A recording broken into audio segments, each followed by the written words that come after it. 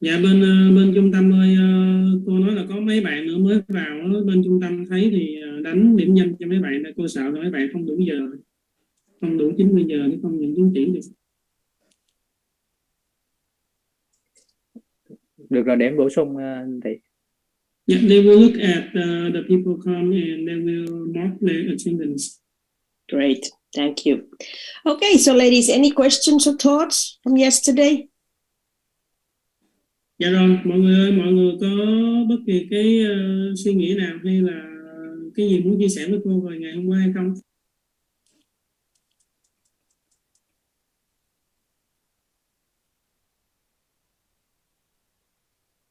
I hope you all have started your journey with your baby.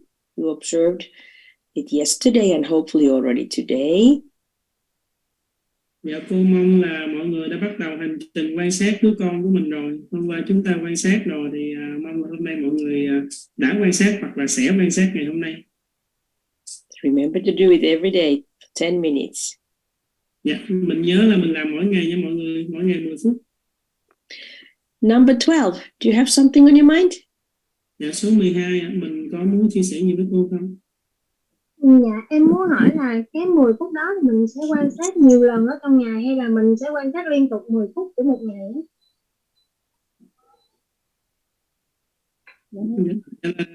Chị định là một Ý ngày em, chị quan sát. dạ đúng rồi, ý em là mình có thể mình lâu lâu mình quan sát một ít hay là mình quan sát liên tục trong 10 phút. Yeah. So Miss Tina, can you tell them more about 10 minutes? So can they divide it 10 minutes into small parts, or they have to sit for 10 minutes to watch the whole 10 minutes, to observe the whole 10 minutes?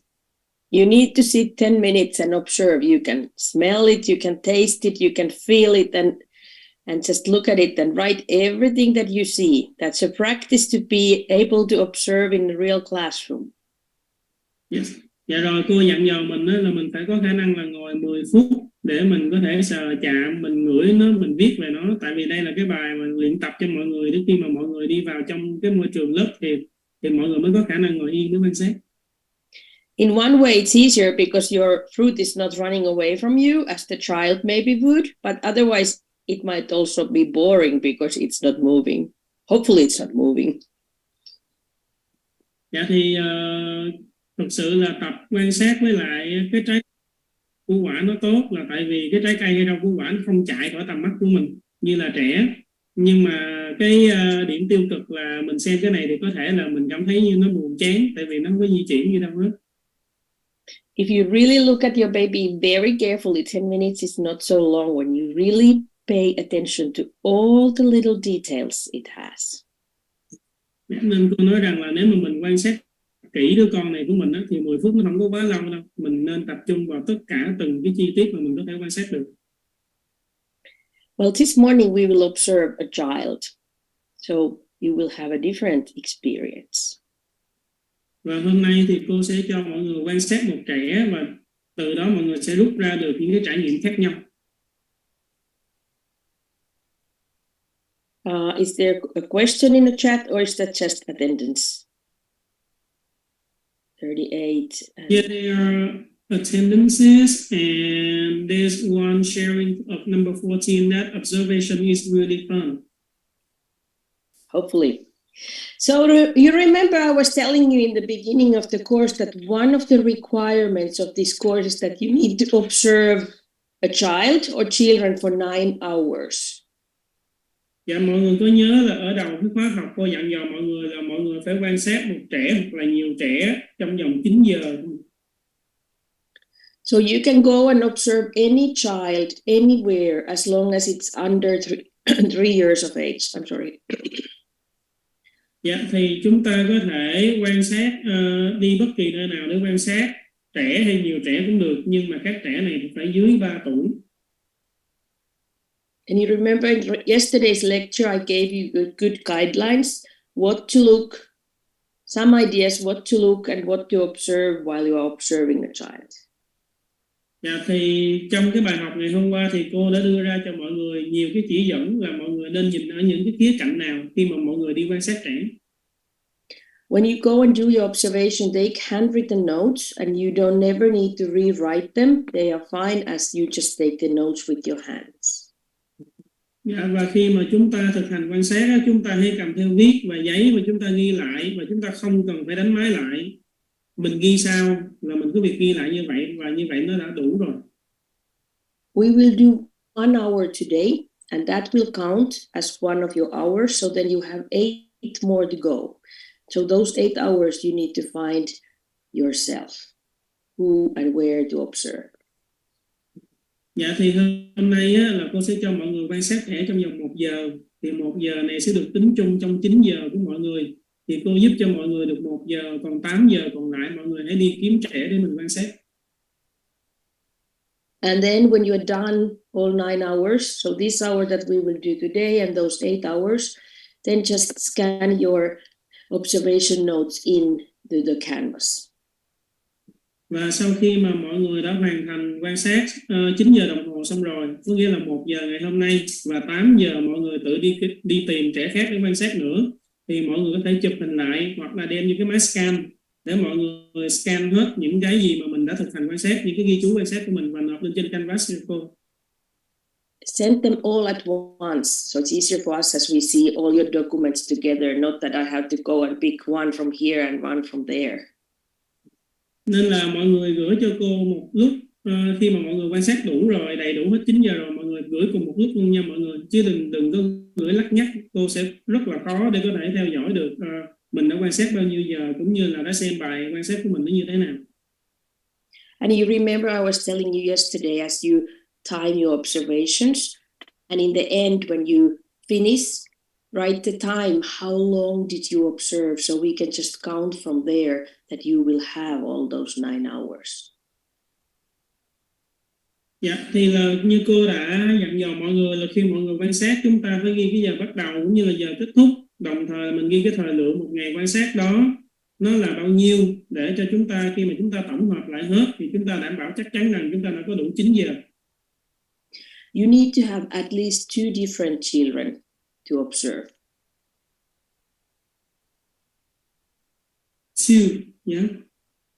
Yeah. Mình phải quan sát, mình phải có ít nhất là 2 trẻ để quan sát. It doesn't matter how do you split the time.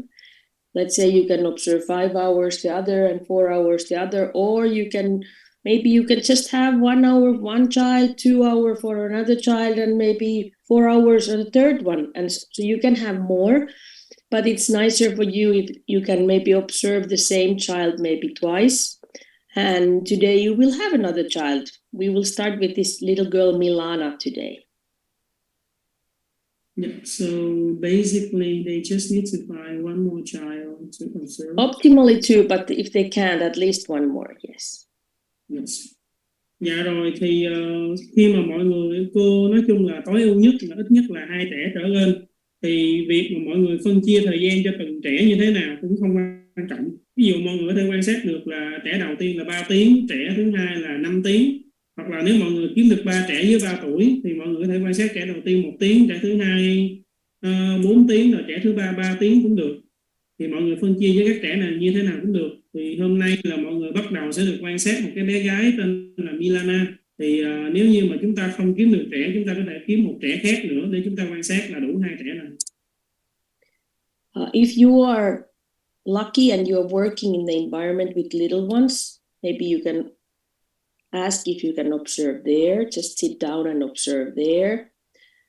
If not, make sure you start to find those children who you will be observing and calendar the times, because we only have 1.5 weeks to go, so that you are able to do the observations before end of the course. Dạ, nếu như mà chúng ta làm việc cùng lớp với lại trẻ nhỏ thì chúng ta có thể hỏi những thầy cô trong đó xem là mình có thể ngồi quan sát được hay không. Thì nếu như mà mình không quan sát được thì mình hãy nên sắp xếp lịch trình của mình để mình có thể quan sát trong vòng khoảng cỡ 1 tuần rưỡi nữa. Thì mình cố gắng quan sát trước khi mà khóa học kết thúc.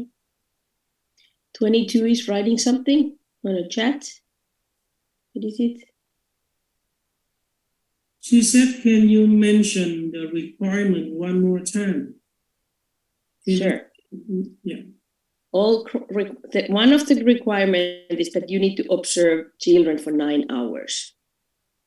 The other one is that you need to be here, attendance at least 90% of the course. So you can maximum of the hours miss 6 hours. Hopefully you won't. That's why we need to take the attendance. If you're not here when we are calling your names, you're not counted.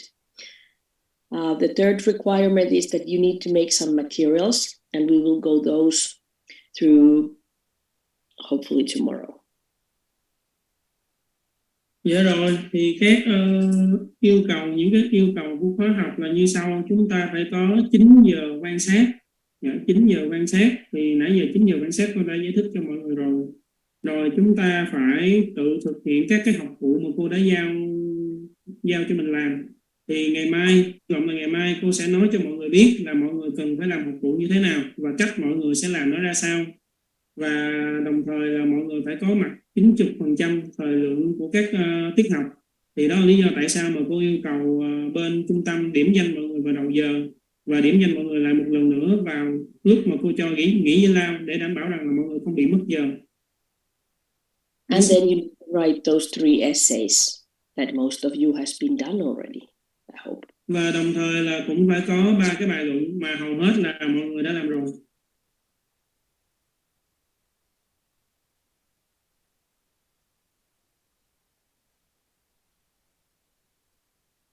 Any more questions? Mọi người còn câu hỏi nào nữa không?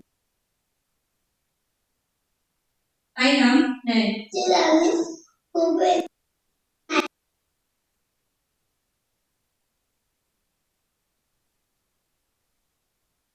Number 2, you have something on your mind? Dạ, cho em hỏi là cái quan sát 9 giờ là có nghĩa là quan sát trong vòng 1 ngày đúng không thầy? Thầy hỏi em cô 1 ngày. So 9-hour observation, is that we observe within 1 day? No, that would be too much. None of us could be really alert and empty mind for 9 hours. You can do 2 hours here, 2 hours there. The maximum I would say is do 4 hours at a time, but that's a lot. It's a long time to sit still. Dạ, sẽ không thể quan sát 9 giờ trong cùng một ngày, tại vì chúng ta không thể nào thứ nhất. Thứ hai là mình khách quan khi mình quan sát một lần 9 giờ. Nên là cô nói rằng là bình thường mình nên chia khoảng một ngày mình quan sát khoảng 2 giờ. Dạ, còn mà tối đa mà cô chấp nhận là một ngày chúng ta sẽ quan sát 4 giờ đồng hồ. Có nghĩa là mình chỉ ghi vô thôi, mình có quay video lại được không thầy? So she just needs to write down her observation, right? You don't need to record the videos about what you have just observed. No, you write when you're taking when you are observing, and then you turn in those papers that you have been writing.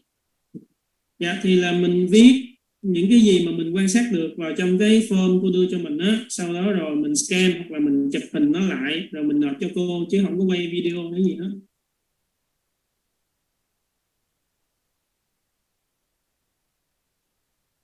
She's muted now. Are you still talking? Một ngày là ví dụ tối đa là cứ 4 tiếng một, xong mình cộng dồn lại đúng không, là cho đủ 9 tiếng đúng không? Yeah, so each day is maximum 4 hours, and then you will add all the hours together so that it will be enough 9 hours, right? Yes, the total is 9 hours. Dạ đúng rồi đó chị, một ngày tối đa 4 giờ, xong rồi mình quan sát nhiều ngày, mình dồn nó lại, mình cộng nó lại, miễn sao tổng cái giờ thời lượng quan sát là 9 tiếng là đủ. And we will start now and do 1 hour, so then you only have 8 hours to go. Và chúng ta sẽ bắt đầu quan sát 1 giờ, nên là mọi người chỉ còn phải thực hiện quan sát 8 giờ nữa mà thôi.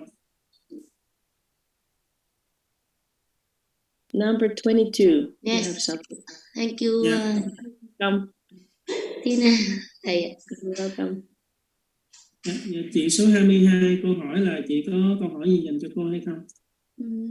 Thầy dịch với cô giúp em ạ. Thầy hỏi cô giúp em là trong 9 tiếng đấy là mình sẽ quan sát bao gồm cả ví dụ như cả 3 trẻ luôn hay là mỗi trẻ là 9 tiếng ạ? Em cảm ơn ạ. So during 9 hours, is that the total hours that we watch? We observe 3 children, for example, if she has 3 children, or each children will be 9 hours. Total is 9 hours. Dạ, nói chung là tổng số lượng thời gian mình quan sát 3 trẻ hay 4 trẻ thì miễn tổng thời gian là 9 giờ, chứ không phải là mỗi trẻ 9 giờ. Dạ vâng ạ, em cảm ơn.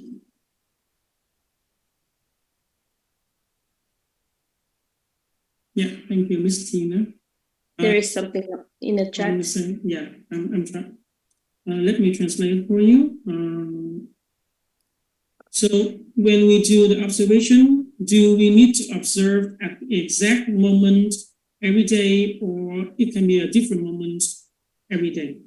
It can be any moment that you can fit on your calendar, on your day. I know you are all working, so take any moment that you have chance to observe, but at least have 1 hour at a time. It's no point to take 10 minutes here and there. So make sure you have at least 1 hour at once, hopefully a little bit more.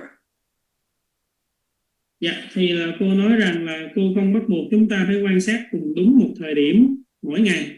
Thì ngày nào, trong mỗi ngày mà mình có thời gian rảnh nào đó thì mình có thể tận dụng cơ hội đó mình quan sát ngay. Tại vì cô biết là chúng ta phải đi làm việc nữa. Nhưng mà khi mà mình quan sát á, ví dụ mình muốn dành ra 1 tiếng thì là mình phải cố gắng ngồi liên tục 1 tiếng luôn. Chứ mình đừng có quan sát 10 phút xong rồi mình cắt, mình đi làm gì đó xong rồi mình ngồi 10 phút. Rồi xong mình ngồi 10 phút nữa. Thì như vậy nó không tốt. Khi mọi người quan sát thì lúc mọi người muốn bỏ ra 1 tiếng là ngồi liên tục 1 tiếng, muốn bỏ ra 2 tiếng là ngồi liên tục 2 tiếng để quan sát.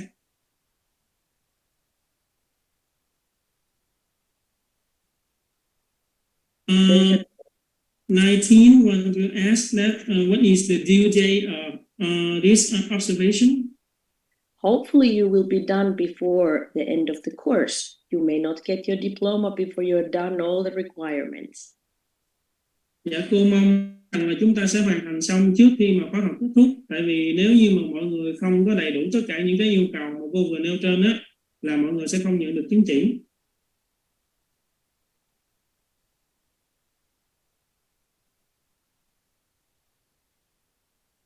Is there anything else in chat? No, number 17 only say thank you. Thank you. One more thing. If you have your own child and you want to observe that as part of this practice, make sure it's hard. It's really hard because it's your own child and a child doesn't understand why you are stepping aside and just sitting and making your notes, not playing or acting with the child. So make sure that somebody else is with the child, taking care of the child while you are observing, if you want to observe your own child. Dạ, thì cô dặn thêm là trong trường hợp mình muốn quan sát chính con của mình á, thì là mình nên có một người nào đó chăm sóc và chơi với con mình, rồi mình hãy ngồi xuống quan sát trẻ. Tại vì là khi mà mình quan sát chính con của mình, trẻ sẽ cảm thấy rất là khó hiểu. Tại sao mẹ lại là lúc nào cũng chơi với mình, hôm nay lại tách rời mình ra, ngồi một chỗ và ghi chú về mình. Nên là mọi người nếu muốn quan sát con mình, hãy kêu ai đó vô chăm trẻ rồi chúng ta hãy ngồi quan sát với mọi người. 8 hours should be manageable for all of you, but if there comes any problems that you cannot overcome, then please contact me and we will figure out what to do. Dạ, thì cô nghĩ rằng 8 giờ là tất cả chúng ta có thể sắp xếp được. Nhưng mà nếu chúng ta bận một cái vấn đề gì đó bất khả kháng mà mình vẫn chưa thể nào hoàn thành được, thì mọi người hãy liên lạc với cô, rồi cô có thể tìm cách để hỗ trợ cho mọi người.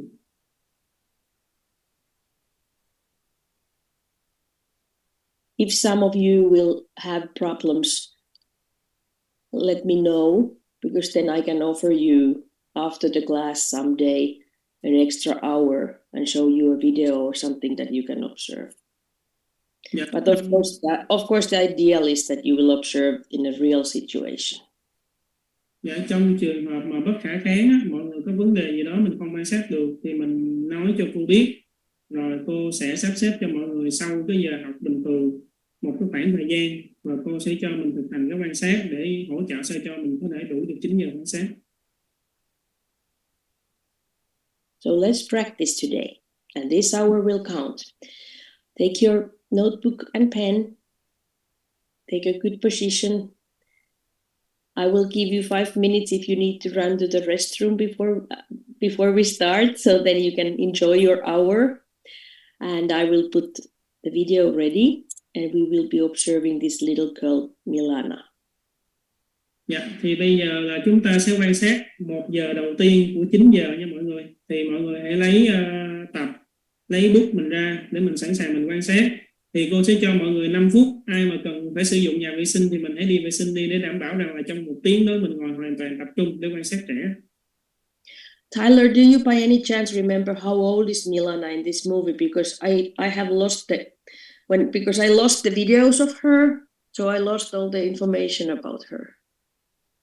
I am not quite sure how old she. Let me just find the old documents about my observation. Wait for about 2 minutes. Yes. So please, if you need to use the restroom or get a glass of water next to you, do it now, and we will be back in 5 minutes, okay? Dạ rồi, mọi người muốn đi vào nhà vệ sinh hay là muốn lấy ly nước để bên cạnh mình gì đó thì mọi người hãy thực hiện những cái gì một công việc riêng tư của mình trong vòng 5 phút đi. Rồi chúng ta sẽ quay lại và bắt đầu quan sát.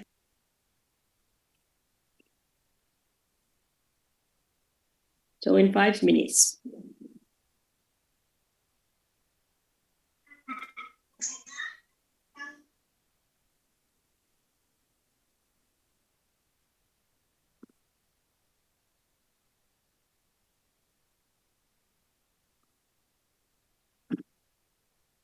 Are you able to see it now? Got it right here. Milana is 13 months old.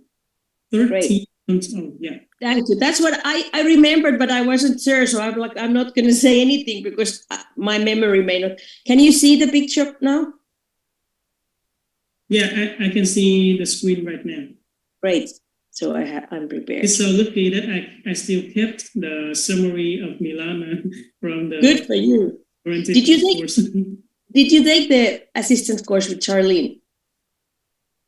Yeah. So, yeah. Great. No, I think my assistant course is taught by Miss Julia. Yeah, Miss Julia.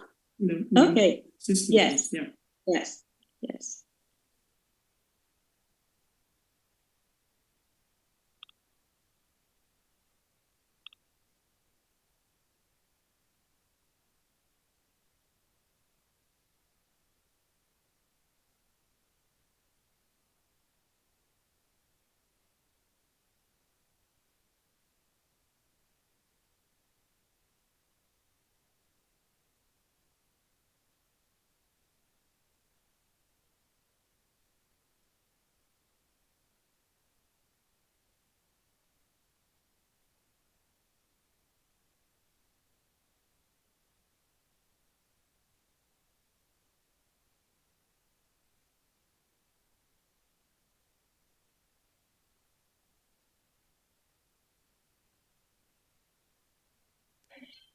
Thầy Tỷ ơi, thầy Tỷ hỏi dùng ban tổ chức là kiểm tra dùng cho em cái đường link bài tập á, xem là sáng hôm qua em nộp 2 bài mà được có 1 bài đánh dấu à?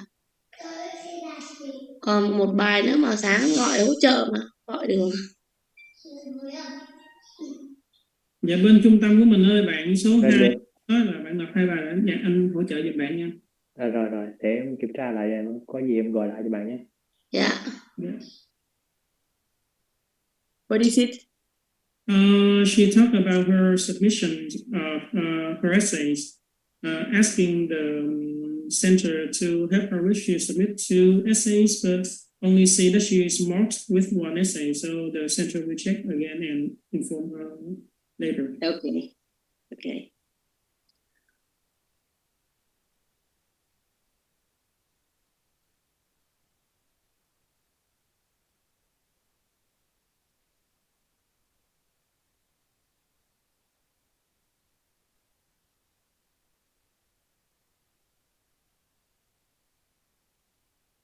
Are you all back? Let's give 1 more minute before we Mọi start. người quay trở lại hết chưa? Cô sẽ cho mình 1 phút nữa nha.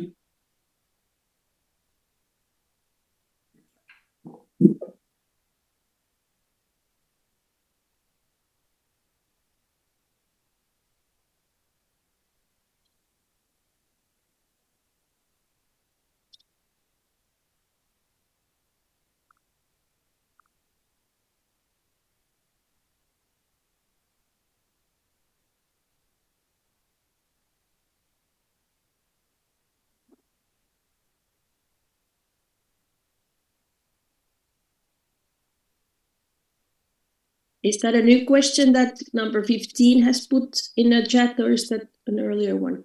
No, it just came in. Number 15, she got bad connection, so she just came in and she doesn't understand why everyone is so quiet. Okay, we are starting to observe. I just gave you a little time to take your notebook, a good seat, and use the restroom if needed. Dạ, chị số 15 ơi, cô sẽ bắt đầu cho mình quan sát 1 tiếng về trẻ nha chị. Tại vì mọi người đang được chuẩn bị để đi lấy sách, đi lấy tập, đi lấy viết, nên là cô cho mình 5 phút. Thì cô chuẩn bị chiếu rồi, mình sẵn sàng để quan sát trẻ nha chị. Okay, let's start. So, we will be observing this little girl, Milana. She's 13 months old. Dạ, bây giờ chúng ta sẽ bắt đầu nha mọi người. Mình sẽ quan sát một bé gái tên là Milana và bé này là 13 tháng tuổi. And this has been filmed. Her mother has been build up her a Montessori environment at her home to Milana and Milana's brother. So this is a home environment, set up Montessori environment that we will be watching. Mẹ của cô bé này thì đã xây dựng một cái môi trường Montessori cho bé và anh trai của bé ở nhà. Thì đây là môi trường Montessori được chuẩn bị ở nhà và mọi người sẽ được quan sát. So please enjoy your hour with Milana. Dạ, nên là chúc mọi người sẽ có khoảng thời gian vui vẻ 1 giờ bên cạnh bé Milana này.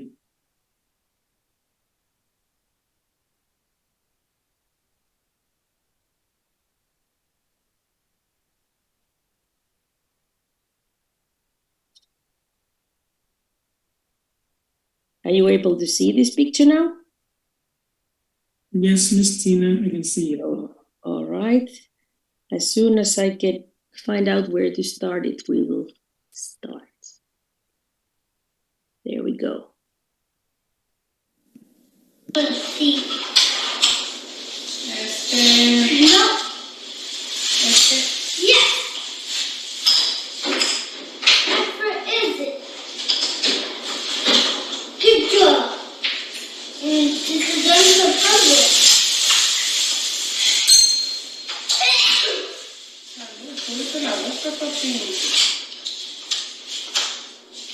What's this? Es parte del T-Rex. This is it. It's about a T-Rex. You can see the arms. This is these arms. This is these arms. This is these arms. And it's a huge.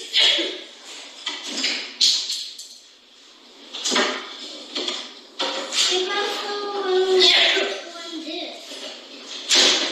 Gracias, Milana.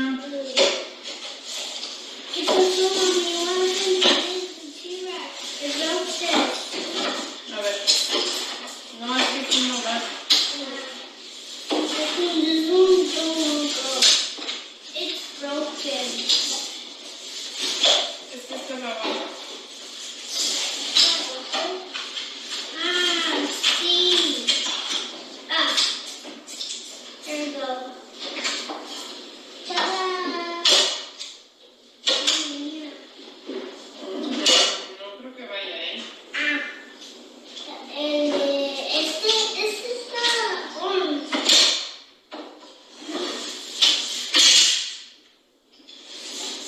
We borrowed the dinosaur after dinosaur Rex. Este aquí.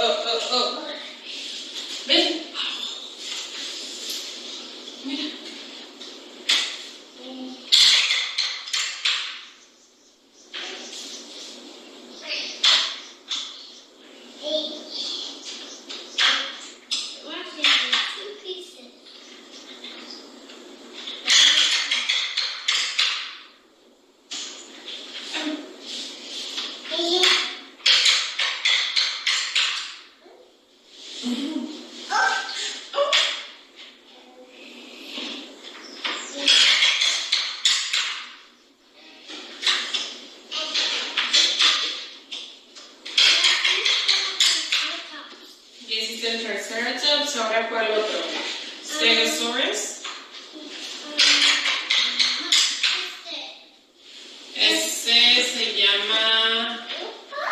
Este se llama, ¿cómo se llama este? No.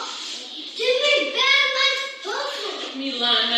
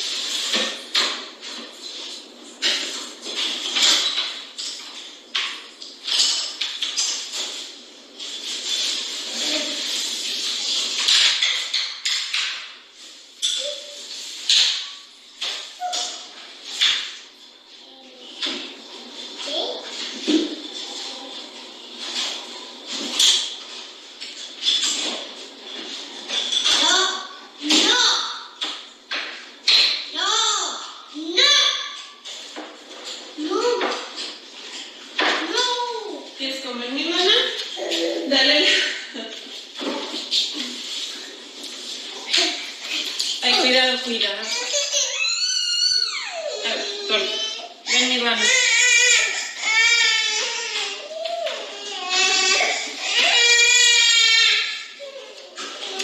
Milana, ¿quieres comer?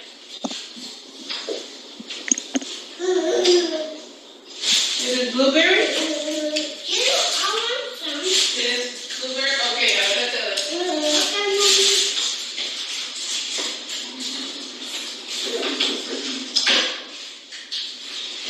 Yes.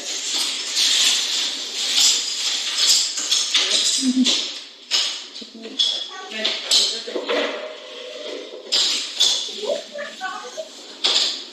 Sống à, chắc nó không đều nó sống á.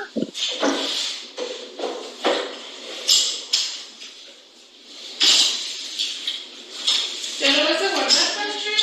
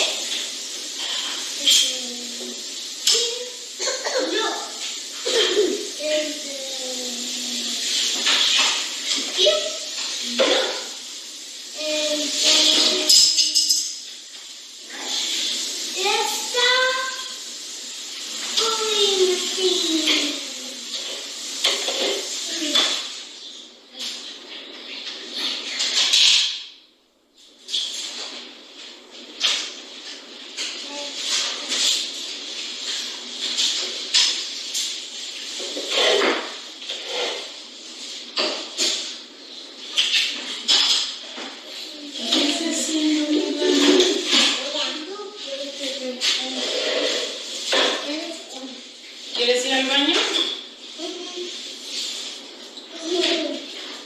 Mira, Patrick. Ve a lavarte las manos. Ve a lavarte las manos primero. Son blueberries. Ve a lavarte las manos. Sí, Milana está comiendo también. Ve a lavarte las manos.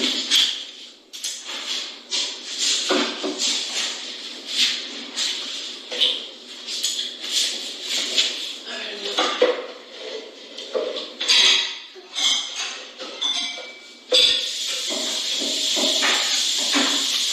Estos son de cacho.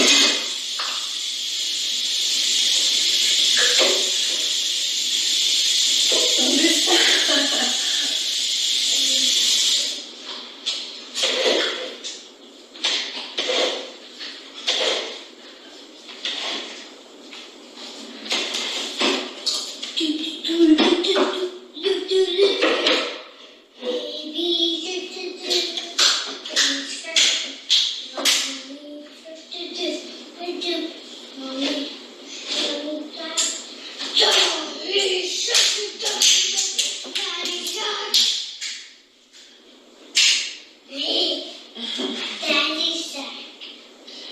Grand Abby Shark.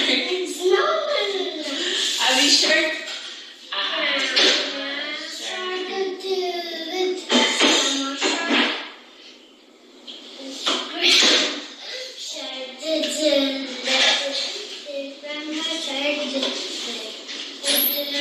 Mi hermana sí.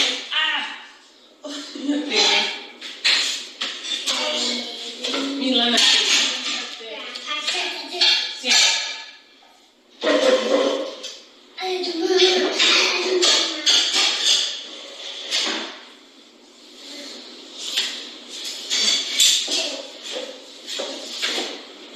Ya no voy a dejar que muevas la silla.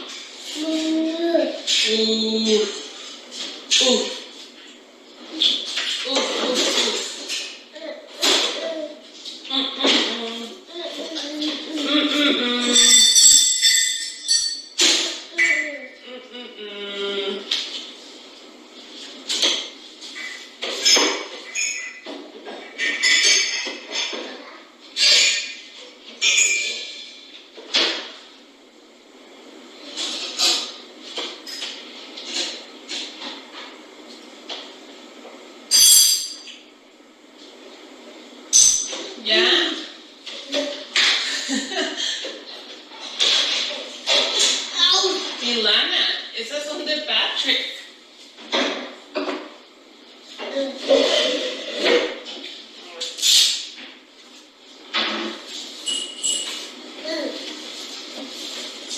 ¿Qué estás haciendo? Ya.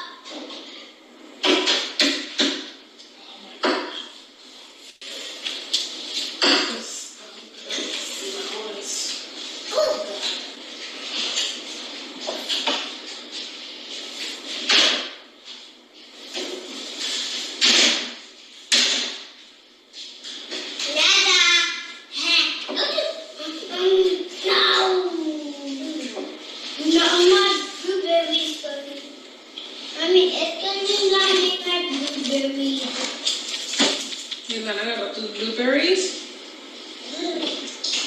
Puedes compartir con ella poquitas. Milana. A ver, detén el plato, Patrick. Parece una toallita para sacar.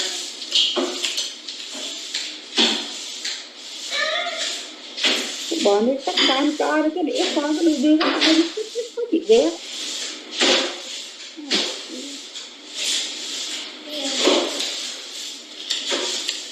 Milana. No. Dale esa. Oh, no, ahorita te sirvo más. Te sientas en la mesa.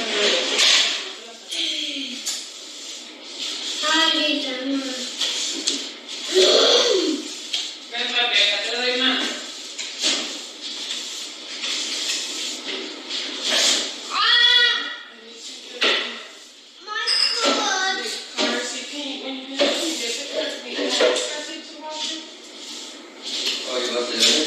Yeah, because I couldn't. Oye, Patrick, ¿cómo a tus hijos, papi?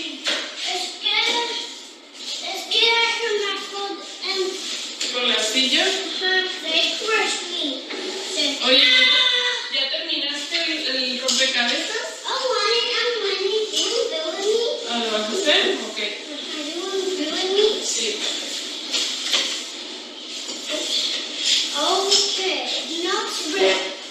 You say make it tail. A ver, Milana. Tail from T-Rex. It's money.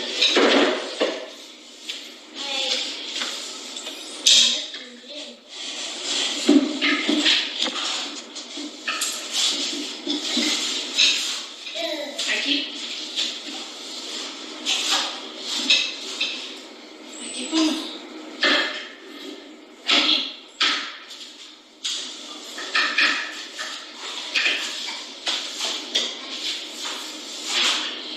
Mira aquí. Así.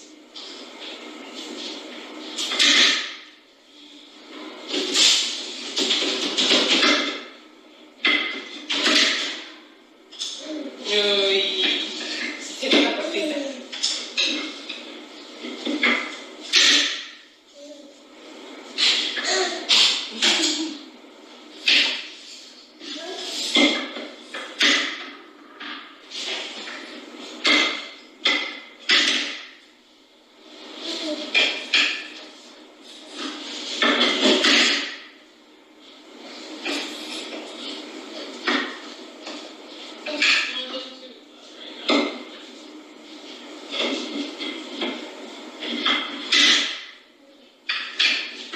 That's fine. It's okay.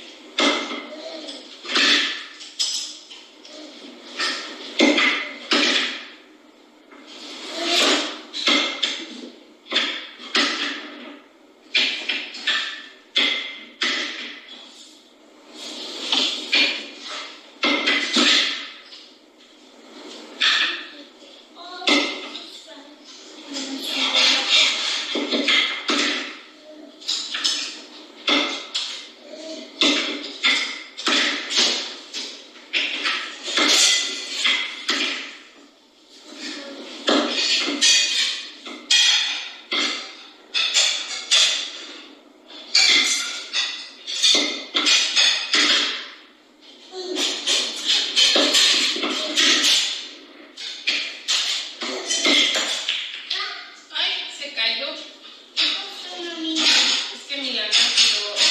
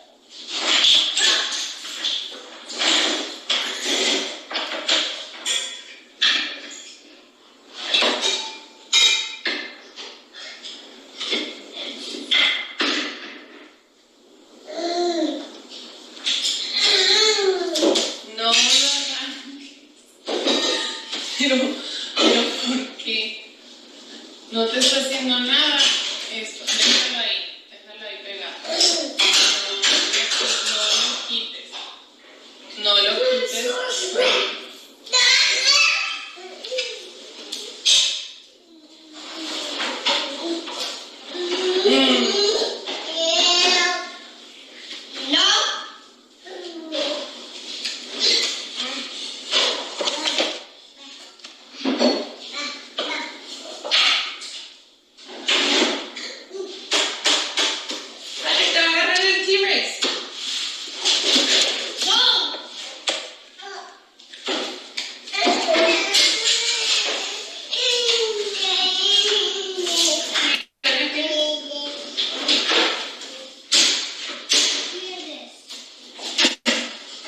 ¿Tiene la pelota?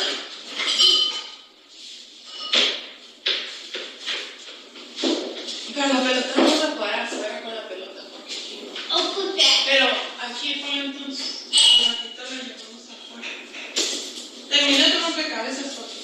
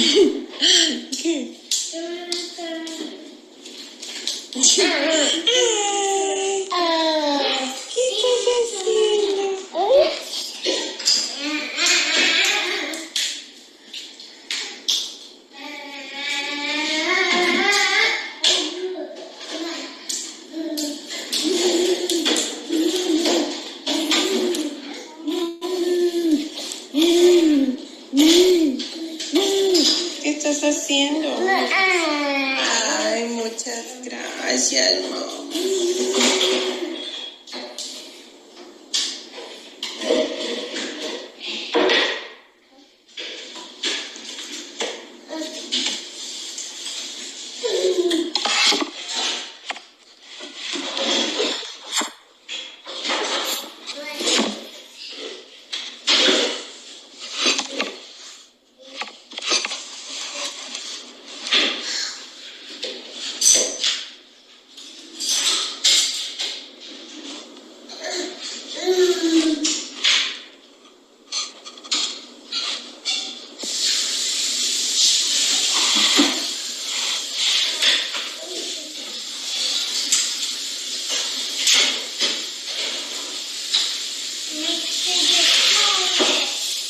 Like a sword. Oh, I can feel the heat. Mira.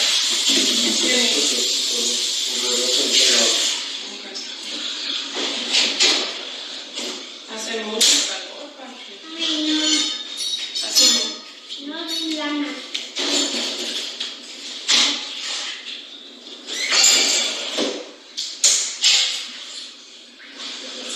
Mi baño, pon aquí las pelotitas.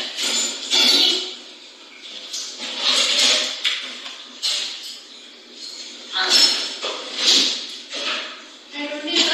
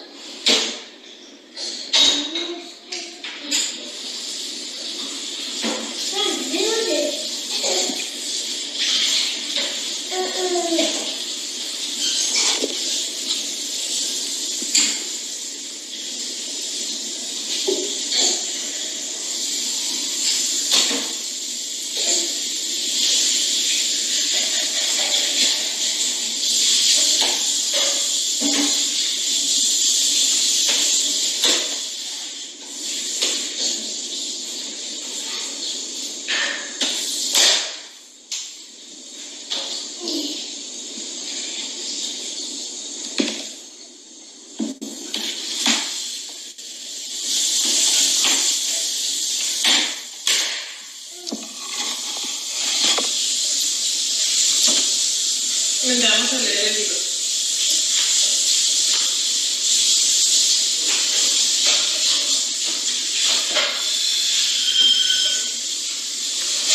Vamos a cambiarte el pañal.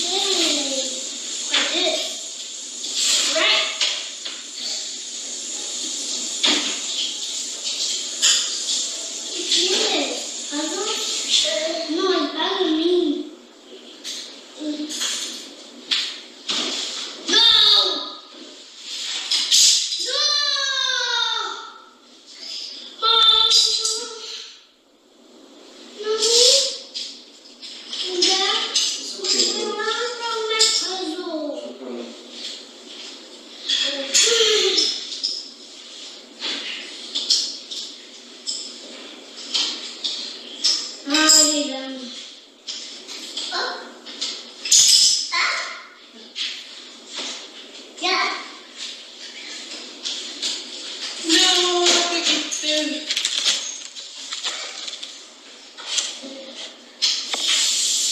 Mi mana.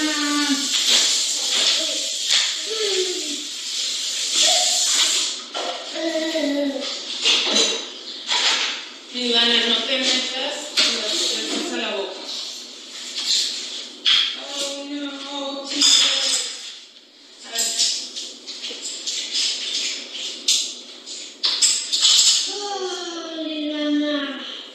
Oh, no. Vamos a cambiarte, mi Ivana. Ya voy. No te quites el pañal.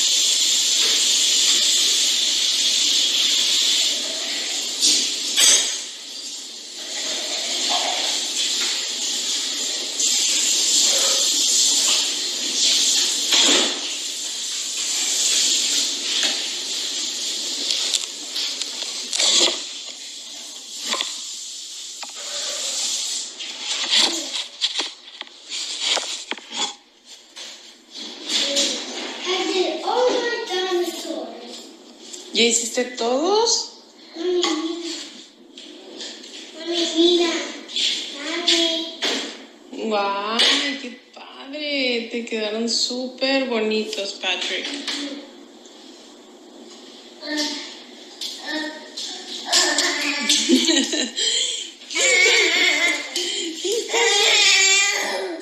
¿Qué? ¿Qué estás haciendo? Ay.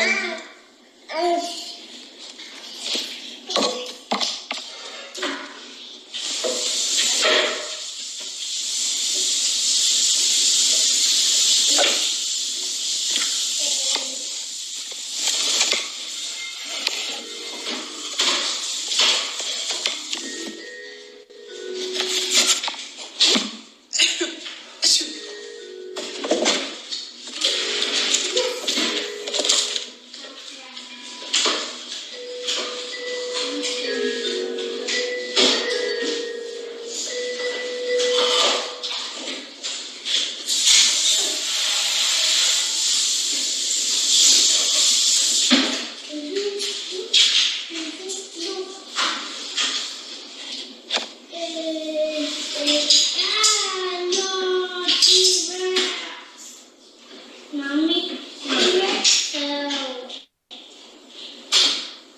No, T-Rex.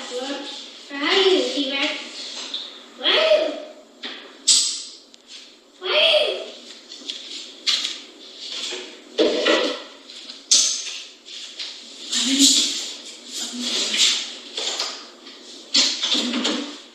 Ah, there we go.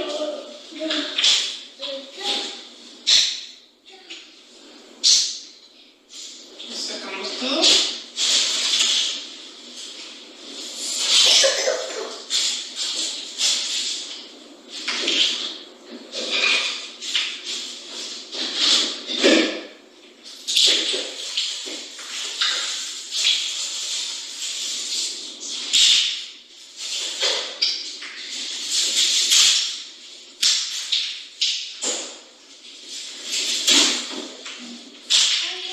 ¿Tienes cabello? Sí, claro que sí, papi. Ok. ¿Me quieres ayudar a mi hermana? Agarra otro, tú agarra el morado. Here's a me, Nana.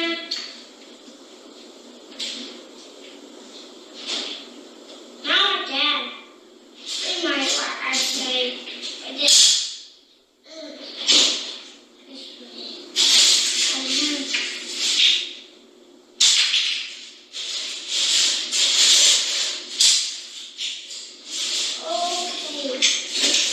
Now it's white.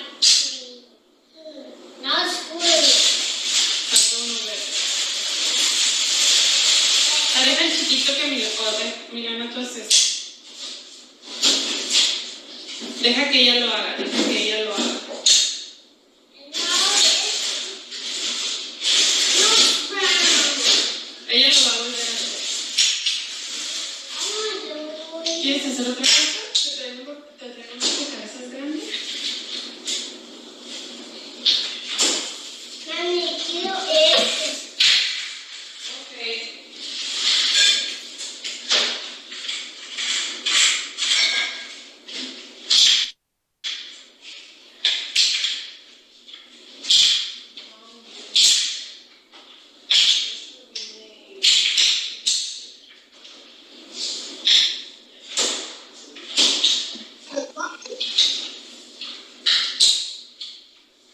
No? Yes. Yes. Nope. I'm not it. No. Yes. I can make some. Here, wait. Yeah, that would be.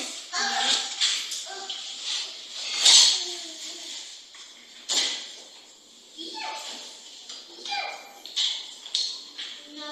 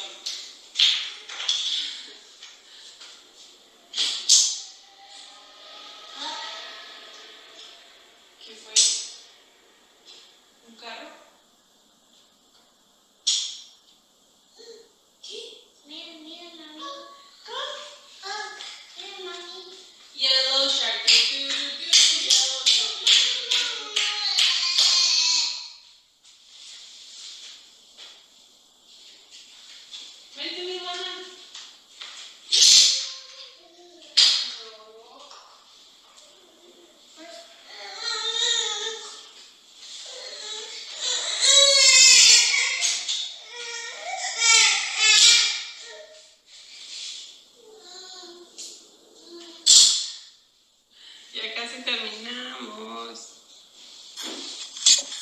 ¿Qué estás haciendo, mi Juana?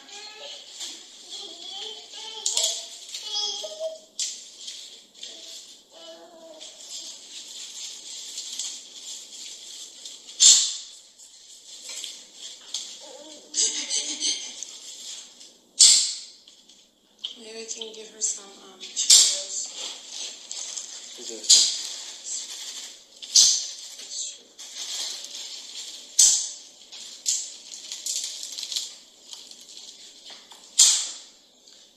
Where's her plate, her bowl? Here.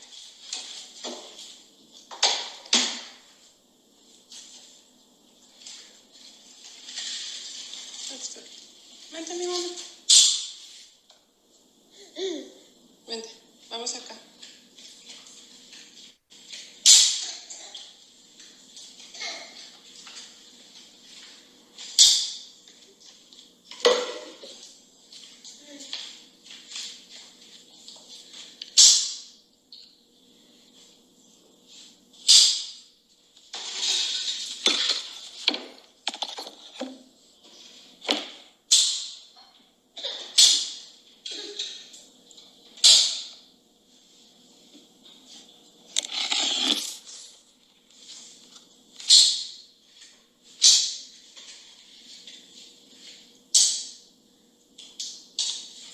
Milana en la mesa.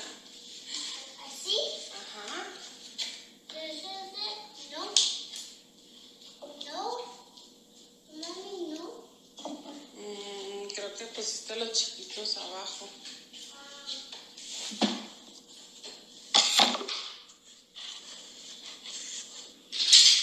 Ven, Milana. Ven a la mesa. Yo los tiraste todos. Ven.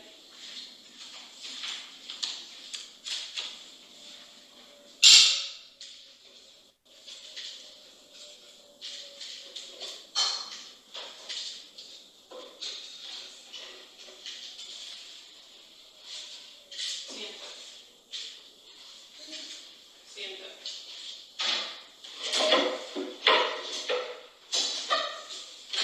Siéntate.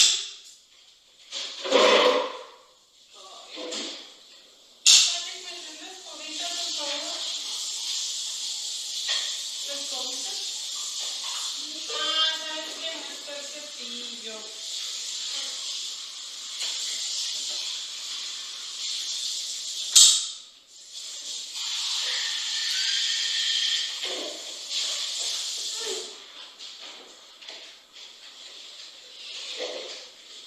No, sí está.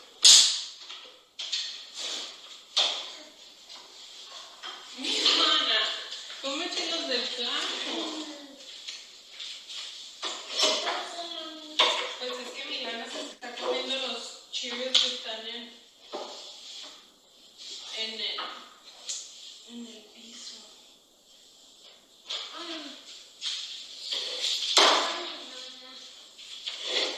Quiero unos brown Cheerios. Ahorita tu papá está haciendo desayuno, ¿ok?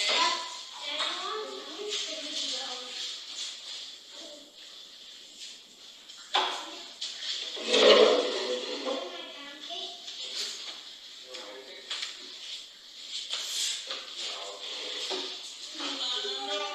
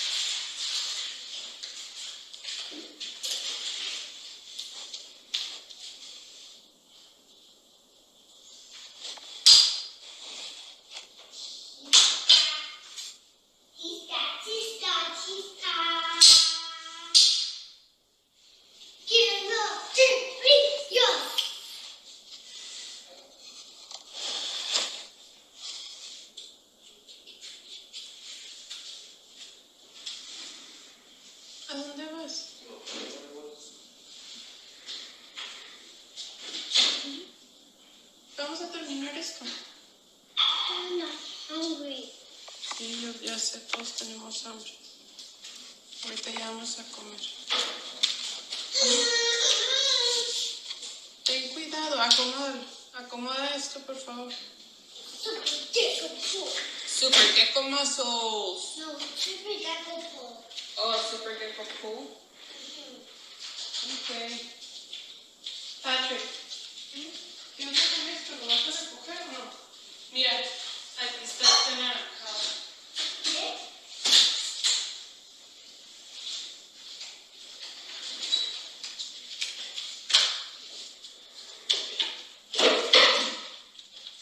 A ver, ahorita le voy a poner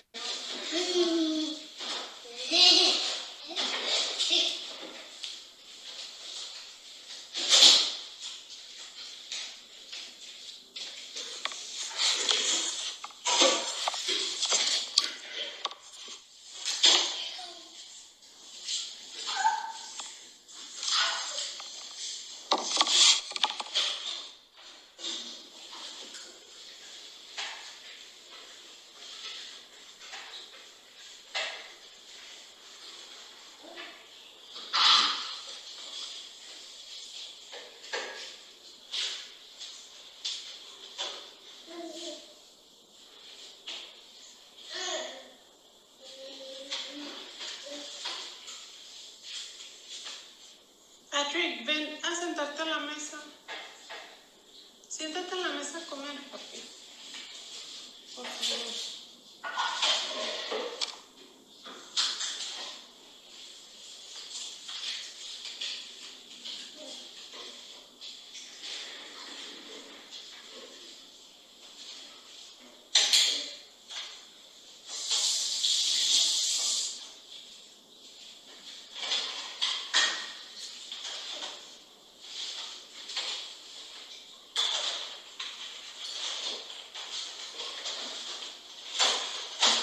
Milana,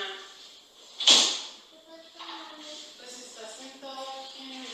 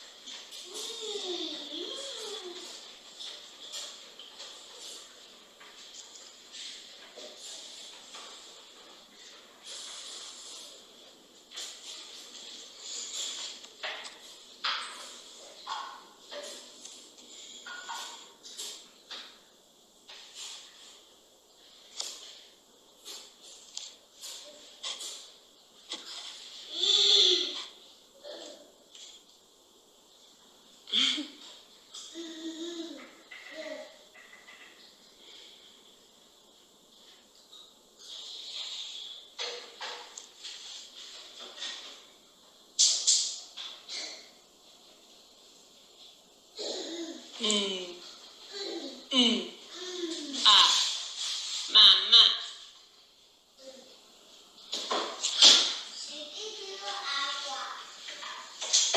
¿Quieres agua?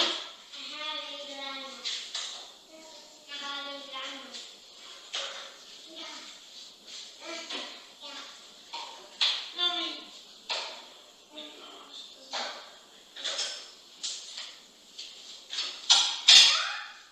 Ponle en la cocina, papi. Ah, ¿quieres más? Ya, no más, papi, porque ahorita vamos a desayunar.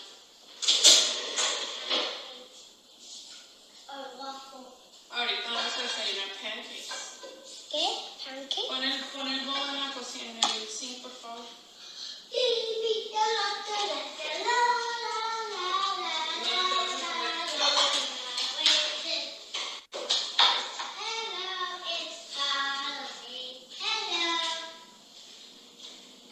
Patrick, ya no vas a...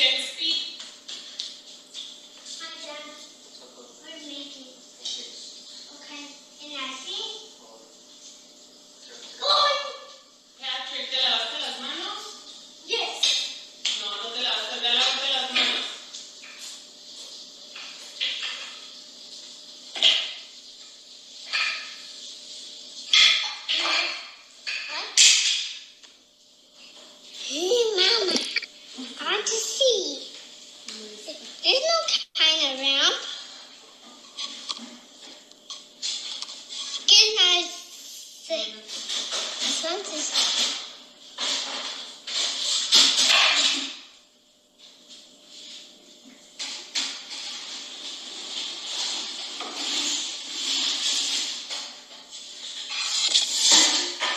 I want to see. Espera, Pedro.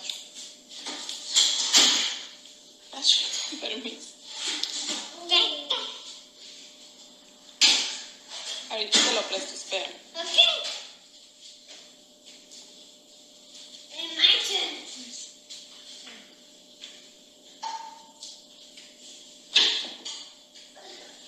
Mira, Milana va a agarrar tus rompecabezas. No. No.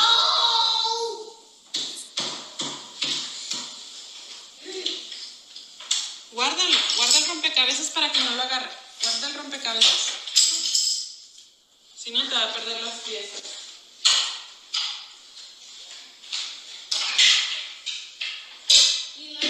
No te metas eso a la boca.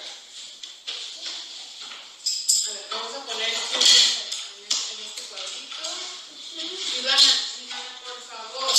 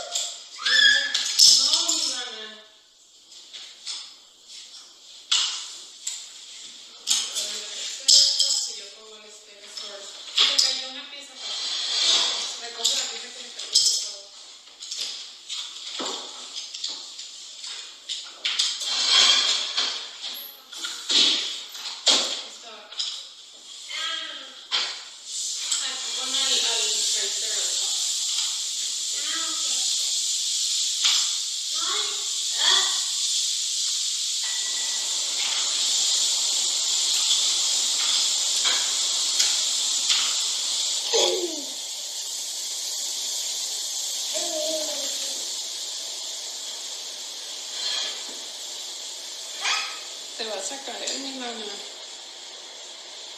That's for me. A ver, no.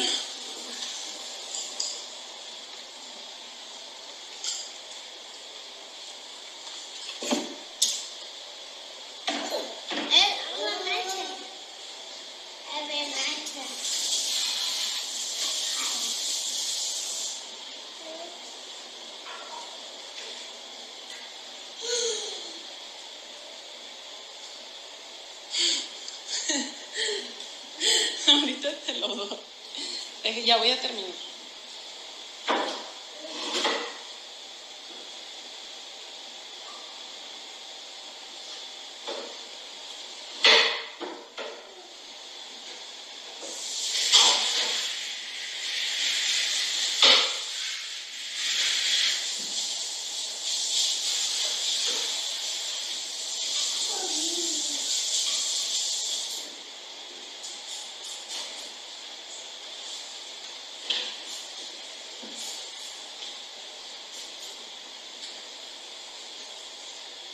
Baja, sí.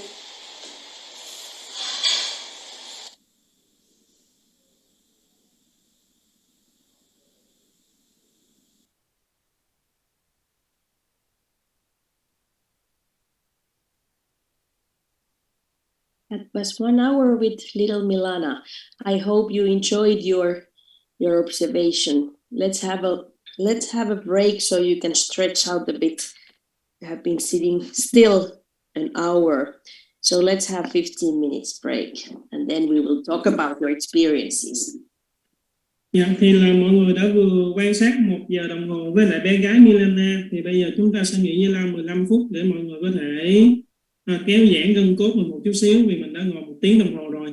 Thì sau khi 15 phút giải lao, mọi người sẽ vào và chia sẻ trải nghiệm của mình cho con nghe nha mọi người. So it should be 10 to that we should be back. No, yeah. Dạ rồi, 2 giờ 50 chúng ta sẽ quay lại với mọi người. Dạ, 2 giờ 50 phút. Number Thầy two. Thủy ơi, hỏi Yes. cô giùm em là em bị nộp một bài bị sai chỗ rồi, bây giờ phá mất cái canvas rồi sao thầy? Không nộp được nữa, không nộp lại được thì sao? Miss Tina, she submit one of her essays in the wrong place, and now it is locked, so she cannot submit it anymore. So how can we help her? If it's there, it's fine. We will find it. Don't worry. Dạ, nếu mà mình đã nộp sai chỗ mà mình đã nộp lên rồi thì cô sẽ tìm lại cái bài đó cho mình, thì chị đừng có lo lắng hết. Dạ. Don't Mà worry. thấy đánh dấu có mỗi bài giờ bị sai chỗ rồi mình sửa không từ nãy giờ không được nữa. Yeah, she just worried because she put it and she tried to fix it, but the block she cannot fix it. As long as it has your name, I'm sure we will find it. Don't worry. Dạ, miễn là nó có tên mình, email của mình thì đương nhiên là bên tổ chức bên cô sẽ tìm được cái bài của mình và chấm cho mình, nên là mình đừng có lo lắng. So please, let's have a break. Stand up and move a bit. You have been sitting still in an hour, so see you in 10 to. Dạ, thì mọi người nghỉ giải lao đi mọi người, kéo giãn gân cốt một chút xíu. Hẹn gặp mọi người vào lúc 2 giờ 50.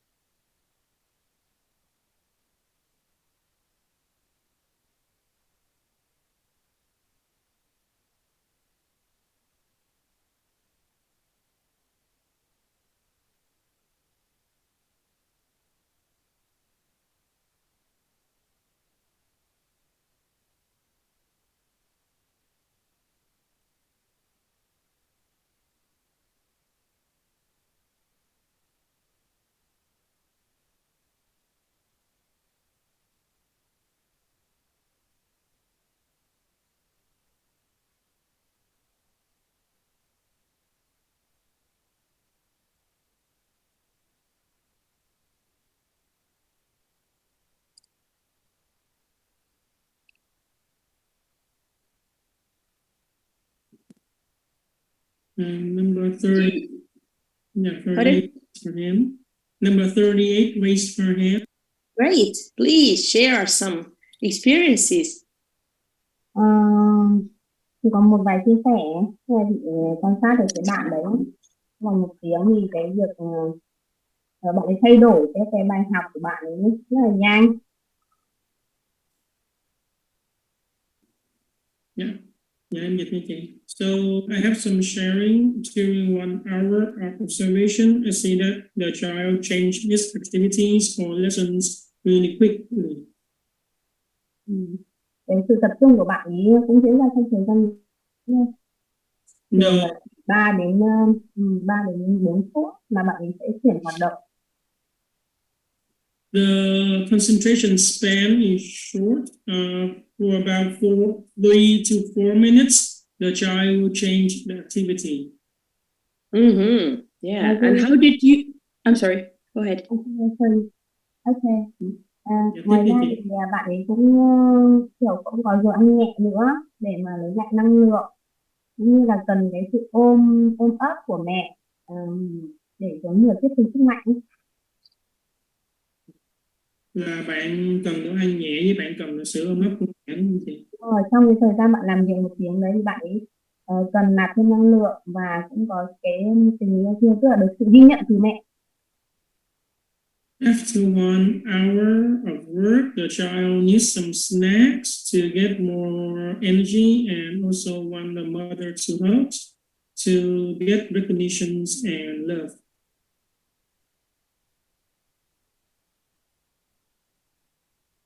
How did you feel about that hour? Was it easy to be observing, or was it hard? Was it exhausting? Was it inspiring? How did you feel about it? Dạ, mình cảm giác như thế nào trong vòng 1 giờ đó vậy chị? Mình cảm giác giống như là thú vị, hay là mình cảm giác buồn chán, mình cảm giác mệt mỏi, hay là mình cảm giác phấn khởi? Chị có thể chia sẻ với cô được không?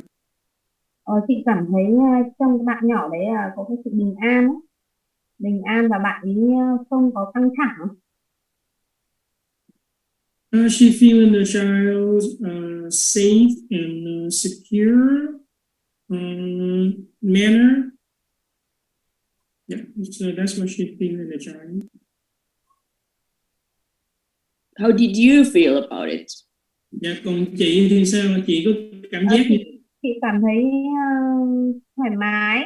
Rồi mình được quan sát bạn ấy thì chị cảm thấy rất là thoải mái và mình bình tĩnh lại để mình quan sát bạn ấy. Yeah, I feel comfortable and I feel I become calmer when I observe that child. That's nice to hear. Yeah, thật rất là hay khi mà được nghe cái sự chia sẻ này của chị. Thank you, teacher. Anybody else would like to share something? Dạ, có ai khác muốn chia sẻ với cô không?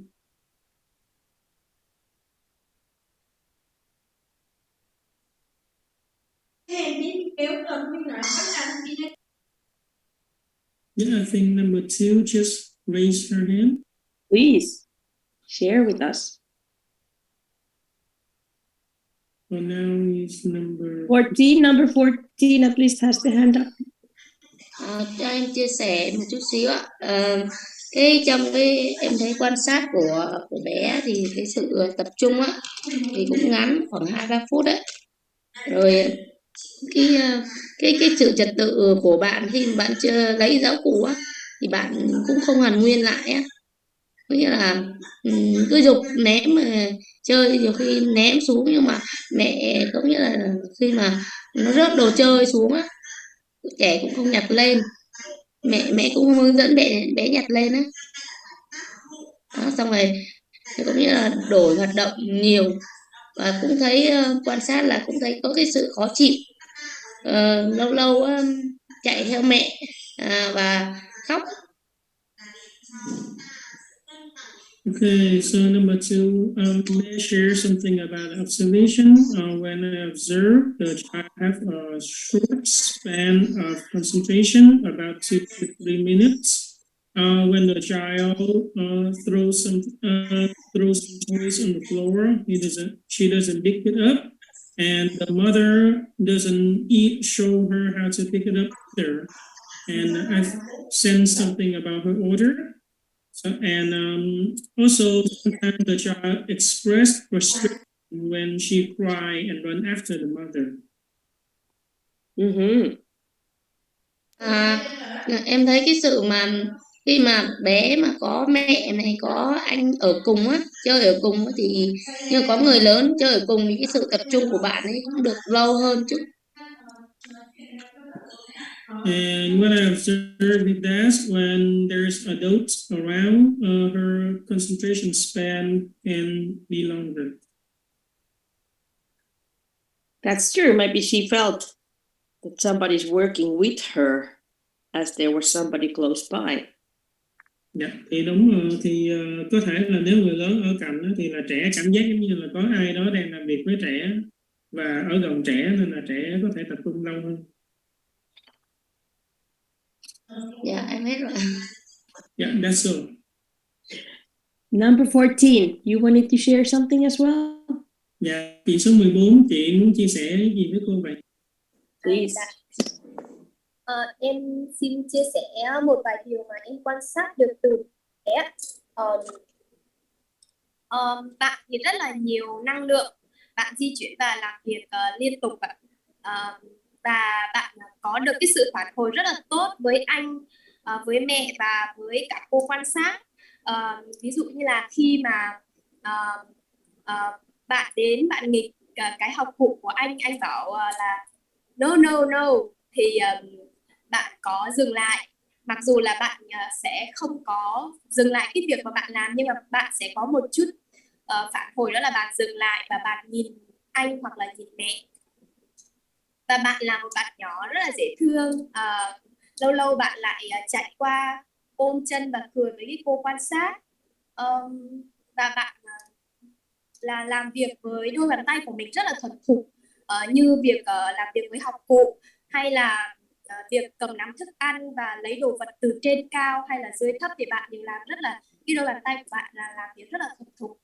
Và chính bạn đã thu hút cái sự quan sát của mình và làm cho mình càng ngày càng muốn được tập trung vào bạn nhiều hơn. Và khi mà quan sát bạn thì bạn trao cho mình một cái năng lượng, đó là cuốn theo bạn luôn, cho nên là không có bất kỳ một cái sự mệt mỏi, không có bất kỳ một cái sự mệt mỏi nào khi mà quan sát bạn.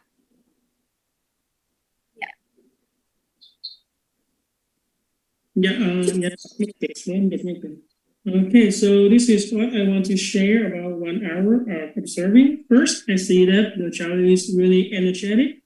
She constantly moves and works all the time. And what I see, she received a good response from her mother, brother, and the observer. For instance, when she went up to the table that the brother is working, the brother would say no. She doesn't stop her action, but she stopped for a little while to look at the brother and look at the mother. Sometimes she's really adorable. She runs up to the observer and hug her legs and smile. And I see that she can use her hands movements really well. She knows how to grab the materials, how to hold the food, and how to get the things that up high. And during the process of observation, I feel that she's really appealed to me more and more as during the process of observation, I got more concentration and I got interested in what she's going to do. So I feel no assumptions. Thank you.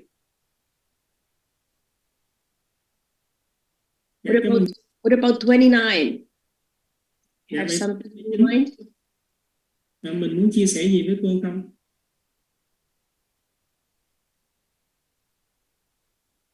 Dạ, theo em quan sát thì cái bé gái này là kể là rất là tăng động, vì bé không chơi được một cái trò chơi nào mà đầy được 1 phút, cứ qua đồ chơi này qua đồ chơi kia và liên tục chạy lại chỗ anh ngồi học.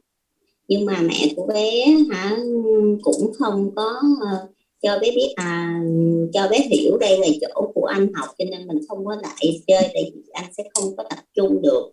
Mà bé chơi chút xíu là bé chạy lại anh, chơi chút xíu là chạy lại cái người anh đang học, cho nên sẽ làm cho anh mất đi cái tập trung.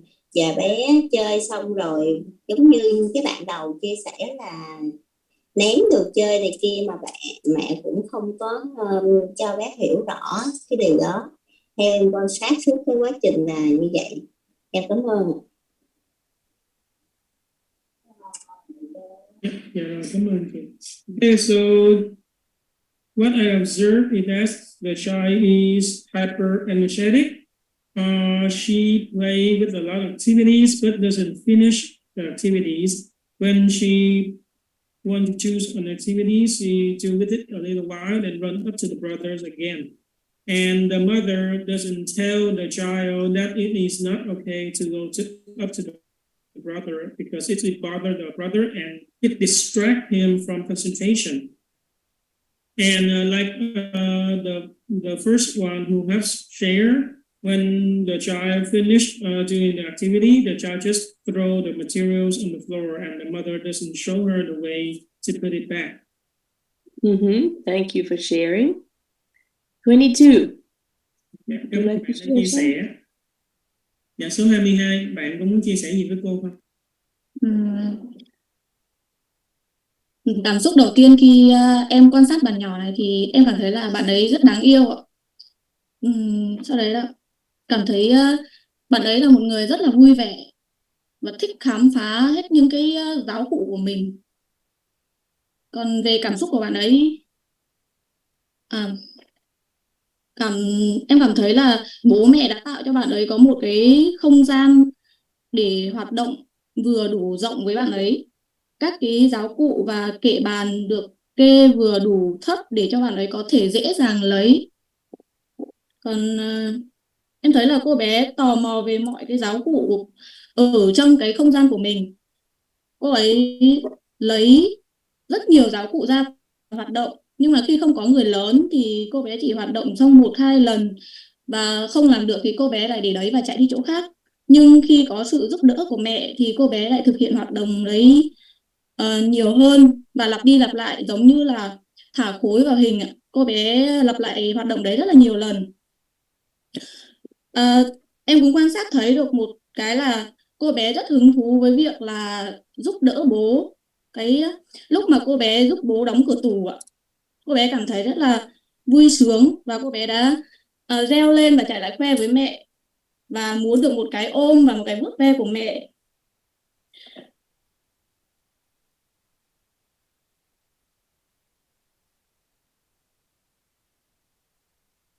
Được, mình như đó thôi đúng không chị? Dạ, như thế là cô bé rất tò mò với các cái đồ vật ở trên bàn học của anh trai ạ. Cô bé rất thích lấy các cái đồ vật đấy. Lúc mà cô bé không được lấy thì cô bé có vẻ là khó chịu, không thích và chạy đi chỗ khác. Em hết rồi ạ. Em cảm ơn ạ. Yeah, rồi. Yeah. Okay, so this is what I observed. First, I see that this is a really adorable girl. She's really happy and love exploration.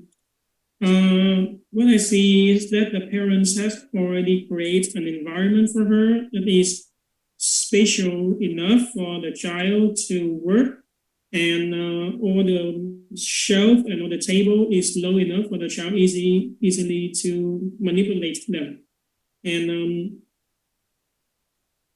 she is really curious about all the materials in her environment. We see that she takes a lot of materials on the floor, and without the adults, the child only do it 1 or 2 times and then left the materials on the floor and run up to the brothers. But if there is an adult support her, she will do it more. For example, what I observed is she dropped the solid into the graph, the geometry graph. Yeah, so that is the child do a lot of time. And we can see that the child is really interested in helping the dad. When she helped the dad to close the door of the cupboard, she expressed happiness. She yelled and ran up to the mother to show her achievement and get a hug. And she's always curious about the things that are on the brother's table. She want to take it, but if she cannot take it, she will express frustration. Thank you. Let's take one more. Number 24. Dạ rồi, cảm ơn chị rất nhiều. Bây giờ chúng ta sẽ nghe một bạn nữa nha. Mời chị số 24. Sau cái thời gian quan sát được bé thì đầu tiên thì em thấy cô bé này là một người rất là hiếu động và có nhiều năng lượng. Thứ hai là về khả năng vận động của bé thì khá là tốt, như là bé có thể chạy hoặc là leo trèo lên trên mặt bàn, kể cả khi trèo xuống. Thứ ba là cái khả năng cầm nắm đồ vật, bê đồ vật di chuyển từ vị trí này sang vị trí khác thì rất là chắc, và khi có một bữa đồ ăn nhẹ thì cái khả năng mà đưa đồ ăn vào miệng của bé thì rất là gọn và nhai rất là nhanh. Tiếp theo là bé có phản ứng lại với nhạc, khi mà hình như có một đoạn là có về nhạc về Baby Shark hoặc là có nhạc của mẹ hát thì bé có phản ứng là nhún nhảy theo nhạc. Và khi làm hoạt động với lại giáo cụ thì cái khả năng của bé tập trung chưa được cao, và chỉ tầm khoảng độ 2 đến 3 phút trên một giáo cụ, và có nhiều sự thay đổi giáo cụ trong cái 1 tiếng quan sát đó. Cũng như là bé chưa có cái sự hoàn trả lại giáo cụ đúng với lại cái vị trí ban đầu, mà đang còn có thể là sử dụng xong và để luôn ở tại vị trí đó, hoặc là ném đồ vật sang, ném giáo cụ sang vị trí khác. Và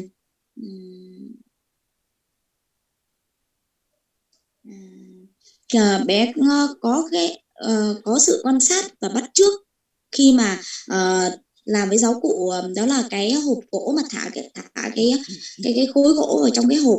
Thì khi mà lúc đầu thì bé chưa biết làm, nhưng khi mà mẹ làm hướng dẫn một lần thì cô bé đã biết và đã có thể bắt chước cái hành động của người mẹ và thực hiện với lại cái giáo cụ đó. Dạ, em xin hết ạ. Em cảm ơn ạ.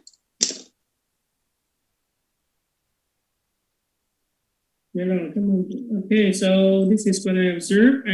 I see that the child is really energetic, has a lot of energy, and her movement capacity is really good. She can run, she can climb up, and also climb down the table. Her capacity for holding, grabbing things is tight.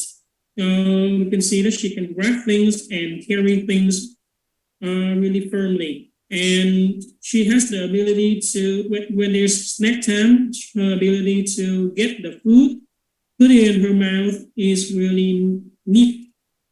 And we can see that she responds to music. For example, I heard she has Baby Shark and her mother sing to her. She will dance to the music. She get a lot of materials, but her concentration span is not long. There are about 2 to 3 minutes per materials, and she constantly change the materials, and she doesn't put back the materials or throw the materials in another places after working with them. She had a good ability to observe and imitate. For instance, when she worked with the solid and the wooden box, after the mother is present one time, and she can being able to imitate that and work with that box. Thank you. Thank you for all of you who has been sharing. You have very keen observation skills. You're doing very, very sharp observations. That's a good progression, and you just keep observing and learning more. Thank you for sharing. Dạ, cảm ơn mọi người đã chia sẻ. Cô thấy rằng là lớp chúng ta có cái khả năng quan sát rất là tốt. Vì chúng ta cố gắng hãy luyện tập hơn, và dần dần cái kỹ năng quan sát này nó sẽ càng ngày càng tốt hơn nữa. Now it's time to move to totally other topic. Dạ, bây giờ chúng ta sẽ di chuyển đến một cái chủ đề hoàn toàn mới. Let's take a little peek, a little introduction to one of the Maria Montessori's core theories. So the theory about sensitive periods. Bây giờ chúng ta hãy xem qua một trong những cái lý thuyết cốt lõi của bác sĩ Maria Montessori, đó là các thời kỳ nhạy cảm.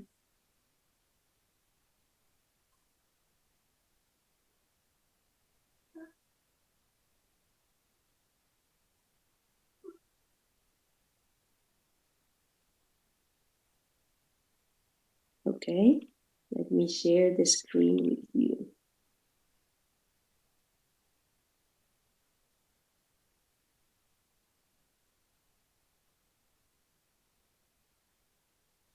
So let's talk about sensitive periods. Bây giờ chúng ta sẽ nói về các thời kỳ nhạy cảm.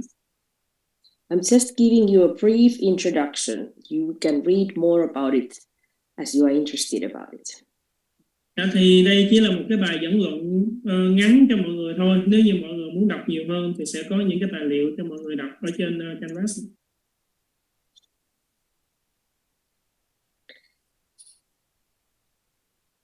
So sensitive periods are specific moments during the first plane of development in which there is intensive sensitivities toward a particular aspect of development. Thì các thời kỳ nhạy cảm là những khoảnh khắc đặc biệt trong cái giai đoạn phát triển đầu tiên, mà ở trong những cái khoảnh khắc này chứa đựng sự nhạy cảm mạnh mẽ đối với lại một khía cạnh cụ thể của sự phát triển. It's like during these moments, a certain traits are highlighted.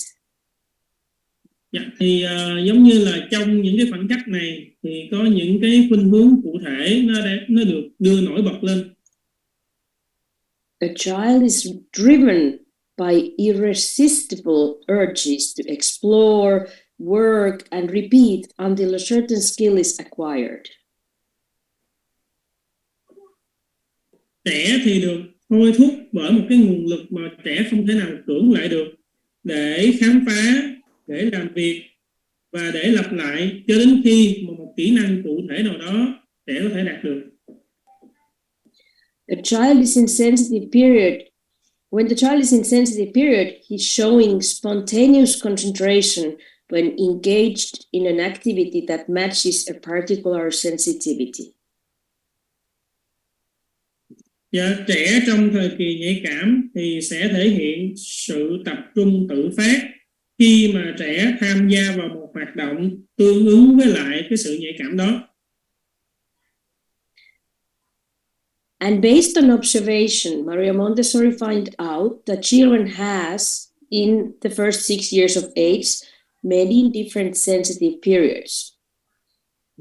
Và qua quan sát của mình thì bác sĩ Maria Montessori đã phát hiện ra rằng là trong 6 năm đầu đời, trẻ có rất là nhiều thời kỳ nhạy cảm. So let's take an example, the sensitive period of order. Dạ, thì chúng ta hãy nói đến ví dụ là thời kỳ nhạy cảm về trật tự. We can see when the young child has his sensitive period for order. For example, he can spend a lot of time at home organizing all the shoes in the enter of your house, or do practical life activities that include many steps that has order in them. Because you want to have everything in order.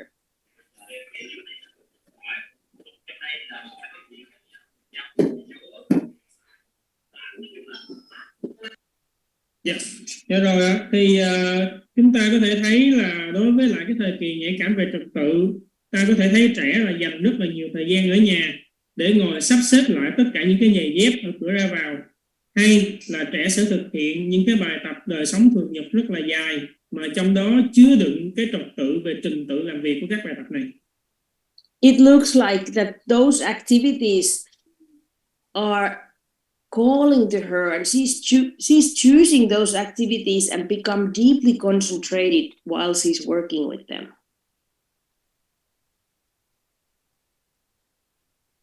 Dạ, dường như là những cái hoạt động này mời gọi trẻ và trẻ chọn những cái hoạt động này, và trẻ sẽ có sự tập trung sâu sắc khi mà thực hiện các hoạt động này.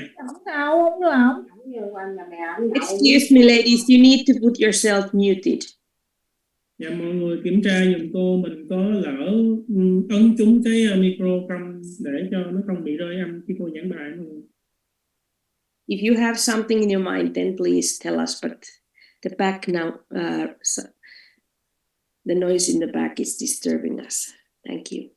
Dạ, thì nếu mọi người có câu hỏi thì cứ việc giơ tay lên hỏi cô, nhưng mà lúc cô đang giảng bài mà có cái tiếng ồn ở background nó khiến cho cô phân tâm, cô không giảng bài cho mình được. Okay, so let's go back to the lecture. So she will be choosing those activities and be deeply concentrated.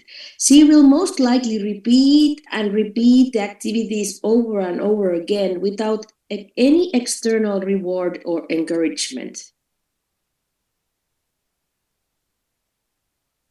Dạ, thì là dường như là trẻ chọn một hoạt động, xong rồi trẻ sẽ tập trung sâu sắc khi thực hiện hoạt động đó, và trẻ sẽ lặp đi lặp lại cái hoạt động này rất là nhiều lần mà không hề có bất kỳ cái phần thưởng hay sự khuyến khích ở bên ngoài nào.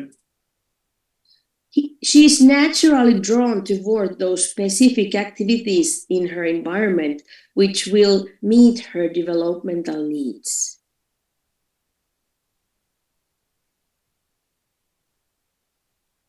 Dạ, thì theo tự nhiên là trẻ sẽ bị thu hút bởi những cái hoạt động đó trong môi trường và những hoạt động này sẽ thỏa mãn cái nhu cầu phát triển của trẻ. Let's look at the history a little bit. Dạ, chúng ta hãy nhìn lại về cái tiểu sử của các cái thời kỳ nhạy cảm này. As with everything, Maria Montessori was observing children in different places around the world, and she said she noticed that there are some similar things that all children go through under age of 6. And then she also found out this theory from Hugo de Vries and his research of butterflies. Dạ, thì như cô đã nói là bác sĩ Maria Montessori quan sát trẻ trên khắp thế giới này, và bà nhận ra rằng là có những cái điểm tương đồng ở tất cả các trẻ trên khắp nơi trên thế giới. Và sau đó bà tìm thấy một cái bài nghiên cứu của cái ông Hugo de Vries, thì lúc này ông đang nghiên cứu về một loài bướm. So Hugo de Vries, who was researching some specific kind of butterflies, he found out that these Portesia butterflies lay their eggs close to the central trunk of a tree, which is very relatively safe place for those eggs, so no birds are coming to eat them because they don't find them so easily. Dạ, thì cái loài bướm mà ông nghiên cứu ở đây là cái loài Portesia. Thì cái loài bướm này khi ông nghiên cứu thấy rằng là khi mà đẻ trứng thì chúng sẽ đẻ gần cái gân chính của lá. Thì mà đẻ như vậy thì nó sẽ là một nơi khá an toàn để cho những con chim nó không thể nào nó bay tới đó, thấy để bay tới đó và ăn cái trứng này. And when he was observing those caterpillars or the eggs, and when they hatched, the caterpillars have tender mouth and they are not able to eat anything hard, only soft things. And what is the soft thing in those trees are the new leaves that are just growing up.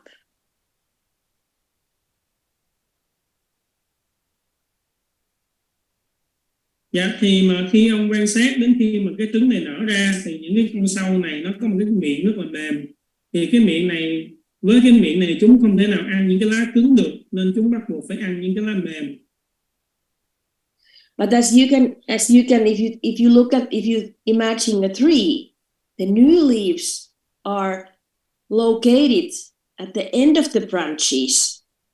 So they are at the distance from the place where the caterpillars have hatched.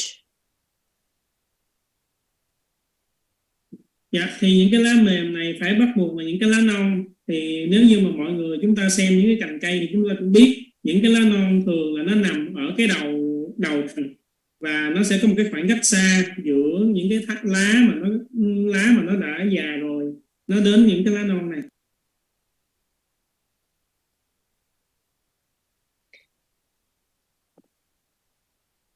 So he found out that these young, just hatched caterpillars fortunately had or have an affinity toward the light. Dạ, nên là ông phát hiện ra rằng là những cái con sâu bướm nhỏ này nó lại bị thu hút bởi ánh sáng. So they are drawn toward the light of the sun, and that's leading them to the top branches where they have access to those new edible leaves. Thì chính ánh sáng này đã thu hút cho những con sâu này bò lên ở những cái cành cao nhất để cho những con sâu này được tiếp cận với lại những cái lá non. Thì đó chỉ vì chúng chỉ có thể ăn được những cái lá này mà thôi. So as soon as they find their way toward the sun, toward the new leaves of that tree, they are there able to munch happily the leaves which are the most suitable for their physical limitations. Thì khi mà chúng đã tìm được đến những cái lá non này rồi thì đây sẽ là một cái môi trường mà chúng sẽ rất là vui vẻ để sống, tại vì đây là cái môi trường thích hợp để cho chúng phát triển. But he also, based on his observation, find out that these caterpillars' attraction to light, however, eventually dies. That happens when their mouths are no longer too soft to eat only tender leaves, and no longer they are not limited only for the selection of those new leaves. Now they are able to eat any kind of leaves out of those trees. Và ông Hugo cũng đã phát hiện ra rằng là một khi mà cái miệng của những con sâu này nó không còn mềm nữa thì cái sự thu hút về ánh sáng này của những con sâu này nó bị chết dần đi, nó bị mai một đi. Và khi mà những con sâu này không cần phải lựa chọn những cái lá non để ăn nữa thì cái sự thu hút về ánh sáng này nó cũng biến mất đi. So the caterpillar's sensitive period for light ends when it is no longer required. And that sensitivity toward light help them to survive and push them to move on toward the end of the branches, and there they had the food they needed. Bà gì có đi xuống đây không? Dạ rồi, thì cái sự nhạy cảm về ánh sáng của những cái con sâu bướm này đã giúp cho những con sâu bướm này nó sống sót. Khi mà những cái con sâu bướm này không cần nữa thì cái sự nhạy cảm này nó cũng biến mất đi. Thì chính những cái sự nhạy cảm về ánh sáng này đã giúp cho con sâu non, đã thúc đẩy con sâu non đi đến những cái cành cao nhất để có thể ăn được những cái lá thích hợp để nó có thể sống sót. So when Maria Montessori found that out, she made the connection based on her observation of children, that the children has similar sensitive periods toward different things, and they are in the children's use as they need them.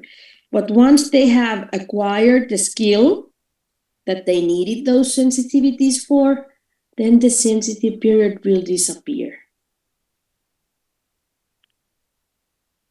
Dạ, thì bác sĩ Maria Montessori cũng phát hiện ra rằng ở trẻ và khi bác sĩ Maria Montessori phát hiện ra những cái nghiên cứu của ông Hugo de Vries này thì bà liên kết với lại những cái quan sát mà bà đã quan sát trên trẻ, thì bà phát hiện ra rằng là trẻ cũng có những cái thời kỳ nhạy cảm đối với lại những cái khía cạnh khác nhau, và trẻ sử dụng những cái thời kỳ nhạy cảm này khi trẻ cần.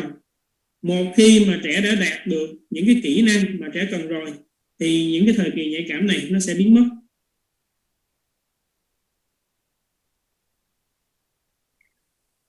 In Montessori pedagogy, we are talking about sensitive periods, but these same things has been seen by other professors in early years already, and some of them are calling them as the windows of opportunities, for example.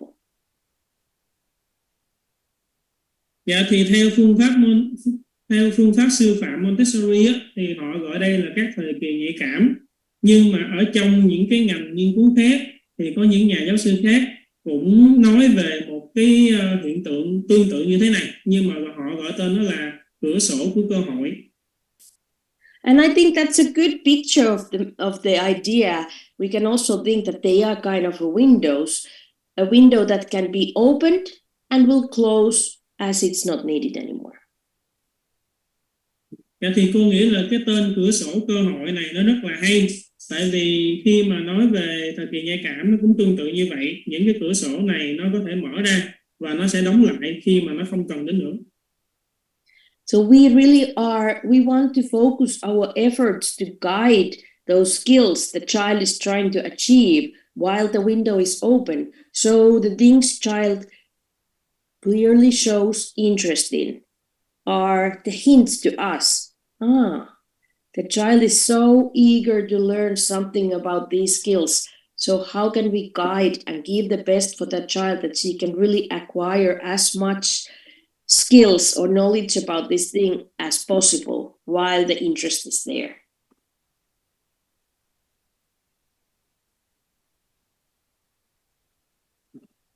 Thì do đó thì người lớn chúng ta cần phải tập trung những cái nỗ lực của mình để có thể dẫn dắt cho trẻ đạt được những cái kỹ năng mà trẻ muốn đạt được.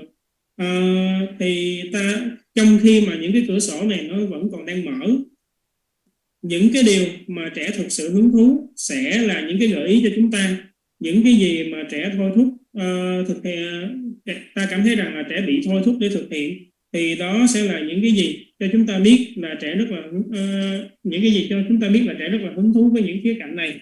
Thì là người lớn chúng ta cần phải hỗ trợ trẻ sao cho mà trẻ có thể đạt được những cái kỹ năng đến mức càng tối đa càng tốt khi mà trẻ vẫn còn hứng thú này.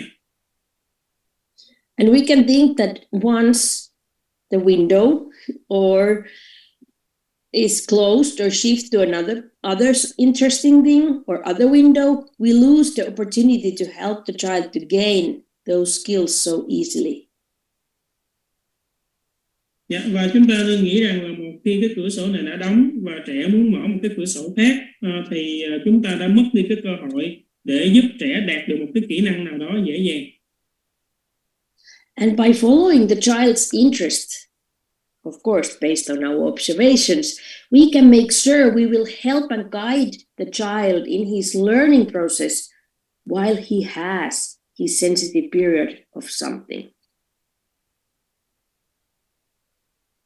Dạ, bằng cách là chúng ta theo cái sự hứng thú của trẻ dựa trên cái sự quan sát của mình, thì chúng ta phải đảm bảo rằng là chúng ta phải dẫn dắt và hỗ trợ trẻ trong cái quá trình học tập của trẻ khi mà trẻ có được cái thời kỳ nhạy cảm về một cái khía cạnh cụ thể nào đó. If you read a theory from some other pedagogists or educators, you will find out that they write about similar things. They call these periods or recognize them as budding points or critical periods.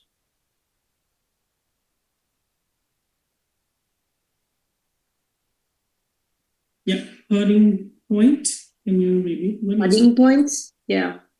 Can you spell it for me before the point? Budding. Budd. Thank you. Dạ, rồi thì nếu mà chúng ta đọc về lý thuyết của những cái phương pháp sư phạm khác á, thì là chúng ta cũng sẽ thấy là họ nói về một cái hiện tượng tương tự như là các cái thời kỳ nhạy cảm. Thì nhưng mà họ không có gọi đây là thời kỳ nhạy cảm, mà họ gọi là các cái giai đoạn quan trọng hoặc là những cái điểm nảy mầm. So let's look at the characteristics of the sensitive periods. Dạ, thì bây giờ chúng ta sẽ nhìn qua các cái đặc điểm của các thời kỳ nhạy cảm. There are several characteristics of the sensitive periods which are easy to be observed, and that helps us to see when those sensitive periods are taking place. Dạ, thì có những cái đặc điểm của các cái thời kỳ nhạy cảm giúp cho chúng ta có thể dễ dàng nhận biết là cái thời kỳ nhạy cảm cụ thể nào đang diễn ra trong trẻ. As I already mentioned, they are universal. All children around the world has them. Thì điểm đầu tiên như cô đã nói rồi, đó là tính toàn cầu, có nghĩa rằng là tất cả những trẻ trên thế giới đều có chúng. Dr. Montessori didn't write about these sensitive periods until 1928 because she had to make sure that the same process can be observed in children all around the world. Dạ, bác sĩ Maria Montessori không hề viết về các cái thời kỳ nhạy cảm này cho đến năm 1928, tại vì bà muốn đảm bảo rằng bà có thể quan sát được hiện tượng này ở trong tất cả những trẻ trên thế giới. They are creative, meaning that the expressions of the sensitive periods may vary from child to child, and the timing of the onset and its ending also varies from child to child. Yeah, the ending times also vary. The timing, yes. and the ending when they end. Yes. Yes. Dạ rồi, những cái thời kỳ nhạy cảm này cũng mang tính sáng tạo, có nghĩa rằng là cái sự thể hiện của cái trẻ, của từng trẻ trong thời kỳ nhạy cảm này sẽ khác nhau, và cái thứ hai là cái thời gian bắt đầu sự thể hiện cũng như là thời gian kết thúc của cái thời kỳ nhạy cảm này cũng sẽ khác nhau trong từng trẻ. And I mean by that they are creative, that even though every child has a sensitive period, for example, toward order, you may see it happen in a different way. One of them will be interested about certain things and make sure there is an order and so eager to do those things. And the other one has the same sensitivity to order, but it may manifest in a different way. Maybe she's interested in totally different kind of things that has order in them. And she's so eager to work with those materials. So there's not just certain things that the children are doing while they have a certain sensitive period.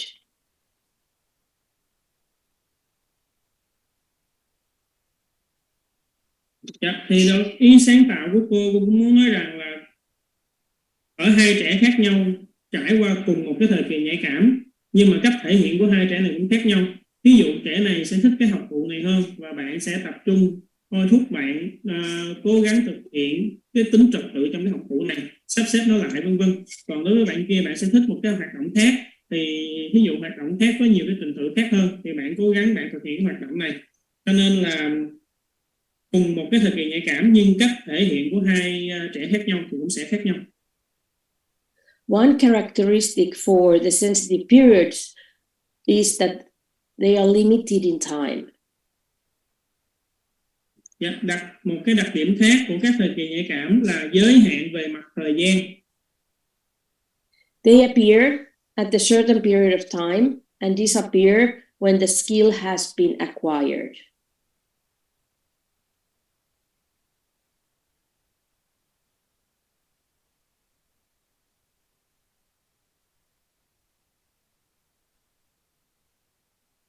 Are you muted, Tyler?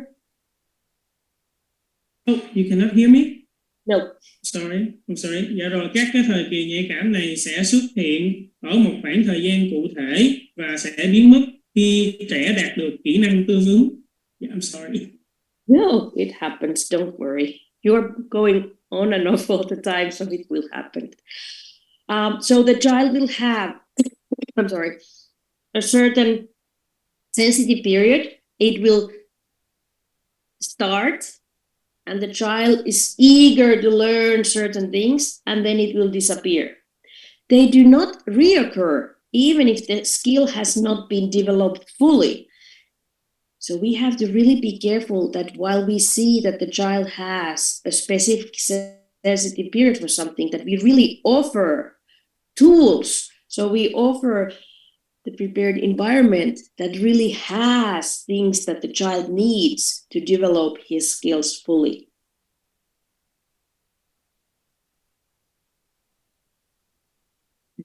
Dạ, thì những cái thời kỳ nhạy cảm cụ thể nó sẽ xuất hiện trong cái cuộc đời của trẻ, và lúc đó trẻ sẽ bắt đầu thôi thúc để học tập những cái kỹ năng cụ thể nào đó, và khi mà trẻ đã học tập được rồi thì chúng sẽ biến mất và chúng sẽ không bao giờ xuất hiện lại, ngay cả khi là cái kỹ năng của trẻ không được phát triển một cách toàn diện.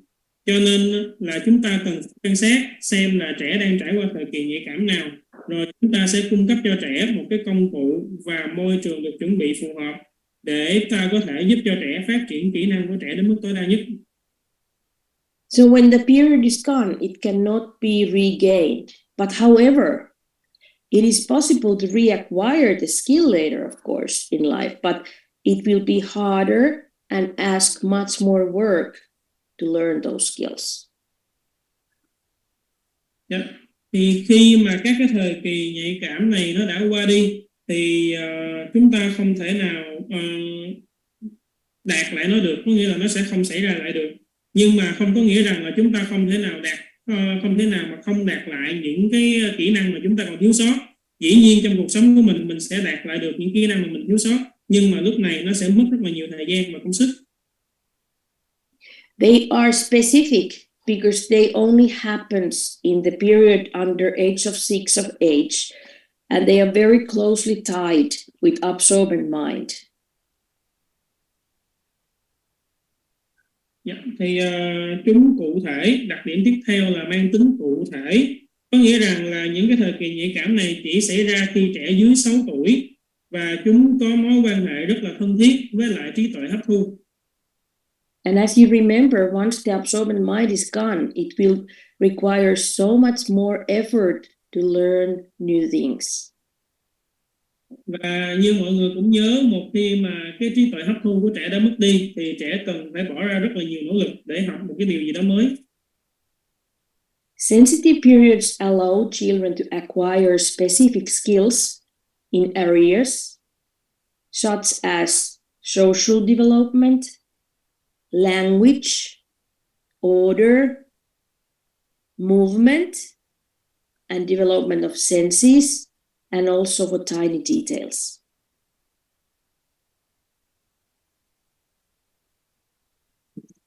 Dạ thì các cái thời kỳ nhạy cảm cho phép trẻ đạt được những cái kỹ năng cụ thể trong những cái khía cạnh, ở trong những cái khu vực như là sự phát triển về giao tiếp xã hội, ngôn ngữ, trật tự, vận động, ở sự I'm sorry. No, go ahead. I was sự phát triển của các giác quan và các chi tiết nhỏ. Dạ rồi, em đọc lại mọi người: sự phát triển về mặt giao tiếp xã hội, ngôn ngữ, trật tự, vận động, sự phát triển các giác quan và các chi tiết nhỏ. Yeah. So as you can see, they don't cover the whole life of the child. They are just helping the child to acquire certain things in the young ages. And they help the child to acquire those skills.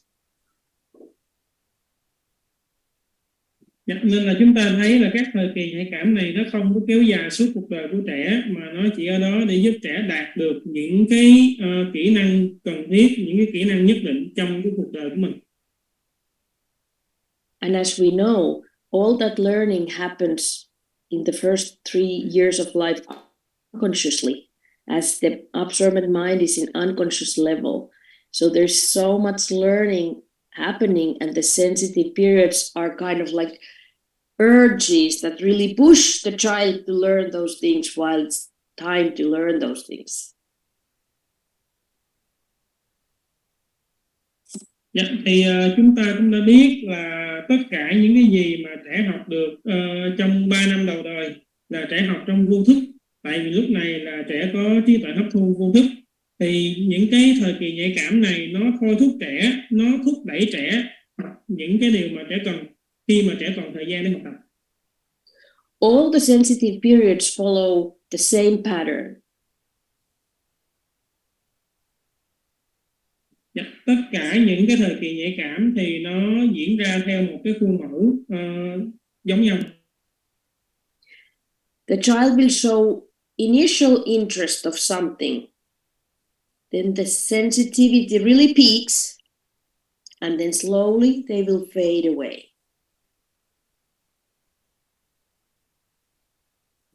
Dạ, thì cái khuôn mẫu nó như sau: là lúc đầu trẻ sẽ thể hiện cái sự hứng thú đầu tiên đối với là một khía cạnh nào đó.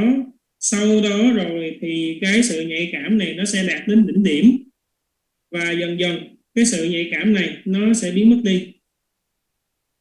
And through observation, an adult may observe that the child begins to be attracted to a specific area in his environment or specific materials.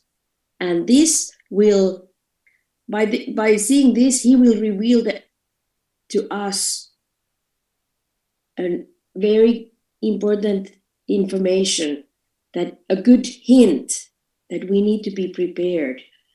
And we need to be able to give child what he needs from the environment to acquire the skills he needs for his fullest potential.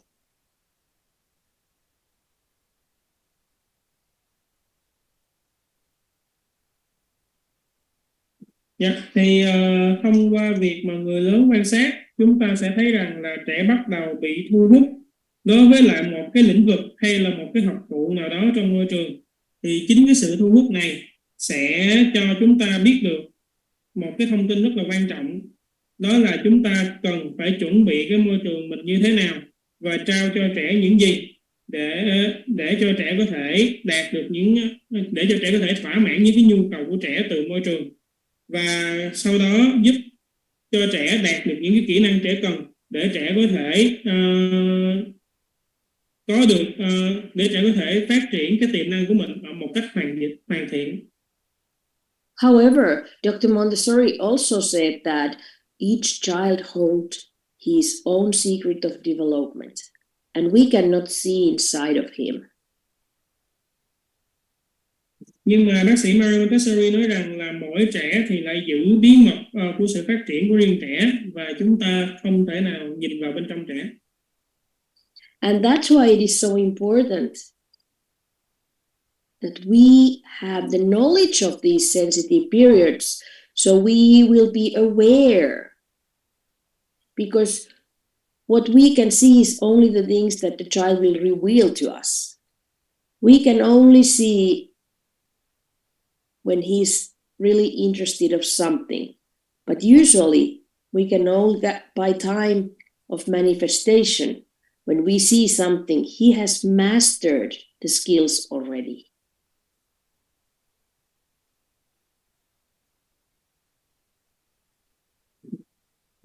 Thì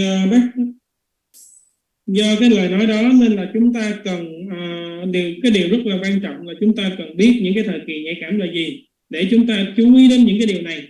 Khi mà chúng ta quan sát trẻ thì chúng ta chỉ thấy được những gì mà trẻ cho chúng ta thấy mà thôi, và chúng ta chỉ biết được trẻ trải qua thời kỳ nhạy cảm nào và trẻ thể hiện cái sự hứng thú đặc biệt đối với lại cái khía cạnh đó.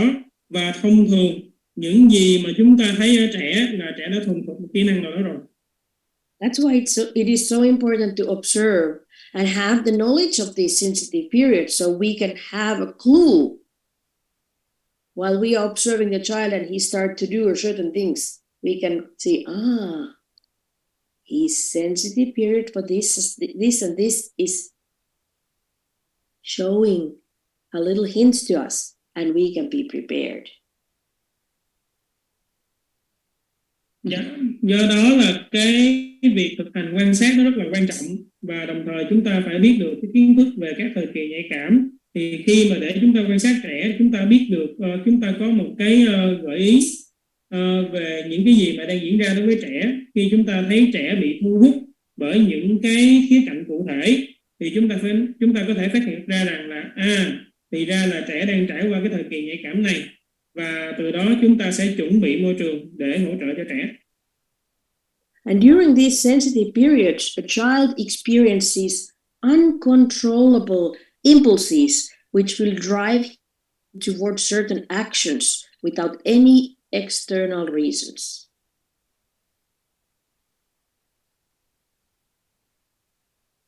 Thì trong các cái thời kỳ nhạy cảm này thì trẻ sẽ trải nghiệm một cái sự thôi thúc mà trẻ không thể nào cưỡng lại được. Thì sự thôi thúc này sẽ khiến cho trẻ thực hiện những cái hành động nào đó mà không hề có cái lý do nào khác từ bên ngoài. And these outer expressions of sudden sensitivities toward activities are parallel to the internal creation of his intelligence.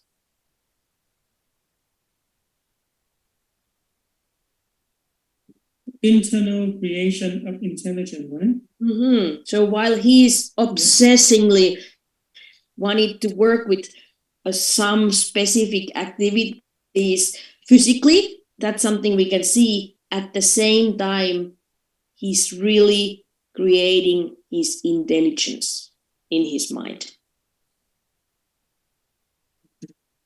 Dạ, thì khi mà chúng ta thấy những cái sự bộc lộ về cái sự nhạy cảm bất ngờ này của trẻ, thì nó cũng song song với cái việc là trẻ đang kiến tạo cái trí tuệ nội tại của mình. Có nghĩa rằng là khi chúng ta thấy trẻ đang làm việc về mặt vật lý với lại một cái hoạt động nào đó, có nghĩa rằng là trẻ cũng đang xây dựng cái trí tuệ của trẻ trong trí não. Because the child is driven by his unconscious urges, he is attracted irresistibly to the area of interest, to work, and he will repeat activities over and over again until he masters the skill.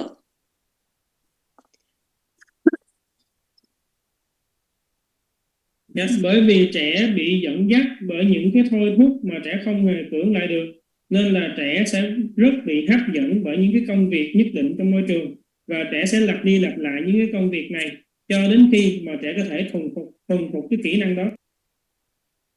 The more he repeats, the more he will gain knowledge of that, and the more he will understand.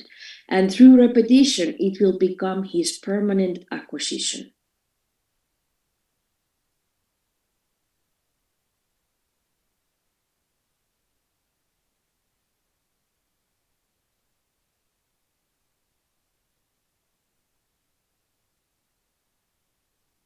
Are you muted again? Yeah, I'm sorry.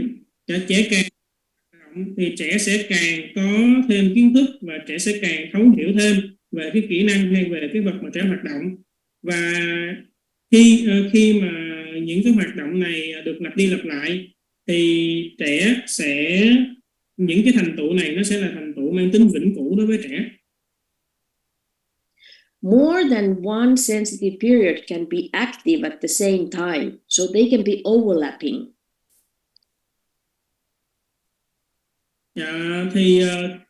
Có thể là trong cùng một khoảng thời gian đó mà có nhiều cái thời kỳ nhạy cảm có thể xảy ra đồng thời cùng một lúc, nên là chúng sẽ chồng lên nhau.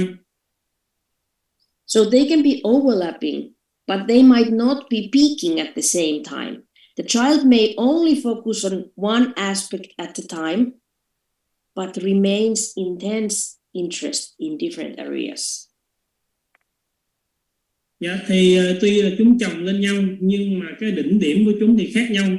Có nghĩa rằng là có thể vào thời điểm này trẻ chỉ tập trung chú ý, ta thấy rằng là trẻ tập trung chú ý rất là nhiều về một cái khía cạnh nào đó, nhưng mà đồng thời trẻ cũng chú ý đến một vài những cái khía cạnh cụ thể khác.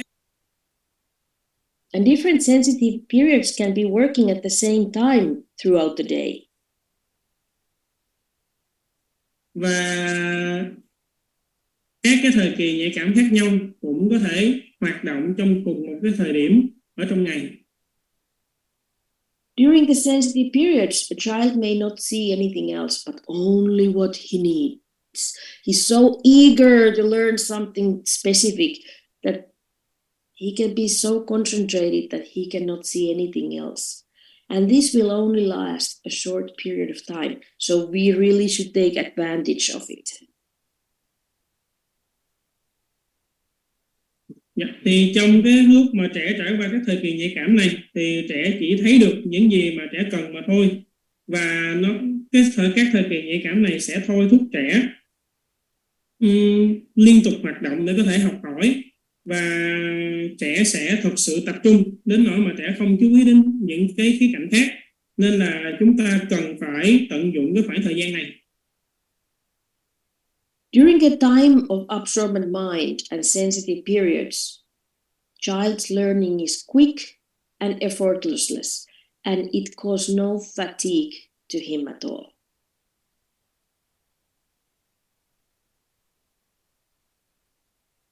Trong khoảng thời gian của trí tuệ hấp thu và các thời kỳ nhạy cảm thì trẻ có khả năng học rất nhanh, không cần bỏ ra nỗ lực, và trẻ không hề cảm thấy mệt mỏi. There is a quote that Maria Montessori wrote on her book, The Secret of Childhood. Yes. A sensitive... I'm sorry. Yes, you may continue, Miss Ina. Okay. A sensitive period refers to a special sensibility which a creature acquires in its infantile state while it is still in the process of evolution. It is a transient disposition and limited to the acquisition of a particular trait. Once this trait or characteristic has been acquired, the specific sensibility disappears. Dạ, thì đây là câu trích dẫn trong cái bí mật về trẻ thơ của bà Maria Montessori. Thì bà nói như sau là một thời kỳ nhạy cảm liên quan đến cái sự nhạy cảm đặc biệt mà một sinh vật đạt được trong cái lúc mà nó còn nhỏ. Và cái quá trình và khi mà nó vẫn còn đang trong cái quá trình tiến hóa. Đây là những cái xu hướng rõ rệt và bị giới hạn khi mà trẻ đã đạt được một cái kỹ năng cụ thể nào đó. Một khi là xuất hiện cái kỹ năng này rồi hay là đặc điểm này rồi thì cái sự nhạy cảm cụ thể này sẽ biến mất. Yes, Miss Tina. So we have to think about that. What's the difference between sensitive periods and sensitivities? Dạ, bây giờ chúng ta sẽ phân biệt các cái thời kỳ nhạy cảm và sự nhạy cảm nó khác biệt như thế nào. The sensitive periods channels the energy of the absorbent mind towards certain acquisition of skills. Dạ, các thời kỳ nhạy cảm thì sẽ dẫn dắt cái năng lượng của trí tuệ hấp thu đến với lại cái việc là đạt được những kỹ năng nhất định. It can only happen during the time a child has his absorbent mind, which is between the ages 0 to 6. Và chúng chỉ diễn ra khi mà trẻ vẫn còn cái trí tuệ hấp thu này, có nghĩa rằng là từ 0 đến 6 tuổi. After the age of 6, the child will no longer has the power of absorbent mind in his use. He will then have his reasoning mind, you remember, and the sensitivities, but no more sensitive periods. Dạ, thì sau khi 6 tuổi trẻ không còn cái trí tuệ hấp thu nữa mà bây giờ trẻ đã có trí tuệ lý luận, thì lúc này trẻ sẽ có những cái sự nhạy cảm chứ không còn các thời kỳ nhạy cảm nữa. Sensitivities are less intense. Sensibilities, whereas the sensitive period drives the child with strong, irresistible impulse to learn. Và sự nhạy cảm thì nó ít mạnh mẽ hơn, còn đối với các thời kỳ nhạy cảm thì nó thôi thúc trẻ và có những cái sự thúc đẩy mà trẻ không thể nào cưỡng lại được để có thể học một cái khía cạnh cụ thể nào đó. So that's why we have to be careful when we are talking about this, that we really know the difference with sensitive periods and sensitivities. We all might still have sensitivities. We are interested of something and we would really like to learn about something new and we do a lot of work toward that, but that's not the same as that opportunity we had while we have our sensitive periods in the first 6 years of life.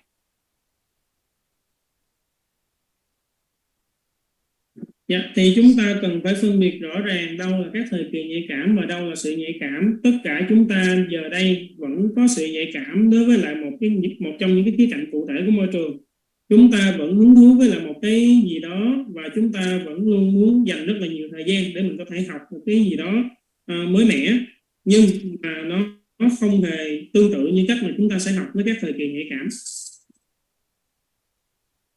And I think it's a good time for us now to stop for here and have a lunch hour, and then we will go into the sensitive periods. What are they in the first plane of development as we get back from lunch?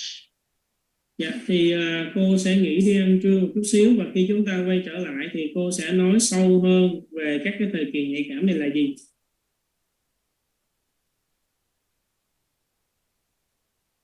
So we will come back by 5 o'clock your time. So we will have an hour to have a nice lunch break or dinner break or just break for you, whatever is suitable for you. Dạ rồi, 5 giờ chúng ta sẽ quay lại nha mọi người. Thì là mọi người tranh thủ thời gian mình ăn uống nghỉ ngơi. So see you in an hour. Dạ, hẹn gặp mọi người sau 1 giờ. Can she say goodbye? See you.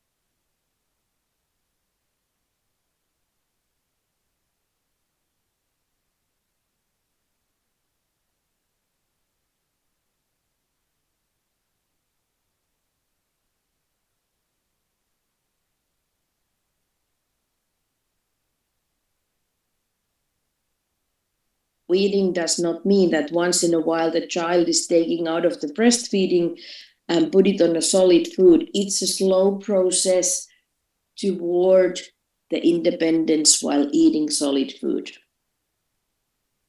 Dạ, thì việc ăn dặm không có nghĩa rằng là chúng ta ngưng cho bé bú sữa mẹ rồi đổi qua thức ăn rắn cho trẻ, mà nó sẽ là một quá trình chậm rãi để dần dần giúp cho trẻ có thể ăn được thức ăn rắn.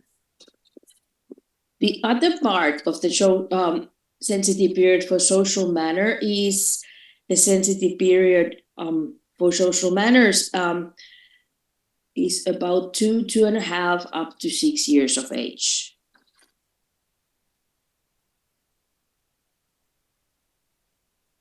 Dạ, thì một trong những cái thời kỳ nhạy cảm về phát triển khả năng xã hội khác đó chính là thời kỳ nhạy cảm về thái độ xã hội. Thì chỗ là nó từ lúc 2 đến 2 tuổi, từ khoảng 2 tuổi đến 6 tuổi. Yes, I'm sorry, I was interrupting you. This is the best time to introduce grace and courtesy in a formal way to the child. Before that, of course, we have been modeling how we use beautiful manners and courtesy manners, how we carry ourselves, how we treat other people. But now this is about the time when the child is moving to 3 to 6 environment, and she's really eager to see how people treat each other, what is okay, what is not okay, as we're talking about the relationship between each other.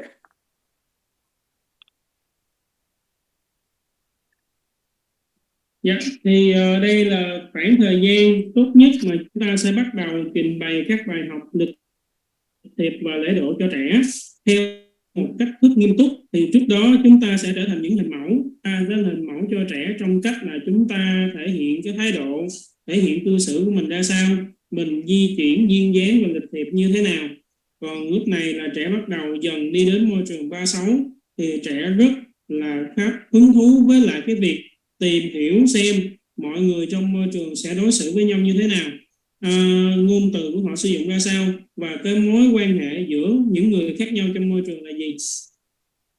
This is the time when a child will show interest to relate to other human beings in a graceful manners. Dạ, thì đây chính là cái khoảng thời gian mà trẻ hứng thú đến việc là tìm kiếm cái sự tương tác với lại những người khác theo một cách thức lịch thiệp. This is the time when you can really see as the infant community children has been working by themselves a lot of the time. And then in 3 to 6 environment, when they are around 4, they are like awakening. Oh, I have friends here, and now I want to be the social being and do things with my friends, not just work as a busy bee by myself anymore.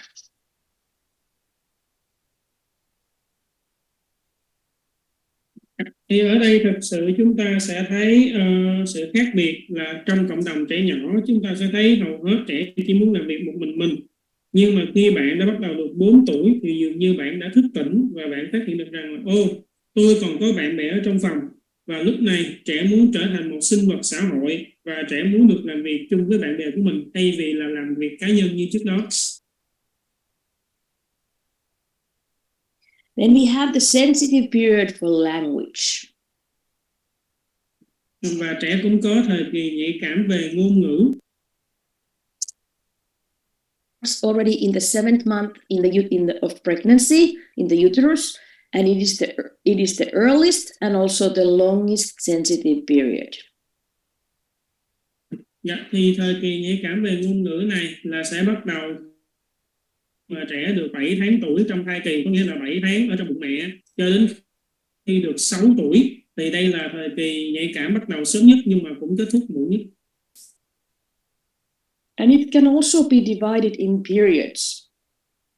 Sensitive period for spoken language, sensitive period for writing, sensitive period for reading, and sensitive period for numbers. Và thời kỳ nhạy cảm này cũng có thể chia thành từng giai đoạn nhỏ. Ta có cái thời kỳ nhạy cảm về ngôn ngữ nói, thời kỳ nhạy cảm về viết, thời kỳ nhạy cảm về đọc và thời kỳ nhạy cảm về con số. The sensitive period for spoken language is between 7 months in pregnancy all the way up to 2.5 to 3 years of age. Thời kỳ nhạy cảm về ngôn ngữ nói sẽ bắt đầu từ lúc trẻ được 7 tháng tuổi trong tử cung cho đến 2 tuổi rưỡi hoặc là 3 tuổi.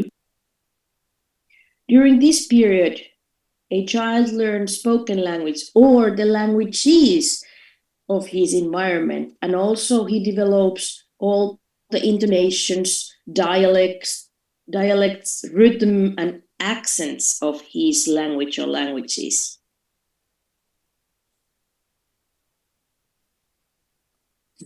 Dạ, thì trong cái quá trình này, trong cái thời kỳ mà nhạy cảm về ngôn ngữ nói là trẻ sẽ học cái ngôn ngữ nói mà là tiếng mẹ đẻ, hoặc là trẻ học cái ngôn ngữ từ trong môi trường của trẻ. Thì lúc này là trẻ sẽ học được cái giọng điệu, cái phương ngữ, cái cách phát âm và intonation, dilation, accent and rhythm. Dạ, và nhịp điệu, giọng điệu, phương ngữ, cách phát âm và nhịp điệu. Then there is this sensitive period for writing, which is very easy to see in a child around between ages 3.5 to 4.5 of age. Còn thời kỳ nhạy cảm về viết là rất là dễ dàng nhận biết ở trẻ từ 3 tuổi rưỡi đến 4 tuổi rưỡi. We can often see those 3.5, 4 years olds that are doing a lot of things on the pencil or pen on the paper, and they say, I'm writing, even though they might not have the letters yet. But then they will become so interested about the letters and the sounds, so the symbols for writing, and they really want to know how to write.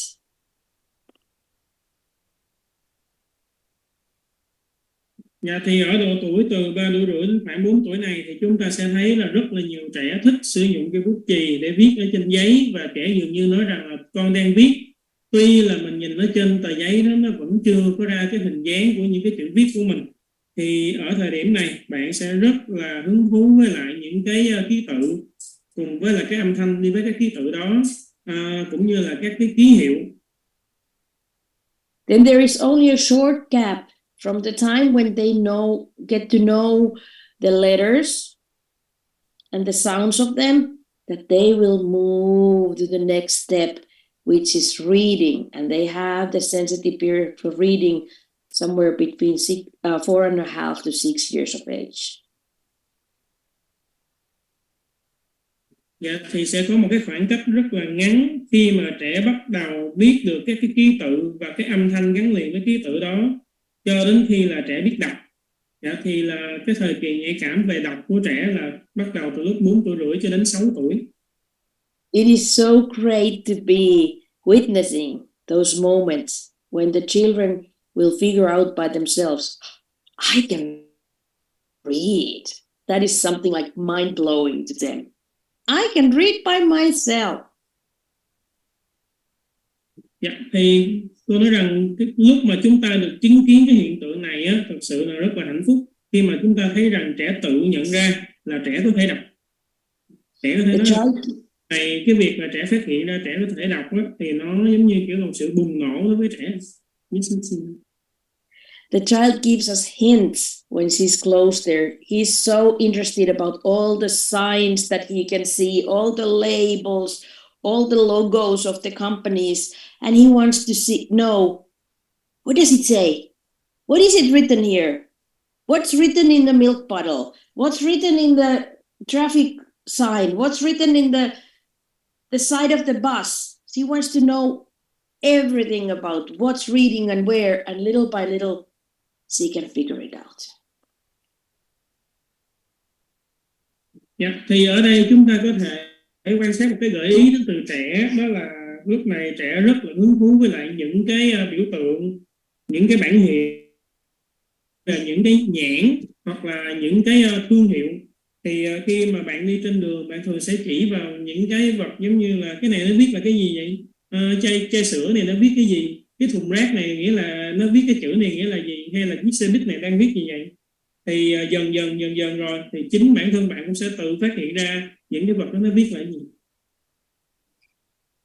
sensitive period for numbers are between 4 and 4.5 normally.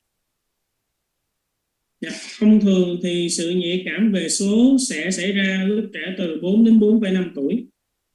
And during this period, the child will show very strong interest in numbers, which are the symbols of quantity and counting, in the same way as the symbols for sounds.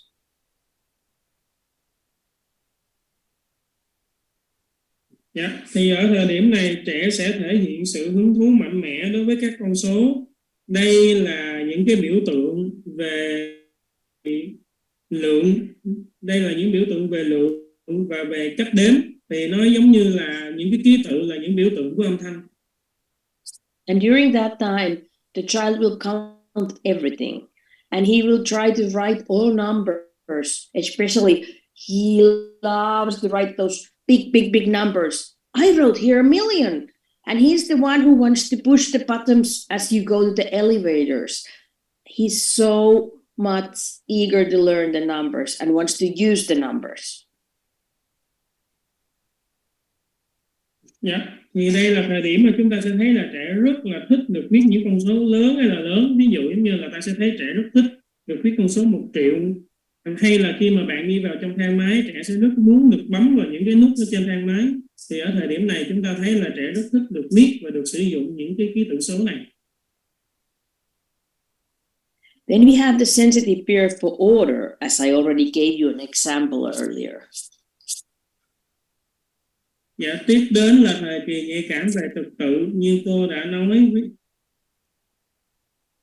During the sensitive period for order, a child uses the point of reference as he established to build up his inner order. So he used the outer order as a building point to his inner order. Dạ, thì đối với lại cái thời kỳ trật tự này, trẻ sẽ sử dụng một điểm tham chiếu để xây dựng trật tự nội tại của trẻ.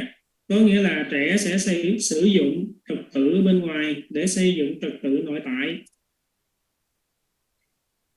To help the child, the environment needs to have consistency. Dạ, để hỗ trợ cho trẻ thì môi trường cần phải có tính cố định. And if we think about first stage of this sensitive period for order from birth to 2.5 years old, the adult must be consistent in many ways, in a way of handling and holding the baby and child, talking to him and taking care of him, and also by preparing the environment. Dạ, thì khi mà nói với lại cái thời kỳ nhạy cảm về trật tự từ lúc trẻ được chào đời cho đến 2 tuổi rưỡi, thì người lớn cần phải xem xét và giữ cố định cách mà chúng ta sẽ trao tay trẻ, hay là chúng ta sẽ ẵm bồng trẻ, cách chúng ta nói chuyện với trẻ, cách ta chăm sóc, cũng như là chuẩn bị cho môi trường cho trẻ. The sensitive period is strongest during the time from birth to 2.5 years old, but then it continues in a lesser intensity all the way up around age of 5. Dạ, thì thời kỳ nhạy cảm về trật tự nó xảy ra rất là mạnh mẽ. Giai đoạn là từ lúc trẻ chào đời cho đến 2 tuổi rưỡi, và từ 2 tuổi rưỡi đến 5 tuổi thì bắt đầu cái sự mạnh mẽ. Then we have a sensitive period for movement. Dạ, tiếp theo là thời kỳ nhạy cảm về vận động. The sensitive period for movement includes also two subcategories: the sensitive period for acquisition of movement and the sensitive period of coordination of movement. Dạ, thì thời kỳ nhạy cảm về vận động nó cũng bao gồm 2 cái phân loại nhỏ. Đó là thời kỳ nhạy cảm về đạt được vận động. Cái thứ hai là thời kỳ nhạy cảm về phối hợp vận động. During the sensitive period for acquisition of movement, from birth to 2.5, the infant learns how to move with his whole body. Infant learns to move with his whole body, right? Yeah, so he will learn little by little how to move, and he uses his own body to learn different movements. Dạ rồi, mình nói lại cái thời kỳ đầu tiên thì mọi người mình thấy gọi đó là thời kỳ nhạy cảm về các thành tựu vận động. Dạ, ở cái thời kỳ đầu tiên là thời kỳ nhạy cảm về các thành tựu vận động, là trẻ sẽ học cái cách để di chuyển với cả cái cơ thể của trẻ. For example, during that period, he learns to use his hands first and to grasp and release, and then his whole hands, then reaching for things, then little by little pulling himself, and then pulling up to standing position, and also crawling and walking. So he's really using his whole body.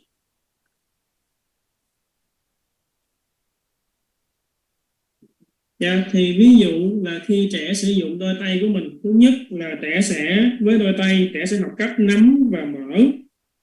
Sau đó rồi trẻ sẽ cố gắng sử dụng cái bàn tay của mình để di chuyển bằng cách là với tới phía trước. Rồi dần dần trẻ dùng đôi tay để đẩy mình thẳng lên. Dạ, sau đó là trẻ có khả năng bắt đầu là đứng thẳng, bò và đi. Thì ta thấy rằng là trẻ vận dụng toàn bộ cơ thể của mình để di chuyển. And then in the other half, in the second subplane, during the sensitive period for coordination of movement, or we can say also the crystallization of movements, the child develops exactness and precision with the movements that he has already been acquired. Dạ, và ở cái thời kỳ nhạy cảm tiếp theo đó là thời kỳ nhạy cảm về phối hợp vận động. Thì ta cũng có thể gọi ở đây là thời kỳ nhạy cảm về việc đúc kết các vận động, là trẻ sẽ phát triển cái khả năng, trẻ sẽ phát triển cái tính chính xác của những cái vận động mà trẻ đã đạt được ở trước đó. The integration of hand and mind as he refines his movements helps him to build intelligence and will.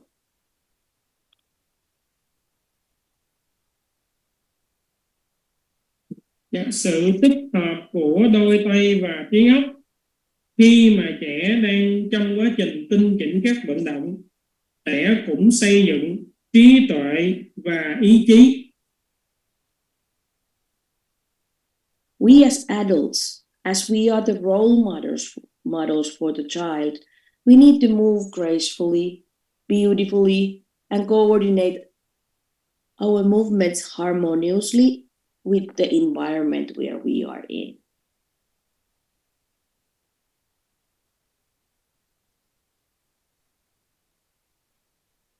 Là người lớn và phải trở thành hình mẫu cho trẻ, chúng ta phải vận động một cách lịch thiệp, thật xinh đẹp, và phải có sự phối hợp hài hòa với môi trường. Then we have the sensitive period for the development and refinement of senses. Dạ, thì tiếp theo là chúng ta có thời kỳ nhạy cảm, sự phát triển và tinh chỉnh các giác quan. The sensitive period for the development and refinement of senses can be divided in 3 categories as well.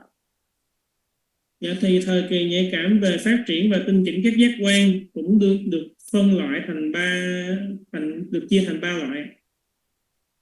Acquisition of sensorial experiences, refinement of senses, and tactile exploration.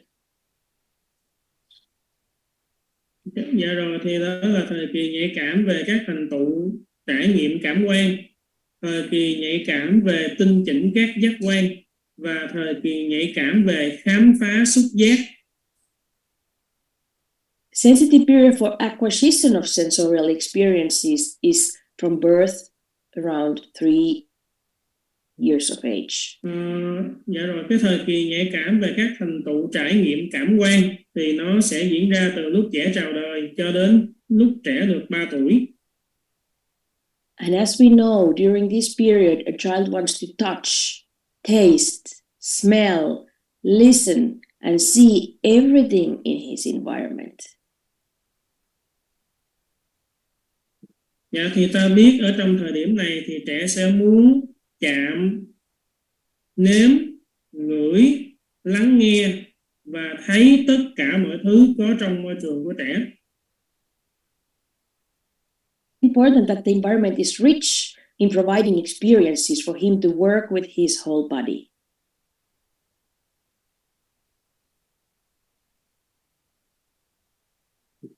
Môi trường phải cung cấp những cái trải nghiệm giàu đẹp để cho trẻ có thể luyện tập toàn bộ cơ thể của mình.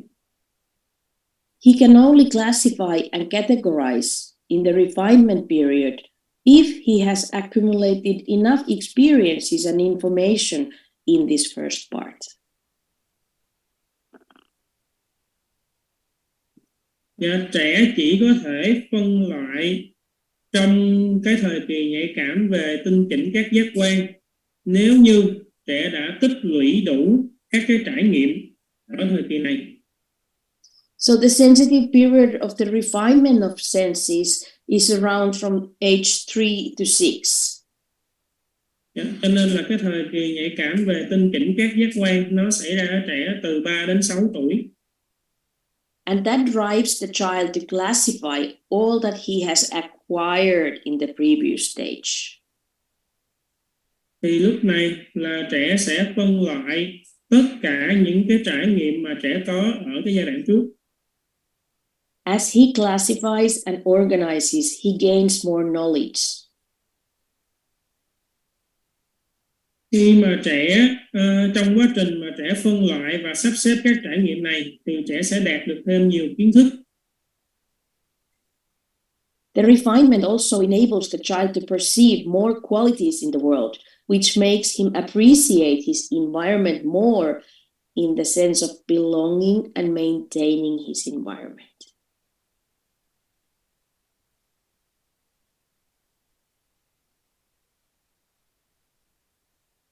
Dạ, thì sự tinh chỉnh này cũng giúp cho trẻ có khả năng là tiếp nhận nhiều cái tính chất hơn, tiếp thu nhiều cái tính chất hơn ở trong thế giới, và từ đó chọn môi trường theo cách là trẻ cảm thấy thuộc về môi trường và trẻ giúp gìn giữ môi trường này. So the environment needs to be beautiful and provide materials to help the child to perceive each quality clearly, so as to help him to organize his mind.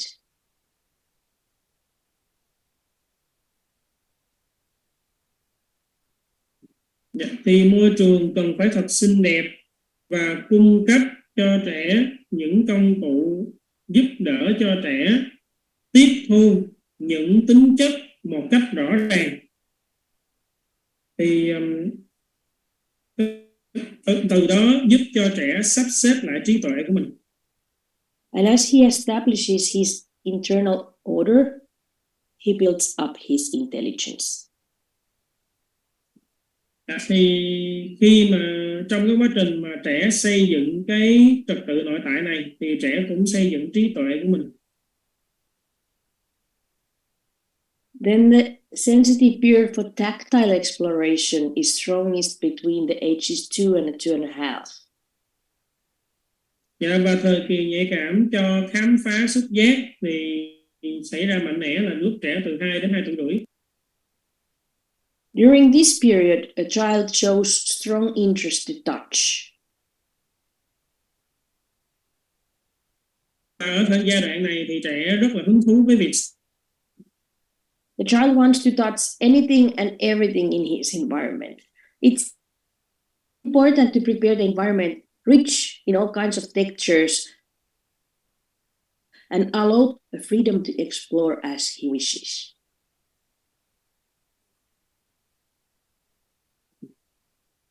Dạ, thì trẻ sẽ muốn sờ chạm tất cả mọi thứ mà ở trong môi trường của trẻ. Nên là ở cái giai đoạn này chúng ta cần chuẩn bị môi trường sao cho thật là giàu đẹp về tất cả những cái tính chất bề mặt của các sự vật khác nhau và cho phép trẻ cái sự tự do khám phá mà.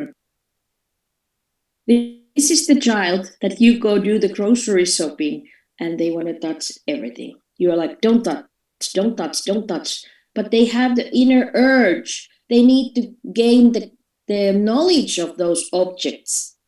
by touching it. So there's a need to touch. It's not that they want to be just bothering you, but they really have the need to have the sensorial feeling of everything, that they can really know what this object is.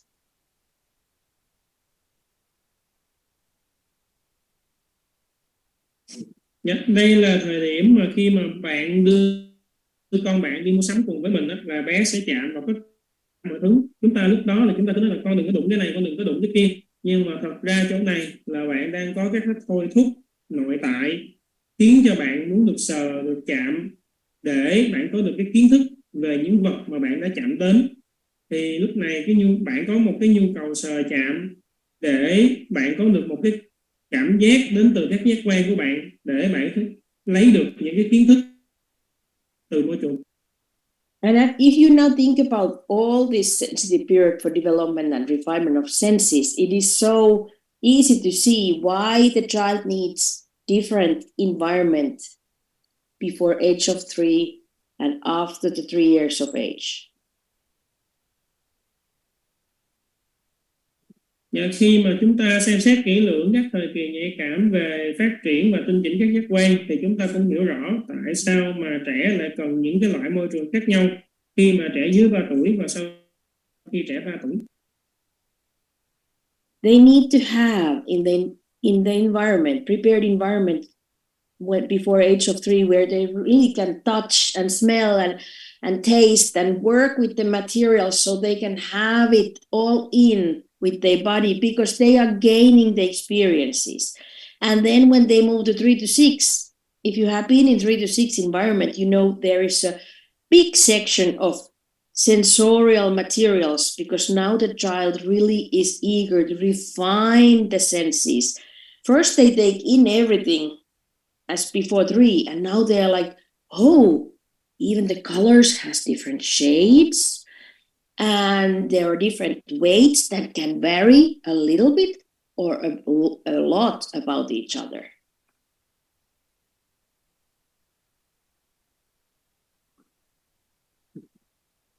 Dạ, thì khi mà chúng ta có một cái môi trường dành cho trẻ dưới 3 tuổi, thì môi trường được chuẩn bị của mình phải có nhiều cái học cụ mà trẻ có khả năng là chạm, ngửi, nếm và làm việc với chúng.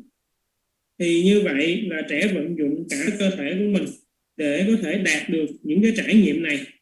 Nhưng mà khi đến môi trường 3-6, thì nếu như mọi người đã học rồi, biết chúng ta có một cái lĩnh vực rất là lớn về cảm quan, thì cái lĩnh vực cảm quan này nhằm để thỏa mãn những cái thôi thúc về tinh chỉnh các giác quan của trẻ. Trước đó là trẻ tiếp nhận mọi thứ, còn khi đến 3-6 là trẻ bắt đầu nhận ra rằng là những cái màu sắc tôi tiếp nhận trước đó nó có những cái độ đậm và nhạt khác nhau, hay là cái trước đó tôi chỉ biết cân nặng thôi, bây giờ nó cân nặng, cân nhẹ khác nhau. And then we have the sensitive period for tiny little details. Thì tiếp theo là chúng ta có thời kỳ nhạy cảm về các chi tiết nhỏ. And that's quite often somewhere there 2.5 years old. Thì thông thường là nó sẽ xảy ra khi trẻ từ 2 đến 2 tuổi rưỡi. This sensitive period for tiny details begins when a child shows irresistible attraction to almost small things and details. Thì trẻ sẽ thể hiện cái xu hướng này khi trẻ bắt đầu có cái sự hứng thú mà trẻ không thể cưỡng lại về các cái vật nhỏ. For example, the child loves to handle tiny little delicate decorations. They want to touch your necklace. They want to touch and see your watch you are wearing. They want to touch everything, all the little details. They will notice if you change your earrings. They are the ones who will notice that in the first place.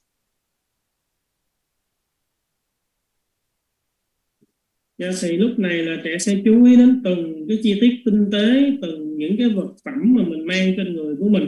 Ví dụ là trẻ sẽ chú ý đến cái vòng đeo cổ của mình, tới cái dây chuyền, hay tới cái điện đồng hồ, hay là tới cái đôi bông tai của mình. Thì từng cái chi tiết nhỏ như vậy, khi mà mình thay, chỉ cần mình thay một cái đôi bông tai thôi, thì đó sẽ là điều đầu tiên mà trẻ chú ý đến ở độ tuổi này. This is the time when you will see, when you are, for example, outdoor with the children, those little ones will stop and watch the tiniest little ants crawling on the sidewalk, or they will pick up every little tiniest piece of trash and bring it to you or take it to the trash, and they will see the beauty of the smallest flowers in your flower petal.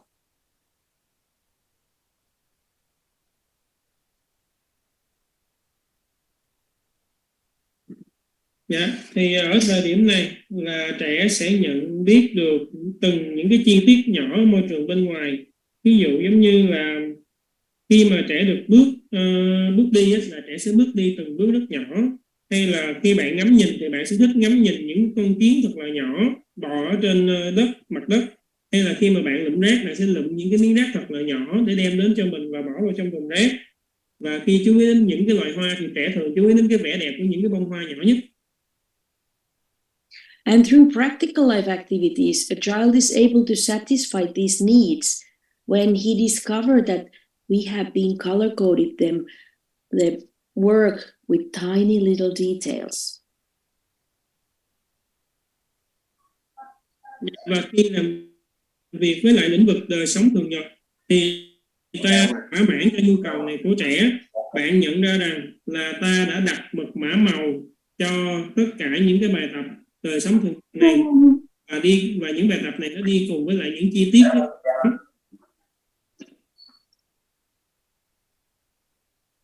Do we need to mute somebody from there? Yeah, she's already muted herself. Good. All these tiny little details will help a child to awaken to consciousness and help him perceive small differences which build his intelligence again.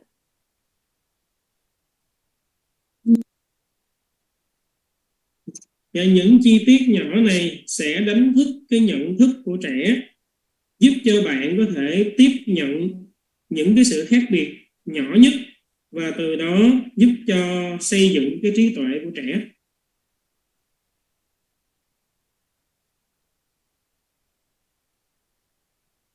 So, it's not just enough to know that the children has different sensitive periods, but we can also help the child to develop himself fully by being prepared. Dạ, thì bây giờ chúng ta đã biết được là trẻ có các thời kỳ nhạy cảm rồi, và chúng ta cần phải giúp cho trẻ đạt được cái sự phát triển toàn diện, là mình cần phải chuẩn bị bản thân của mình. First of all, I want to remind you that all these ages that I have been shown or tell you, they are like frameworks to give you an idea around where to expect these sensitive periods to happen. Dạ, mọi người thấy hồi nãy giờ mà tất cả những cái độ tuổi mà cô đọc cho mọi người á, nó là cái khoảng ước chừng thôi, có nghĩa rằng là từ cái khoảng này đến khoảng này chúng ta sẽ bắt gặp được trẻ sẽ có những cái biểu hiện của một cái thời kỳ nhạy cảm nào đó. So each child has his own path of development. We cannot say that exactly when you turn 2, your sensitive period for this and this will start. No, they are just for you to get a bigger picture around where these sensitive periods will take place. Dạ, thì mỗi trẻ có một cái con đường phát triển riêng, thì chúng ta không thể nói rằng là lúc 2 tuổi trẻ này bắt buộc phải có cái thời kỳ nhạy cảm này. Thật ra nó chỉ là cô nói cái độ tuổi để cho mọi người hình dung ra được cái bối cảnh chung về cái cách hoạt động của những thời kỳ nhạy cảm này. So what do we need to do? Dạ, vậy thì người lớn cần phải làm gì? We need to observe. That's the key, as you all know. Dạ, vai trò đầu tiên của người lớn là ta phải quan sát, và đó chính là chìa khóa. We need to prepare the best kind of environment for those children. Ta cần phải chuẩn bị môi trường tốt nhất cho những trẻ này. We also have to link the child with the environment and appropriate materials in the environment. Dạ, ta phải liên kết trẻ đến với môi trường và với những cái học cụ phù hợp với trẻ trong môi trường. We need to encourage the child to work in his environment. Dạ, ta cần phải khuyến khích trẻ làm việc ở trong môi trường.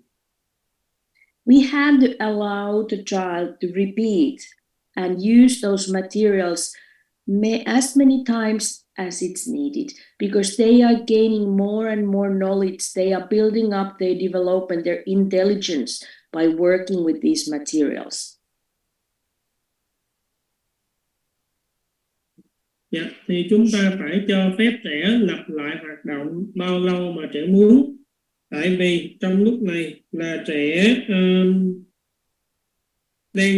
đang đạt thêm được những cái kiến thức, và đồng thời trẻ xây dựng cái sự phát triển của mình cũng như là cái trí tuệ của mình. We have to make sure that we remove obstacles and be aware that we don't become the obstacles for the child's development.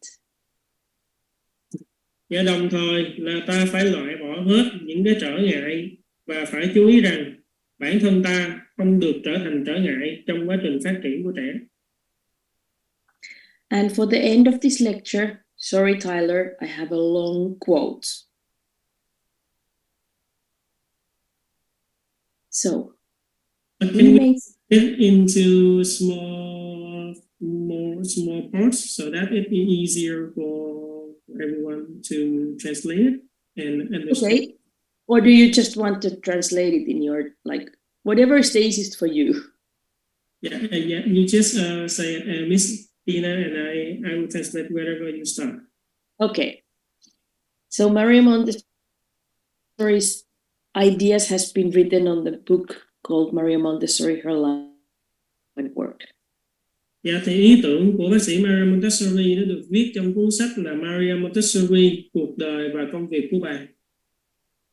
We may say that during the development of certain organism, there come periods of special sensibility. Dạ, ta có thể nói rằng trong quá trình phát triển của những sinh vật nhất định có xuất hiện những cái thời kỳ của sự nhạy cảm đặc biệt. These periods of sensibility are related to certain elements in the environment towards which the organism is directed with an irresistible impulse and a well-defined activity. Dạ, thì những cái thời kỳ về sự nhạy cảm này liên quan đến những cái những cái nguyên tố cố định ở trong môi trường, nơi mà những cái sinh vật này được dẫn dắt với lại một sự thôi thúc không thể cưỡng lại được và được hướng tới những cái hoạt động được định sẵn. Not the easiest language they are using there. These periods are transitory and serve the purpose of helping the organism to acquire certain functions and determined characteristics. Dạ, những cái thời kỳ này chỉ diễn ra trong một thời gian ngắn, phục vụ mục đích là giúp đỡ những sinh vật này đạt được những chức năng nhất định hoặc là những đặc điểm cụ thể. This aim accomplished, the special sensibility dies away, often to be replaced by another and quite different one. Khi cái mục tiêu này đã được hoàn thành, thì cái sự nhạy cảm đặc biệt này sẽ biến mất và thông thường sẽ được thay thế bởi một cái sự nhạy cảm khác.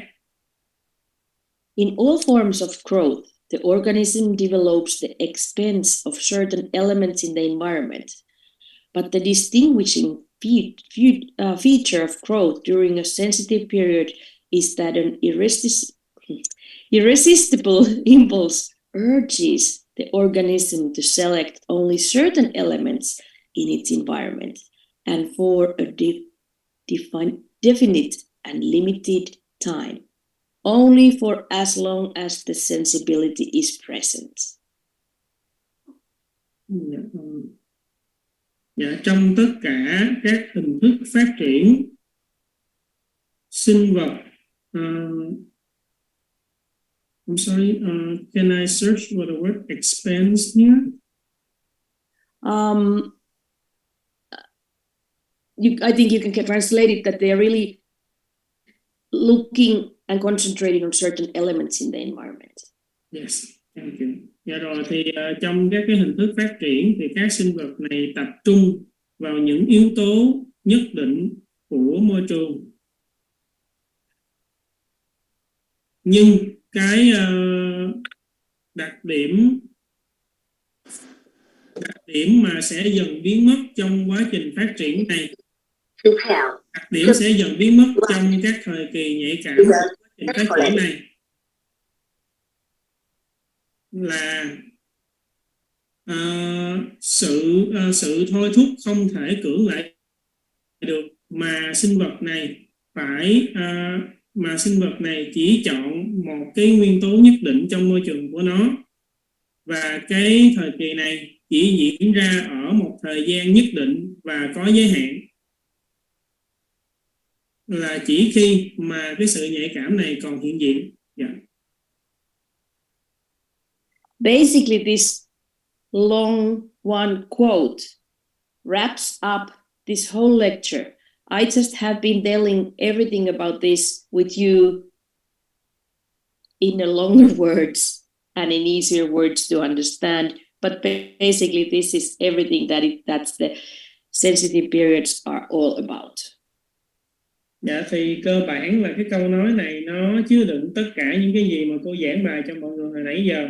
Thì thay vì cô sẽ nói theo cái từ ngữ khó hiểu như vậy thì cô đã giảng giải nó ra, dùng từ ngữ dễ hiểu hơn cho mọi người và phân tích ra rõ ràng hơn. And just for the end, here is a list again about some books if you would like to find some more information. Thank you. Dạ thì ở khúc cuối là cô cho mình những cái danh sách những cái tài liệu tham khảo nếu như mọi người muốn đọc thêm. May I read for them? Please. Dạ rồi, cuốn sách đầu tiên đó là của Lila Fowler, Montessori, một phương thức hiện đại, chương 2. Dạ, cuốn sách thứ hai là của bà Maria Montessori, là bí mật của trẻ thơ, là chương 7 và chương 23. Cuốn sách tiếp theo là của ông Mario Montessori Jr., giáo dục cho sự phát triển của con người, chương 2 và chương 4. Dạ, cuốn sách cuối cùng là của Standing E.M., là Maria Montessori, cuộc đời và công việc của bà, chương 7. Thank you. I'm sorry? Yeah, I just want to tell you that I've done translating the names of the people. Okay. Thank you.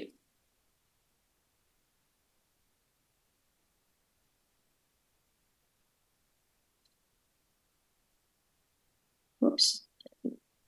End the lecture. There you go. So, any questions, thoughts, or comments about sensitive periods? Vậy mọi người có bất kỳ câu hỏi nào, suy nghĩ hay là bình luận gì về các thời kỳ nhạy cảm này hay không?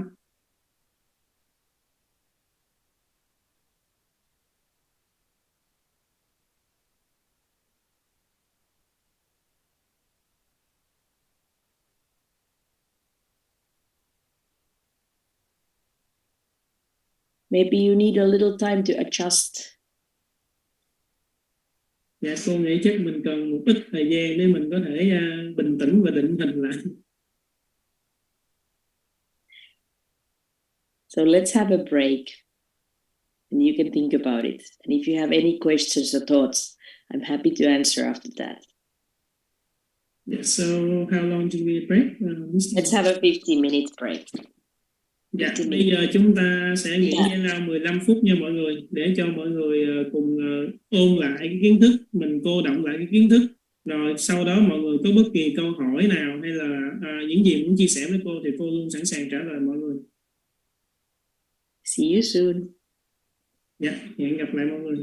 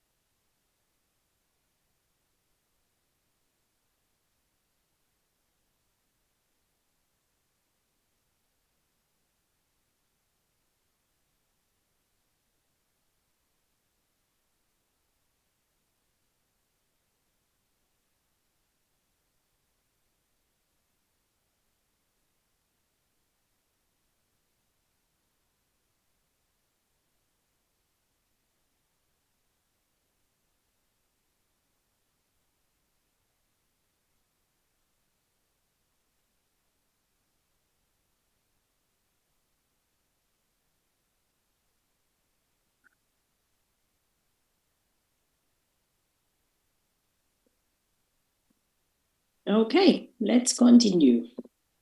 So any questions or comments or ideas of sensitive periods? Dạ, chúng ta tiếp tục nha mọi người. Mọi người có bất kỳ câu hỏi hay là lời bình luận nào hay là ý tưởng nào muốn nói với cô về các thời kỳ nhạy cảm hay không? Anything about the lecture I just gave you? Dạ, bất kỳ cái điều gì về cái bài giảng mà cô vừa cho mọi người.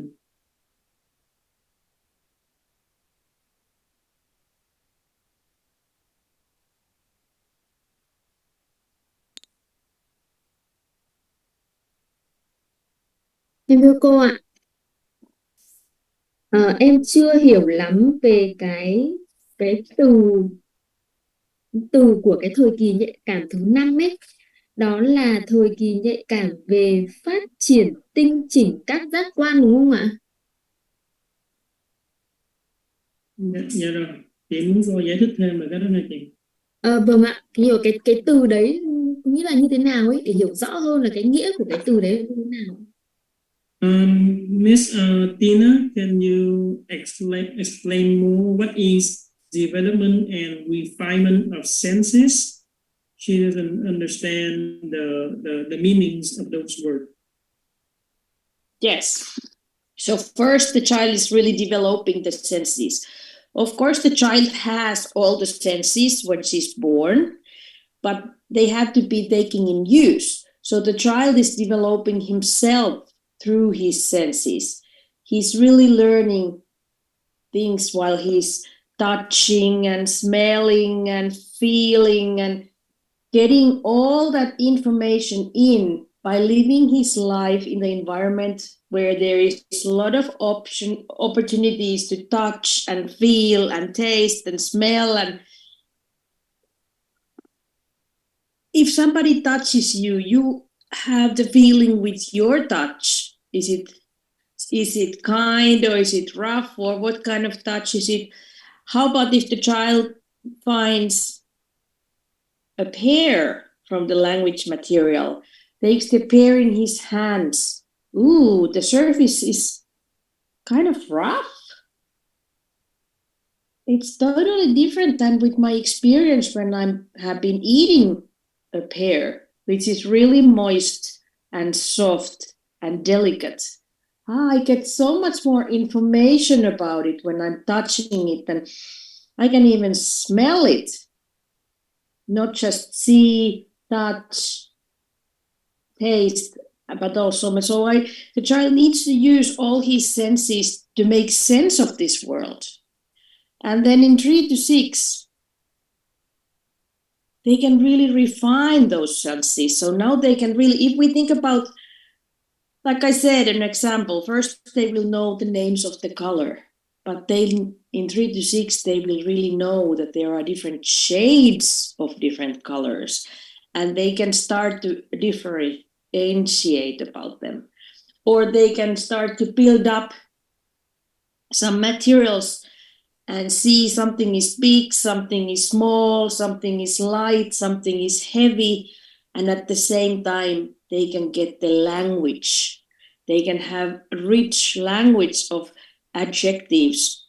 It's not just big and small, but there's bigger and smaller, little bit bigger, a little bit smaller, a lot bigger, a lot smaller, and all those words that are refining the sensorial experiences that you have already taken in.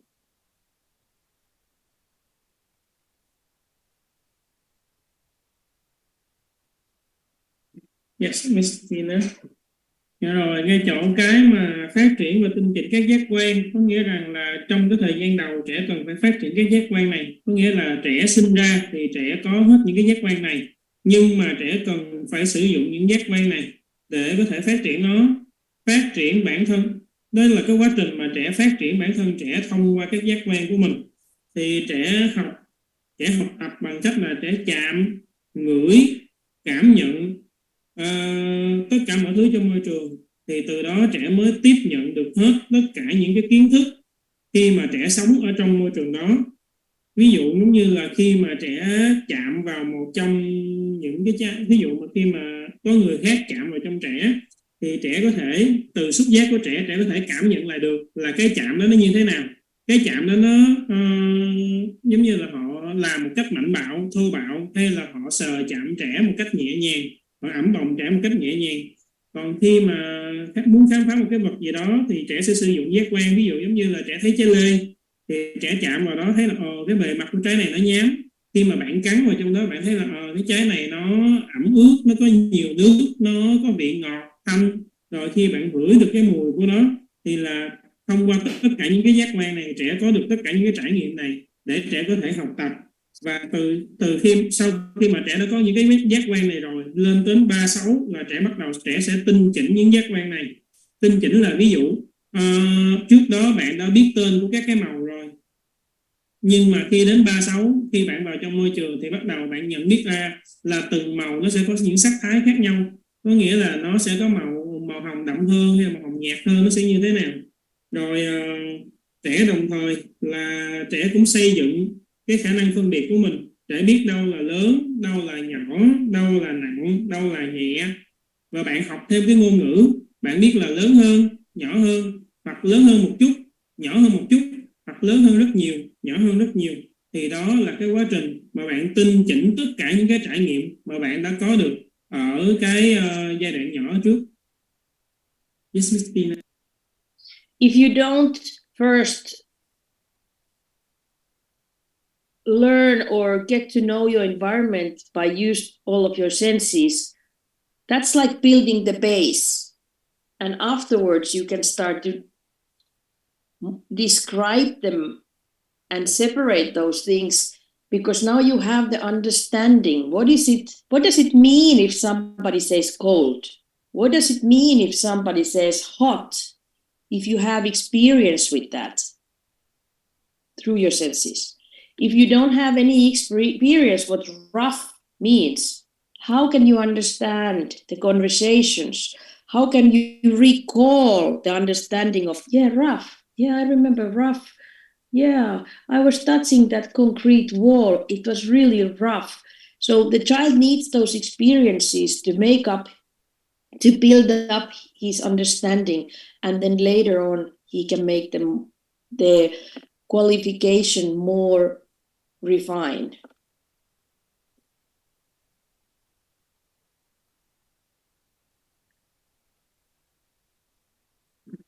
Khi mà trẻ học hỏi về môi trường của trẻ thông qua cái giác quan, có nghĩa rằng là trẻ đang xây một cái nền tảng. Rồi sau đó trẻ bắt đầu có khả năng là mô tả lại những cái trải nghiệm đó và phân loại những cái trải nghiệm đó. Ví dụ khi mà trẻ ta nói là nóng hoặc là lạnh, nếu như mà mình chưa từng trải nghiệm cái việc nóng và lạnh là cái gì thì người ta nói mình cũng không hiểu. Hay là sần nhám, khi mà mình không trải nghiệm cái đó thì cũng sẽ không hiểu. Là lúc đầu là trẻ sẽ có được cái trải nghiệm để xây dựng cái khả năng thấu hiểu của mình. Rồi từ từ trẻ sẽ phân loại và trẻ sẽ có khả năng định tính tốt hơn. Nó gọi là cái đó gọi là tinh chỉnh hơn. Yes, Miss Tina. Did I make it any more clear for you? Không biết cô nói như vậy thì mình có hiểu hơn chưa? Có, em đã thấy rõ hơn rồi ạ. Em cảm ơn cô. It's clear. Thanks, Miss Tina. Thank you. Thank you for asking. It's important that you have a clear understanding. Cảm ơn chị đã hỏi để cho mình có thể hiểu rõ hơn. Please, number 2, you have something to say. Chào thầy, chào cô, chào các bạn. Cho em hỏi một câu hỏi là cái chỗ mà thời kỳ nhạy cảm về trật tự á, mà có môi trường cố định á, cái này chỗ này em cũng còn chưa hiểu lắm. Thế cô có thể là cái môi trường cố định là như thế nào cô nhỉ? Cái môi trường cố định trong trật tự á. Miss Tina, for the sensitive period for order, you say that we have a consistent environment. Can you explain for her what is a consistent environment? It means that we don't do changes that are not needed. We don't change the order in the environment, but consistency is also about your routines. So you have the daily routines going in the same order every day. Let's say maybe your day starts with the break. When the children come in, you greet them. They take their outdoor gears off. They go to wash their hands. Then they come to the breakfast table. They will have breakfast. Then they will go to the bathroom. Then they will go to the classroom and start to work. And you want to give the same routines every day. Whatever your routines are, give them the same. And it's also all about the adults. We should try to have all the same staff members there, because that is consistency. The best thing is that if the same adult will be every morning opening the door and greeting the children for them. So that's consistency. It's a consistency about how do we do things.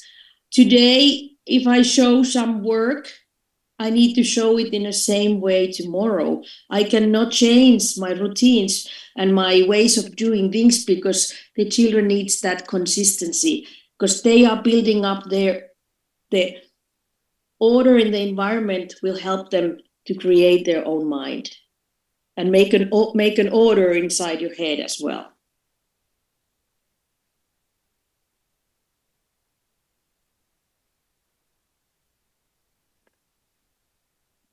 Yes, Mr. Moon. Rồi, tôi nói là một cái môi trường cố định có nghĩa rằng là trong cái môi trường đó mình không có đưa ra những cái thay đổi nếu như nó không cần thiết, và những cái vật nó được sắp xếp, nó sẽ được sắp xếp một cách trật tự ở trong môi trường của mình. Đồng thời tính cố định nó cũng đến từ cái lịch trình làm việc mỗi ngày của mình. Ví dụ mỗi ngày là trẻ tới trường, xong rồi mình chào trẻ cởi những cái vật dụng mà sử dụng ở ngoài trời ra, xong rồi trẻ đi vô, trẻ rửa tay, rồi trẻ ăn sáng, rồi trẻ đi đến nhà vệ sinh, rồi trẻ làm việc. Mọi người thấy nếu mà mình có một cái lịch trình làm việc như vậy thì mình phải giữ cố định nó như vậy liên tục, ngày nào cũng như vậy hết, chứ mình không thể nào thay đổi. Và đồng thời cố định là cố định về người lớn ở trong môi trường, về những nhân viên ở trong môi trường. Ví dụ mỗi ngày là cô nào sẽ ra mở cửa chào bé, dẫn bé vào trong lớp, mỗi ngày người nào sẽ làm cái gì thì nó sẽ cố định. Và đồng thời cố định theo cái cách thức mà mình sẽ trình bày cho trẻ những cái bài học. Ví dụ hôm nay mình trình bày như thế này thì ngày mai mình cũng phải trình bày như vậy, ngày mốt mình cũng phải trình bày như vậy, chứ mình không muốn thay đổi nó.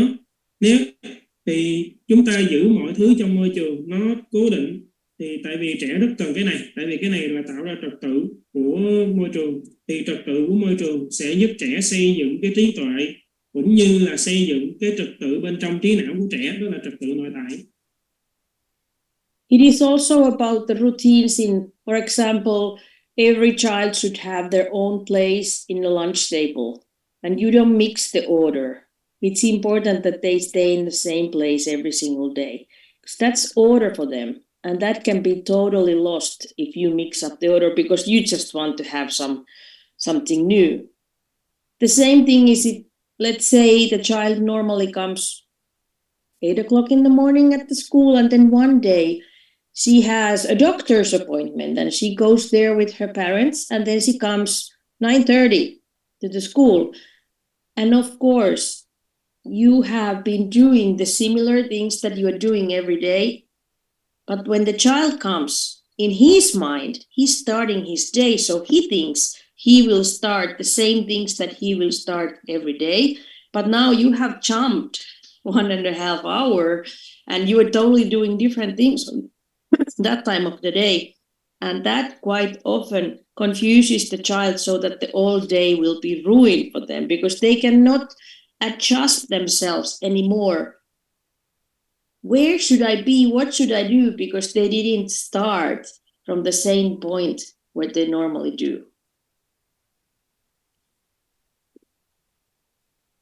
Dạ, tính cố định cũng được thể hiện là ví dụ mỗi trẻ ở trong một cái vị trí cố định ở cái bàn ăn trưa, trẻ nào ngồi ở vị trí nào là ngày mai mình sẽ cho bạn ngồi như vậy, ngày mốt ngồi như vậy, chứ mình không có trộn lẫn tráo những cái vị trí này, tại vì mình muốn làm cái gì đó mới.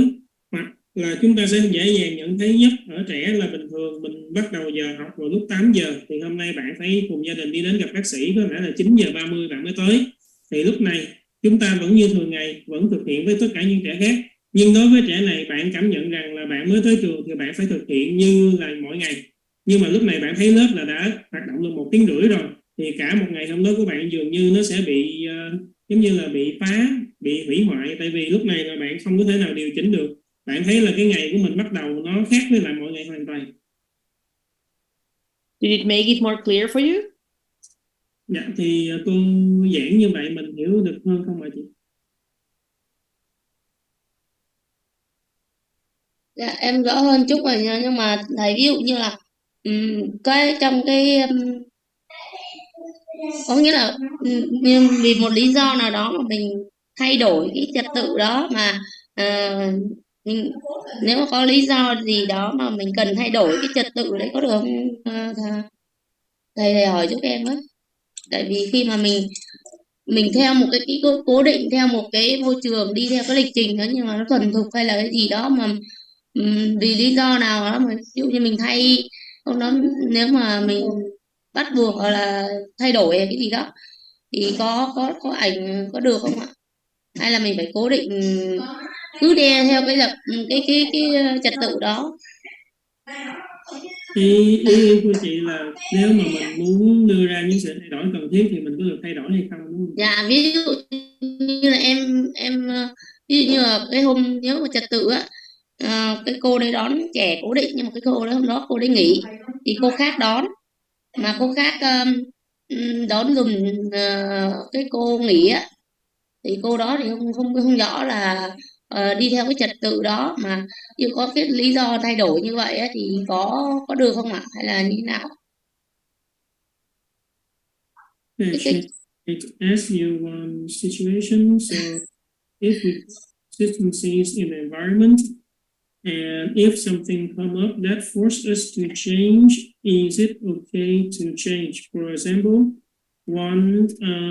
usually one adult in her classroom will hand over the children to the parents, but that adult is sick and asks for leave for one day. So the other adults must come and hand the child over to the parents. So in that situation, may we change that and change a little way that we hand in the children, because there is a completely different adults. Yes. The more consistency you have, and then when these things happen, of course they will happen. We will get sick, or somebody has a holiday or something. It's easier for the children to adjust for those things because they have the base is built up for the trust that they will know that things are in the same way. And as the base is very strong, it's easier to go through those exceptions. And most probably, if you change one other person there, they will know that, hopefully they will know that person who comes to substitute already as well. So if we keep the classroom, the environment as consistent as possible, then it's easier for children also to handle the situation that are out of the normal routines. Dạ, thì cô nói trong những trường hợp bất khả kháng như vậy thì mình vẫn được thay đổi thôi. Nhưng mà bình thường á, hàng ngày mình phải giữ tính cố định của môi trường mình thật là tốt. Thì tại vì cái tính cố định này nó sẽ tạo ra cái nền tảng cho trẻ. Và khi mà dù mình thay đổi những cái nhỏ như vậy á, thì trẻ sẽ dần nhận biết và trẻ sẽ dễ dàng đối mặt cũng như là chỉnh sửa, điều chỉnh nó phù hợp hơn với cái môi trường của mình. Ví dụ trong trường hợp của chị mà kêu rằng là một cô khác phải xuống đưa trẻ về á, thì mình nên chọn cái cô nào mà trẻ cũng đã biết mặt trước rồi. Thì những cái thay đổi nhỏ đó thì bạn cũng sẽ nhận biết được, nhưng quan trọng là mỗi ngày mình phải giữ cái tính cơ bản, những cái gì mà cô chỉ cho mình để trong môi trường mình giữ cố định, mình phải giữ cái đó thật là tốt. Thì hy vọng rằng là khi trẻ có được một cái nền tảng tốt rồi thì những cái thay đổi nhỏ đó thì nó sẽ không thành vấn đề.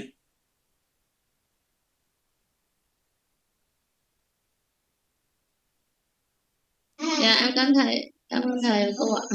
Yeah, thank you, Miss Tina. You're welcome. If you think about that, the child wouldn't have any consistency, that would be really stressful for the child. As we know that it's really stressful for us and adults, but we can cope with those things. We can, because we have the understanding that yes, this is exception, and this is an exception after exception, it's still stressing us out. But if we think about those little children, they don't have that understanding yet. So that's why it's so important that we try the best to keep the environment as stable as possible. And then when we have to do those little changes, it's okay, then they can handle them. Dạ, thì nếu như mà mọi người nghĩ về cái việc là nếu chúng ta là trẻ nhỏ mà trong lớp không có bất kỳ cái tính cố định nào hết á, thì nó sẽ rất là bực bội về cho trẻ. Người lớn cũng vậy thôi ạ. Nếu mà người lớn mà khi chúng ta làm việc cái gì đó mà nó không có tính cố định, chúng ta cũng sẽ rất khó chịu. Nhưng mà ở chỗ người lớn mình là người lớn, mình hiểu được đâu là cái trường hợp ngoại lệ, thì cái trường hợp ngoại lệ này nó chồng lên trường hợp ngoại lệ kia, nó chồng lên trường hợp ngoại lệ khác. Thì nếu như mà quá nhiều như vậy mình cũng sẽ rất là khó chịu. Nhưng mà trẻ ở độ tuổi này thì trẻ vẫn chưa có hiểu được, trừ khi là mình xây dựng cho bạn một cái nền tảng thật là vững chắc. Nên là cô khuyên mọi người là trong lớp mình phải giữ cố định càng tốt nhất có thể thôi, theo cái khả năng của mình thôi. Và khi mà bạn đã có một cái nền tảng vững chắc rồi, bắt đầu bạn sẽ nhận ra được đâu là những trường hợp ngoại lệ và bạn dễ dàng thích nghi với nó.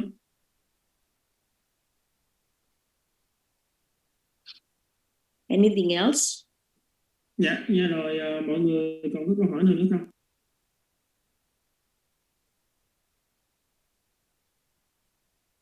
Yeah, number 6. Number 17. Yes, please.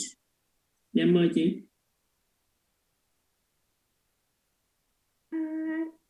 Dạ cho em hỏi là ở trong trẻ ở độ tuổi 0 đến 3 đó thì cái giai đoạn này mình đã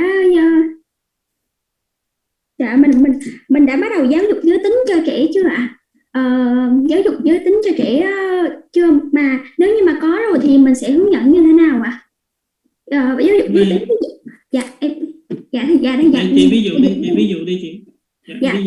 Ví dụ như là khi trẻ thay đồ hoặc là đi vào trong vệ sinh đó, cái giữa giới tính là nam và nữ đó, là mình có cho ví dụ khi mà trẻ có giới tính, ý em đã giới thiệu chưa, mà nếu ví dụ như là khi trẻ thay đồ hoặc là trẻ đi toilet thì ở độ tuổi 03 mình có cần là phải hướng dẫn trẻ là phải đi vào trong toilet, đi vào một khu vực kín để bảo vệ những cái khu vực gọi là bí mật. Dạ. Giống như là mình có thích bạn nam với bạn nữ riêng không, có đi vào những cái khu vực kín hay không, đúng không chị? Giờ xong đó là về cái vấn đề giáo dục giới tính của mình, đúng không chị? Dạ đúng rồi. Dạ. So her question is that from the age of 0 to 3, do we give the child the gender education? For instance, in her understanding, is that the boys and the girls, when they go to the bathroom, we will show them to go in separate areas of that bathroom, and they have to learn how to cover their private. So do we educate them, or do we have any gender education? We will have our own lecture about toilet learning, but so I will only answer you shortly.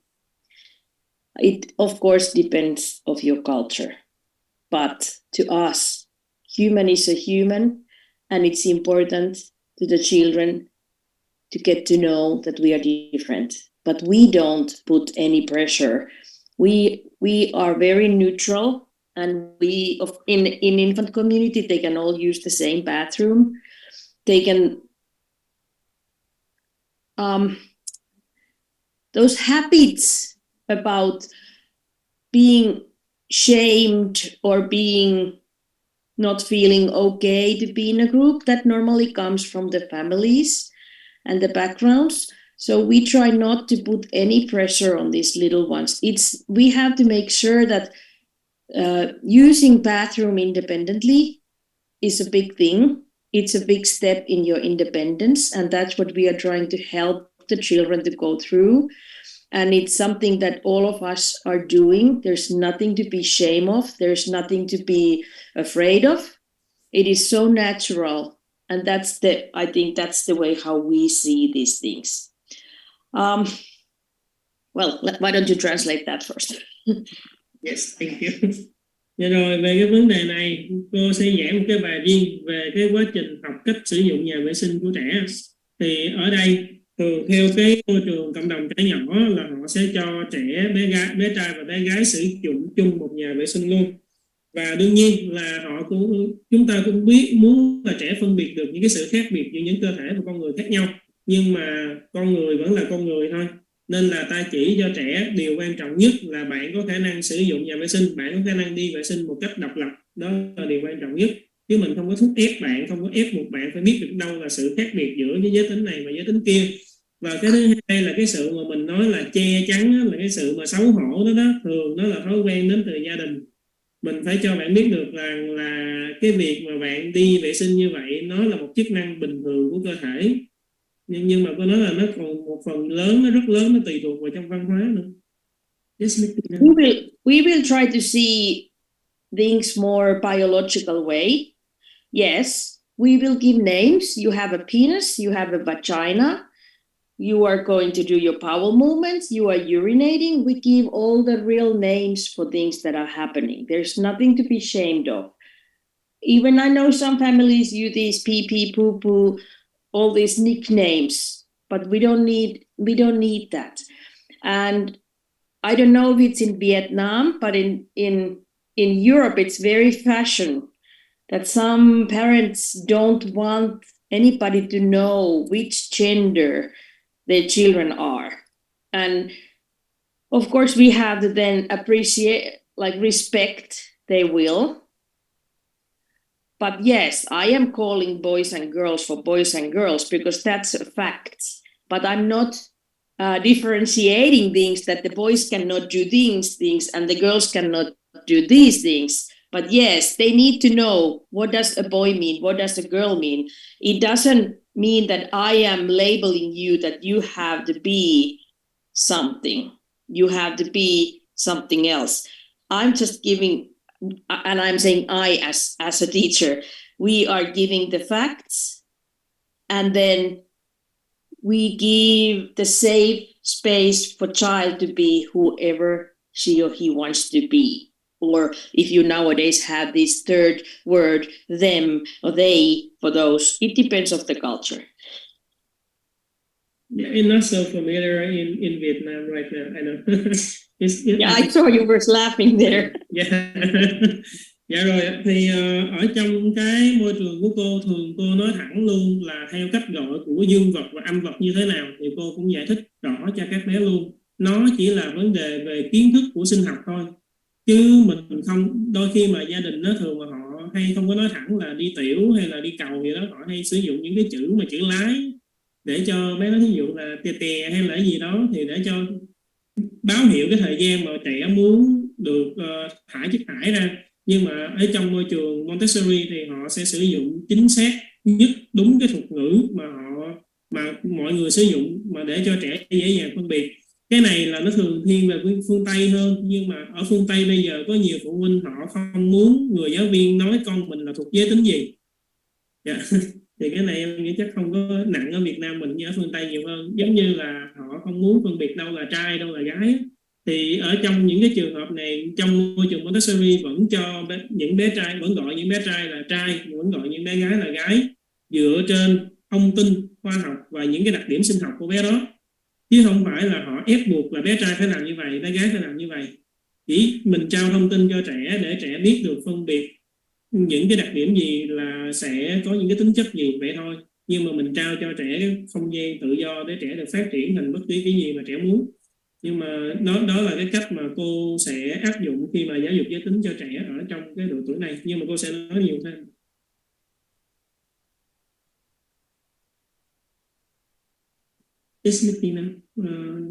Anything else, or did I answer your question? Cô có trả lời câu hỏi cho chị rồi.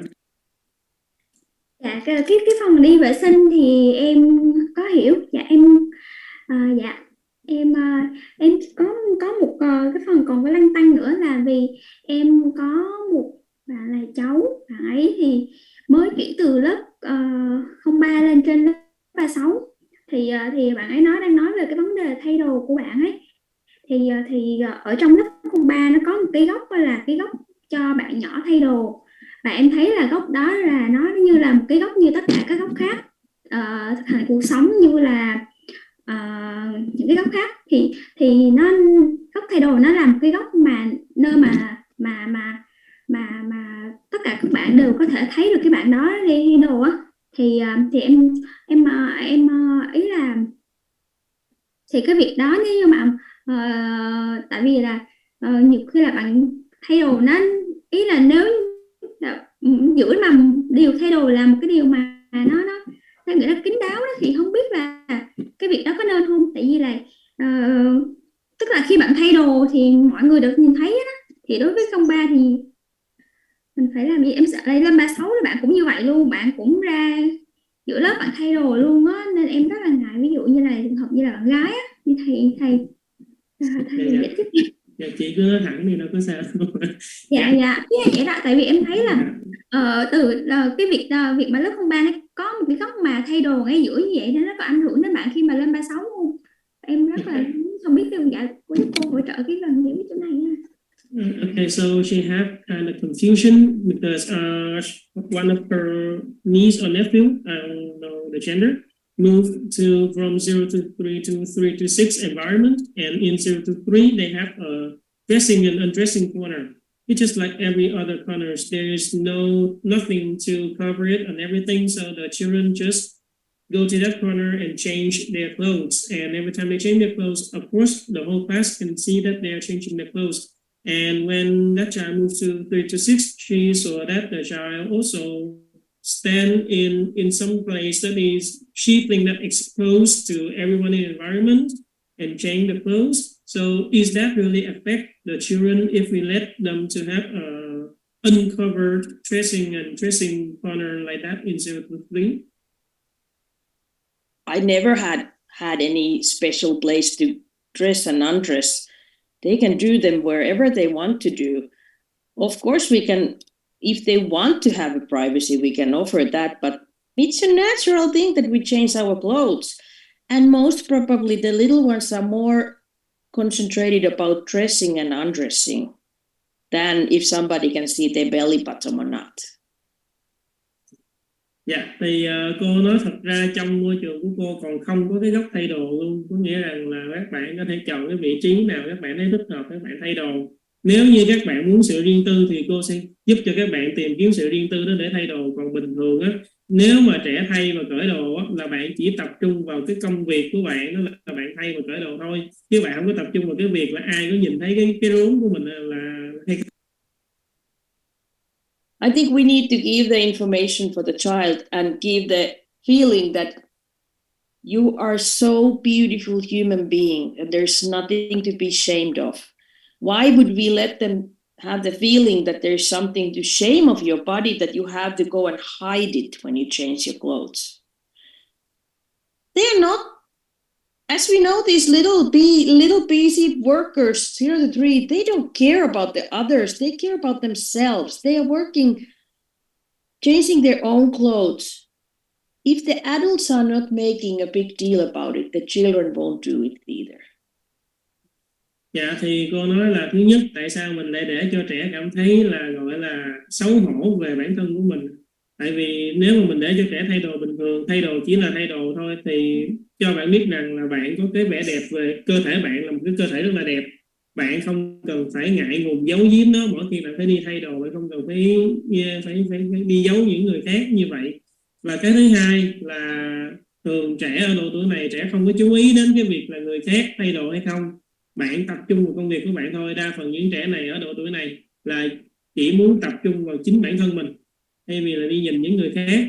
Tại thực ra là chuyện đó sẽ không có vấn đề gì hết nếu như mà người lớn không có đặt nặng nó quá. I think more in 3 to 6 when they are more getting, they more getting to put some more, that like they will see who they are, like they're really putting more effort. I am girl, I'm a boy. Then we just very naturally say that if they are changing their clothes in front of their copies, that's fine. But if some of them wants to have some privacy, they can go to the bathroom or any other place to change their clothes. They have the freedom to choose again. It's not that we put and we label them that something is okay or not okay. It should be their call. How do they feel about their body? Dạ, thì lên tới môi trường 3-6 là chắc chắn sẽ bắt đầu có những cái hiện tượng là có bạn thay đổi một cách bình thường, có bạn thì cảm giác giống như là bạn muốn sự riêng tư hơn. Thì đối với những bạn muốn sự riêng tư hơn thì mình có thể nói rằng con có thể chọn vào trong nhà vệ sinh để con thay đồ. Cái này là mình để cho bạn đưa ra lựa chọn, chứ không phải là mình đang dán nhãn những cái bạn này, có nghĩa là con thay đồ con phải đi đâu đó, bắt buộc bạn phải làm gì đó. Mà chỗ này mình lại cho bạn lựa chọn một lần nữa, nếu bạn thấy ok thay đồ ngoài thì bạn cứ thay, nếu bạn cần sự riêng tư thì bạn đi vào trong nhà vệ sinh để bạn thay. And yes, if the little ones are running naked around, yes, I will say to them, let's put some clothes on. But I don't say it, let's put some clothes on that you need to cover your body. I just say, let's go and put some clothes on. You know, it will be cold here or something, not making and putting any pressure or any connotation about their body. But I don't ever want them to feel that there's something wrong in my body. Dạ, thì thí dụ giống như đương nhiên trong lớp học mà trẻ nhỏ của mình sẽ có bạn là cởi hết đồ ra xong bạn chạy vòng vòng. Thì đối với lại những trường hợp này thường cô chỉ lại đi đến và nói rằng là bây giờ mình mặc đồ nha con, hoặc có giải thích thêm thì kia giải thích rằng là bây giờ mình mặc đồ nha, con không mặc đồ rồi con sẽ lạnh lắm đó. Thì chỉ như vậy thôi, rồi dẫn bạn đi mặc đồ, chứ mình không có nói với bạn rằng là con cần phải mặc đồ vô đi, con cần phải che cái cơ thể của mình lại. Mình không có muốn làm bất kỳ cái hành động gì để cho bạn cảm thấy rằng là có cái gì đó nó sai, cái gì đó nó không ổn trên cơ thể của mình. But at the same time, of course, yes, we will need to respect the culture of the environment where we are at. So where we are working at that time. Of course, the culture might be totally different in your country than it is in some other country, and we have to work with that. But the message that we try to give to the children is that they are the most beautiful ones that they could ever be.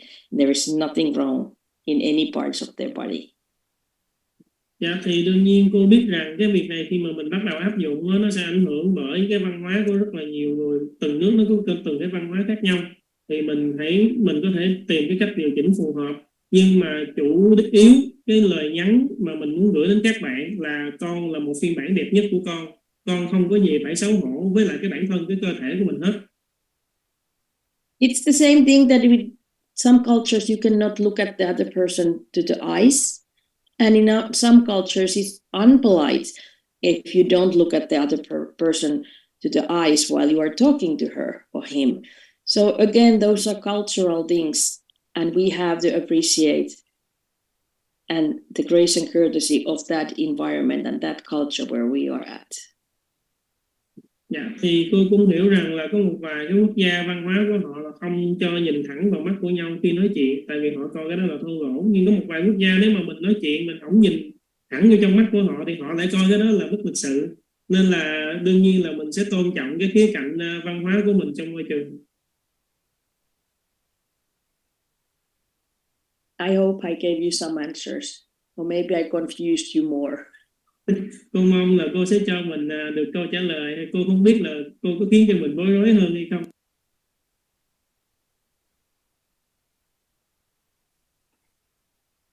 Dạ, câu trả lời của cô để giúp cho em gỡ được một số cái nút thắt mà để cảm thấy là mình cái việc đó khi mà bạn mà mặc để quần áo như vậy chạy ra giữa lớp giữa mọi người thì nó cảm thấy là nó thoải mái hơn, cái việc đó mình cảm thấy cởi mở hơn và không có quá đặt nặng cái việc đó để mình ngăn cản bạn. Dạ, thưa thầy là em dạ thầy dịch để cho em xin hỏi, em hỏi thêm một câu này nhé thầy dịch giúp em.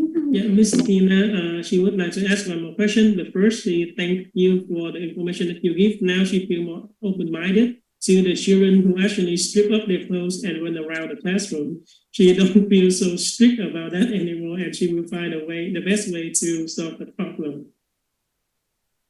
Dạ, chị hỏi. That's good. Dạ, em quan sát thấy một số bạn là em hỏi về cái thời kỳ nhạy cảm á, thì em thấy có một số bạn khi mà tầm khoảng đến 5 đến 6 tầm khoảng 4 5 tuổi á, thì bạn bắt đầu có xu hướng thích màu hồng, bạn trai nhưng mà thích màu hồng, thích mặc váy, thì cái đó có phải là đó là một trong những cái nhạy cảm của bạn không? và mình cái việc mà mình phản hồi cái phản hồi những cái việc của bạn như vậy thì cô có thể giúp em có một vài cái tip nhỏ để mình có thể có một cách nào đó phản hồi cả cái việc đó. Dạ. Yeah, her question is that she noticed that some of the 4 to 5-year-old boy who love pink and dresses, the dress of girls, the dress that the girl usually wears. So if we see the boy like that, how do we respond in that situation, and what do we do to make it an appropriate response for the children? What a beautiful dress you have today. Did you choose it by yourself? If that's his choice, let him be. Does it hurt anybody? No. Is it your preconceived ideas that only girls should be wearing dresses? Most probably, and I don't mean you, I mean you as all of us, as adults. Does it bother? Does it really hurt anyone if the child feels that I really want to have the feeling, what does it feel to wear dress? Go for it. If your mother is using a nail polish and you want to try it, are you girl or boy? Go for it if your parents let you. If you want to wear a ponytail, go for it. As long as you are not hurting anybody, why wouldn't we let the child be whoever he wants to be? He needs to go through the period that he's testing. Who am I? What fits for me the best? And also, those 4 and 5-year-olds, they are also testing your reactions. And that's why we have to be careful that we don't give those reactions that we don't really want to give for them. Dạ, thì cô nói rằng là khi mà bạn thích cái màu đó hay bạn mặc cái váy cái đầm đó thì nó có gây tổn thương cho ai khác. Thực ra nếu như mà không gây tổn thương cho ai khác thì bạn cứ để cho bạn lựa chọn, bạn muốn làm như vậy thì cứ cho bạn làm thôi. Và thường thật ra nó đến từ định kiến của người lớn rằng là con trai phải mặc cái gì làm cái gì, con gái phải làm cái gì làm mặc cái gì. Chứ thật ra là trẻ lúc đó thì có nhiều bạn ở độ tuổi này, bạn muốn thử xem cái gì là phù hợp với mình nhất. Bạn muốn biết được tôi là ai, tôi phù hợp với cái gì, nên là bạn muốn mặc cái đó. Cái thứ hai là ở cái độ tuổi này, vào độ tuổi mà 4 đến 5 tuổi á, bạn mặc như vậy để bạn còn thử cái phản ứng của người lớn khi thấy bạn thực hiện những công việc này như thế nào. Nên là mình sẽ không muốn đưa ra những cái phản hồi mà mình không muốn đưa cho trẻ. Nếu như mà cái công việc đó bạn chọn, có bạn nam còn lấy sơn móng tay của mẹ sơn lên trên cái móng tay của mình nữa. Nếu mà gia đình họ cho con mình làm như vậy thì cứ để cho con họ làm như vậy thôi. Tại vì miễn nó không ảnh hưởng đến người khác, miễn nó không làm tổn thương người khác. Có bạn nam còn thích cột cái đuôi tóc đuôi gà như thế này và đi trong lớp nữa. Thì nếu mà trẻ chọn như vậy thì mình cứ để cho bạn làm như vậy, miễn nó không ảnh hưởng đến người khác. I also think that we don't normally comment any of the children's clothes because we don't want that to be a power to them. Like I don't comment if you have a dress or pants or white or blue shirt. I don't comment about it. I only give you a comment if I see that the child is really going to show it to me and ask something. And then I try to make comments that are very neutral, like, oh, I see you have a blue shirt today. Oh, I see you have stripes in your shirt. See, I have stripes too today, or whatever is it. I don't want to go into that power struggle with them that, you know, sometimes they think that people value you based on what you are wearing, or do you have the hottest fashion clothes or not? And we don't want that to be happening with our children. Dạ, thường là cô cũng không đưa ra bất kỳ bình luận nào về những cái bộ trang phục mà các bạn đang mặc luôn. Ví dụ mà trừ khi trường hợp là bạn cầm cái bộ trang phục các bạn mặc xong rồi bạn đến bạn khoe với cô như vậy, thì tuy là bạn có khoe như vậy nhưng mà mình cũng không khen gì luôn. Thường cô sẽ đưa ra những cái lời bình luận mà nó mang cái tính trung tính. Có nghĩa rằng ô, hôm nay cô thấy con mặc một cái áo màu xanh nè, hay là ô, hôm nay cô thấy cái áo của con nó có cái sọc nè, cô cũng có độ, cô cũng có sọc nè con. Thì mình chỉ nói với bạn như vậy thôi, chứ mình không có khen là nó đẹp hay không. Tại vì nếu như mà chúng ta cho bạn biết được có cái quyền năng, có nghĩa rằng là có người này thấy đồ này mặc đẹp, có người kia thấy đồ này mặc không đẹp á, thì là bạn sẽ phân biệt giống như kiểu là bạn sẽ học được, bạn nghĩ rằng á, là người ta sẽ phân biệt mình theo cái bộ đồ mình đang mặc, theo cái trang phục mình đang mặc, coi là nó có phù hợp với thời trang hay không. Thì mình sẽ không muốn đụng vào cái vấn đề đó. Mình không muốn bạn phải gặp cái vấn đề về cái sức mạnh và cái quyền lực của bạn ở trong lớp của mình, nên là mình sẽ không có đưa ra bất kỳ là bình luận tốt hay xấu về cái trang phục của bạn đang mặc.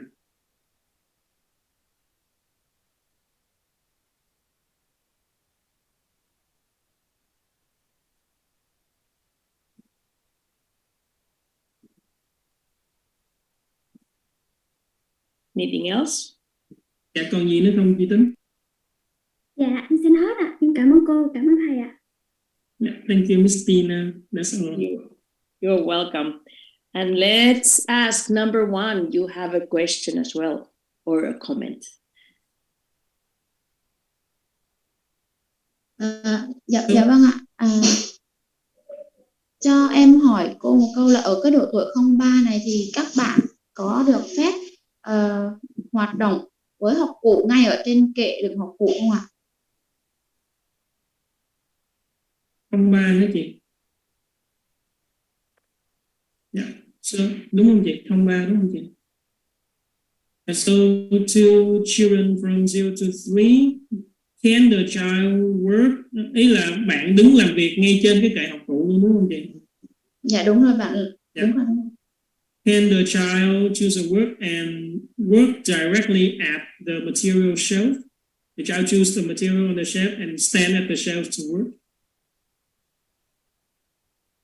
Are you asking if that's okay? Yeah, she's asking if it's okay. Yeah. Yes. Yes. Little by little, every time when you present the work, you show the child, this is the way how we carry this. You put it back to the shelf, and the child will take it and take it to the table or mat. And then when you finish with the child, you show him where to take it back. But after that, it's up to him. Especially those ones who just learned to walk and they maybe just started in the environment, those 1.5 years olds, you see them quite often, especially while they are working with eye-hand coordination materials or puzzles. They either stand next to the shelves or they just take the work out of the shelf and sit down there right next to it and work with that. Is it wrong? No. They are concentrating, they are working, they are busy, they are exploring the environment. Yes, we will let them to do that. But every time when you give a presentation, you show them how to take it and how to bring it back. So little by little, they can understand that concept that, oh yeah, we have tables, we have mats where to go to work with. And also sometimes they are so eager to see everything in a shelf that they don't have time to go away. They go from work to work to work to work. They're just standing in front of the shelf. That's okay. They're working.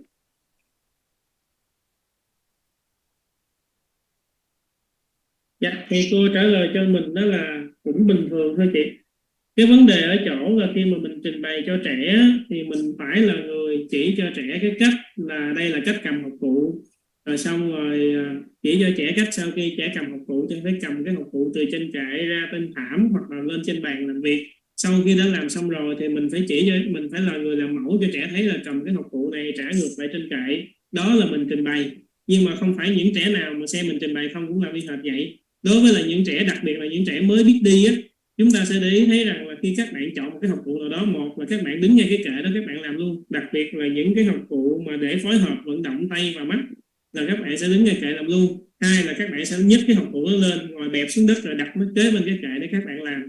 Thì cái đó là hoàn toàn bình thường. Tại sao? Tại vì chỗ này là bạn đang tập trung, bạn đang làm việc và bạn đang bận rộn và bạn đang khám phá môi trường, có nghĩa là bạn đang học thì mình cứ để cho bạn làm. Nhưng khi mà mình trình bày bất kỳ cái hoạt động nào cho bạn á, mình cũng sẽ trình bày đầy đủ là cầm cái học cụ đi đến chỗ làm việc xong trả học cụ về. Thì dần dần từ từ bạn sẽ hiểu ra là trong cái môi trường này khi tôi muốn làm việc thì tôi phải đi đến cái vị trí đó, cái vị trí đó mới đáng lẽ là cái vị trí làm việc. Thì cái đó là mình tập dần dần cho bạn. Normally, the next question after this is, so what about if they take a work that hasn't been shown to them? And then the answer is, if the child goes and takes a material from the shelf, let's say the 1.5-year-old is going to take the sewing. You know he's not able to do that work yet, but you don't want to put him down by saying, no, put it back, it's not for you. Instead of that, we will go with the child and turn it to language experience. Let's see what's inside the sewing box. And then you name the objects. Give the names. Let the child to feel them, touch them. You give the name, and then you put it away. The child has experience. I have worked with this material. And secondly, she learned some new language. We didn't need to put him down and say, no, you may not do this and that and those. That's the big difference in 3 to 6, because these children cannot obey that I can only work with the materials that has been shown to me. They have, as we just spoke, they have these senses that are pushing them to touch and feel everything. And that's what the working is. You are so eager to see and smell and feel what's in there that you need to go and touch that piece of material. Dạ, thì những cái bé mà ở độ tuổi rất là nhỏ thường rất là thích khám phá những cái học cụ ở trên kệ, là bé sẽ đứng ngay kệ để làm từ việc này sang việc kia. Và cô biết luôn, thường mọi người sẽ hỏi một cái câu tiếp theo là đối với những cái bài mà tôi chưa trình bày thì bé lấy làm có được hay không? Thì cô xin trả lời cho mọi người luôn là ở độ tuổi này bé lấy thì vẫn ok thôi, nhưng mà mình không có bay vào mình nói là không, cô chưa có chỉ cho con không có được làm cái này, mà thay vào đó mình có thể giúp đỡ bạn bằng cách là mình cho bạn đem đến một cái vị trí làm việc, rồi mình biến cái trải nghiệm của bạn thành một trải nghiệm ngôn ngữ. Mình sẽ nói với bạn, mình biết chắc chắn ví dụ bạn này còn nhỏ tuổi, bạn lấy cái hoạt động là đơm nút, mình biết chắc chắn bạn không làm được, thì nhưng mà mình không có ngăn bạn, mà mình sẽ dẫn bạn đến đó, mình sẽ chỉ bạn đây là cái đệm cắm kim là con, đây là cái kim, đây là cái gì đó, đây là miếng lót, vân vân. Mình biến nó thành một cái bài học ngôn ngữ và mình cho bạn cảm nhận với cái bài học, cảm nhận những cái vật ở trong đó, để khi mà bạn xong cái hoạt động này rồi, bạn biết được rằng tôi cũng đã làm được cái hoạt động này rồi, và đồng thời bạn biết thêm về ngôn ngữ của những cái vật trong môi trường. Cái lý do mà cái này nó khác với lại môi trường 36 chúng ta học là tại vì ở môi trường 03 này trẻ vẫn chưa thể tuân lệnh, vẫn chưa thể vâng lời. Trẻ không thể nào vâng lời cái việc là cái gì cô chỉ rồi thì con mới được làm. Tại vì như chúng ta mới vừa học xong là bạn bị thúc đẩy bởi những cái sự nhạy cảm về cảm quan của bạn. Có nghĩa rằng là bạn nhìn thấy một cái học cụ nào đó, bạn muốn chạm, muốn sờ, muốn ngửi, muốn nếm thử vân vân, thì đó là những cái đó thôi thúc bạn, nên đó là cách mà cô chỉ cho chúng ta giải quyết. Dạ, em muốn hỏi là ví dụ mình có thể cho bạn hoạt động ở trên kệ hoặc ngay kệ thì có làm cản trở những cái bạn khác mà muốn lấy cái học cụ ở ngay gần đó không? So when we let that child standing at the shelf and work, does it interrupt other children who want to pick the material that is next to that child? No, they will either push them away, or hopefully they can already say, "Excuse me, may I pass you? I need to take this piece of material." Dạ, thông thường á, là mấy bạn khác mà muốn lấy cái học cụ là thường mấy bạn sẽ đẩy bạn đó ra, xong rồi mấy bạn đi lấy cái học cụ. Nhưng mà mình mong là qua những cái bài học của mình thì vẫn có cái bạn nào đó vẫn có khả năng là nói cái câu là xin lỗi bạn có thể tránh ra một chút xíu cho mình lấy cái học cụ này được hay không? Và bạn lấy học cụ và bạn đi làm. Or then maybe they need your help. And let's go together and get the material. You know, Mike is working next to it, but let's go so that we don't interrupt Michael either. Hoặc là trẻ có thể cần sự trợ giúp của mình, thì mình có thể lại và nói với trẻ là cô với con sẽ đi lấy học cụ nha. Con biết không, ngay chỗ đó bạn Mike đang làm việc ngay chỗ đó, thì bây giờ mình hãy lấy học cụ, nhưng mà mình đừng có làm phiền bạn Mike nha.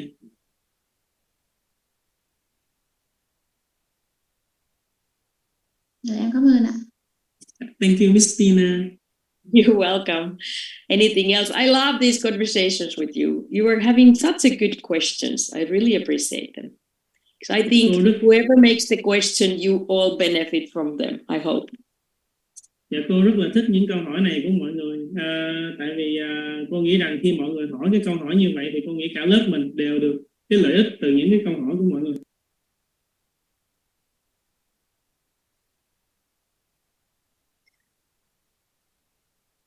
Anything else? Tyler, can you please check your chat? I wrote you a question there. Yes, I'm trying to answer, but you are so busy. I know you're doing your hard work.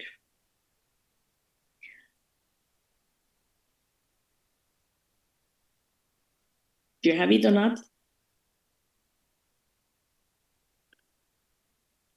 I haven't heard the name of that movie, of that video, Miss Tina. I have sent them all to the training center there. Yeah, let me ask the training center if they have a subtitle version. If they don't have, I will make a subtitle for that. Is it okay? No, I was just thinking if it's ready, we can watch it today. Oh, right now. The assistant, the 8 to Life movement. Does we have to translate it, Miss Tina? It is ready. Ngày mai bố sẽ uống cái thạch cao này. Is it ready? I don't know. Let me ask the center. Okay, ladies, let's have a short break for 10 minutes and then we Cứ để cái đường đã sau cửa xong. Mọi người ơi, chúng ta nghỉ giải lao 10 phút, sau đó chúng ta quay lại nha mọi người. Nghỉ giải lao 10 phút. And we will find out if we can see one movie before we end today. Dạ bên trung tâm ơi. So let's have 10 minutes. Dạ mọi người nghỉ giải lao 10 phút đi mọi người.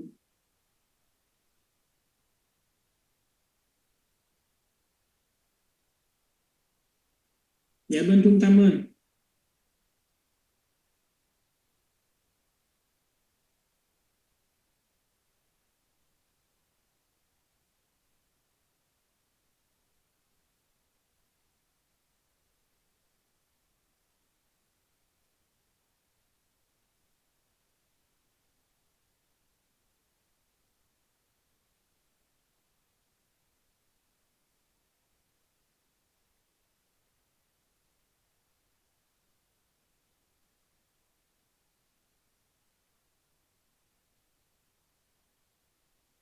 Yeah, I have just texted the center. I call, but I see no one answer. So let me just text and call them if I can. Okay. Yeah.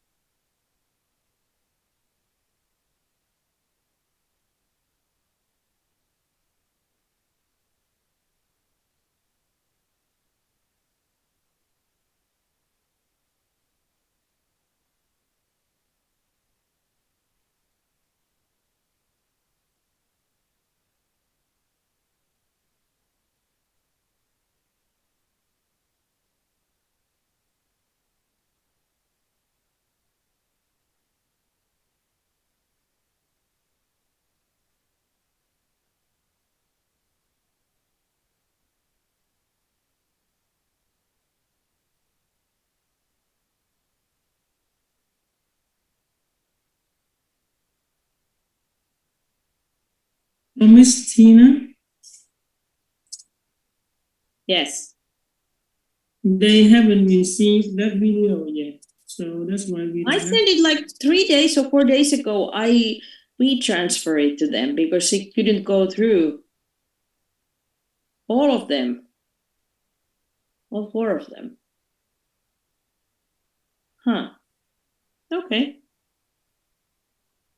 Yeah, let me tell them.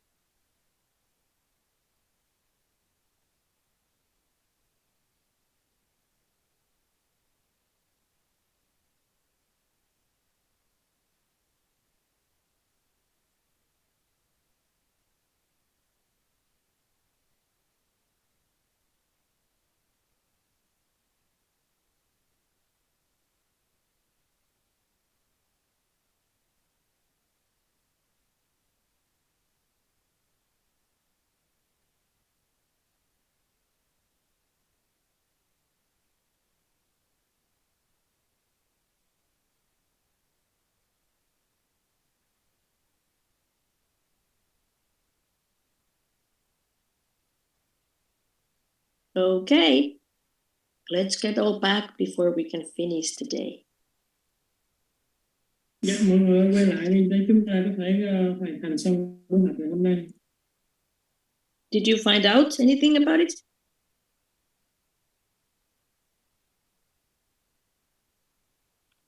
They say that they didn't receive the WeS transfer file. They didn't receive it. Oh, Yeah, so they say that if you want to send them a video, please send them through Google Drive so that it will not lost. okay. If I don't know, I hope I can put it in a Google Drive. Let me see. I will send it if I can find it. I mean, if I can put it in a Google Drive. Okay. Okay, ladies. We have two options. I'm not going to start a new topic because we only have 40 minutes time for today anymore. So you can choose. Do you want to go to sleep, having all this long weekend with us, or do you want to do more observations? Dạ, thì bây giờ là cô cho mọi người hai lựa chọn, tại vì chúng ta còn 40 phút thì cô không thể nào bắt đầu một cái chủ đề mới để giảng dạy cho mọi người được. Một là chúng ta chọn nghỉ sớm để chúng ta ngủ sau một tuần dài học với cô. Hai là cô sẽ thực hiện những cái bài tập quan sát cho mọi người. If some of you wants to do another hour of Milana, I can offer that. So then you have 2 hours out of the 9 done. But if you want to go, that's also fine with me. So late already for you. We have had a long day.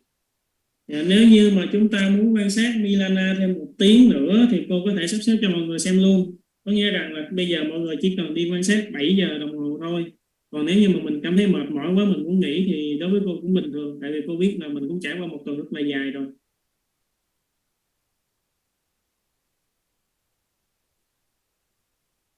So for those who wants to leave, good night. See you tomorrow. If there's somebody left who wants to observe, I will open the Milana video for you. Dạ, cho nên là nếu như mà chúng ta muốn nghỉ thì là cô xin chúc mọi người một buổi tối ngủ ngon. Còn nếu như mà có những bạn nào vẫn còn muốn ở lại mà để xem cái đoạn video đó thì cô sẽ bật cái video đó lên cho mình coi. Actually, Tyler, maybe the Milana video is now in the canvas, but I cannot see it. So that's the problem because they said it should be there, but I cannot go and see it because my canvas is not working correctly. Yesterday, when I look into the canvas, there's no video of Milana there. They look into another thing. Okay. So, do you want them to upload? I have it, so I can do it. If they want to Yes. show it, I can put it on my computer. Yes. So those of you who are yawning there, it's time to go. If you want to go, leave. Otherwise, and those who will stay, I will open you another movie of Milana. Dạ rồi, For nên those là Tôi nghỉ sớm nha. những bạn nào buồn ngủ rồi thì mình có thể nghỉ sớm đi mọi người. Còn mà ai muốn ở lại nữa thì là cô mở đoạn video Milana cho mình xem. So you have two options: to leave, to say goodbye and leave, or to take one more observation hour. Thì mọi người có hai lựa chọn thôi, mình mệt thì mình cứ việc nghỉ, còn không thì mình sẽ quan sát thêm 1 giờ nữa. Vâng ạ. Em chào cô. Yeah, goodbye, Miss Tina. Pardon? Yes, she will say goodbye, Miss Tina. Goodbye. See you all tomorrow. I will stay here and see if somebody wants to observe. If nobody, I will close the lines. Let's see. Dạ, thì tạm biệt mọi người. Cô sẽ ở đây để xem. Còn ai muốn xem không? Còn tất cả mọi người nghỉ rồi thì cô cũng sẽ tắt Zoom. So the training center, please do not cut the line yet. Dạ, nên trung tâm của mình đừng có tắt vội cái phòng Zoom nha mọi người.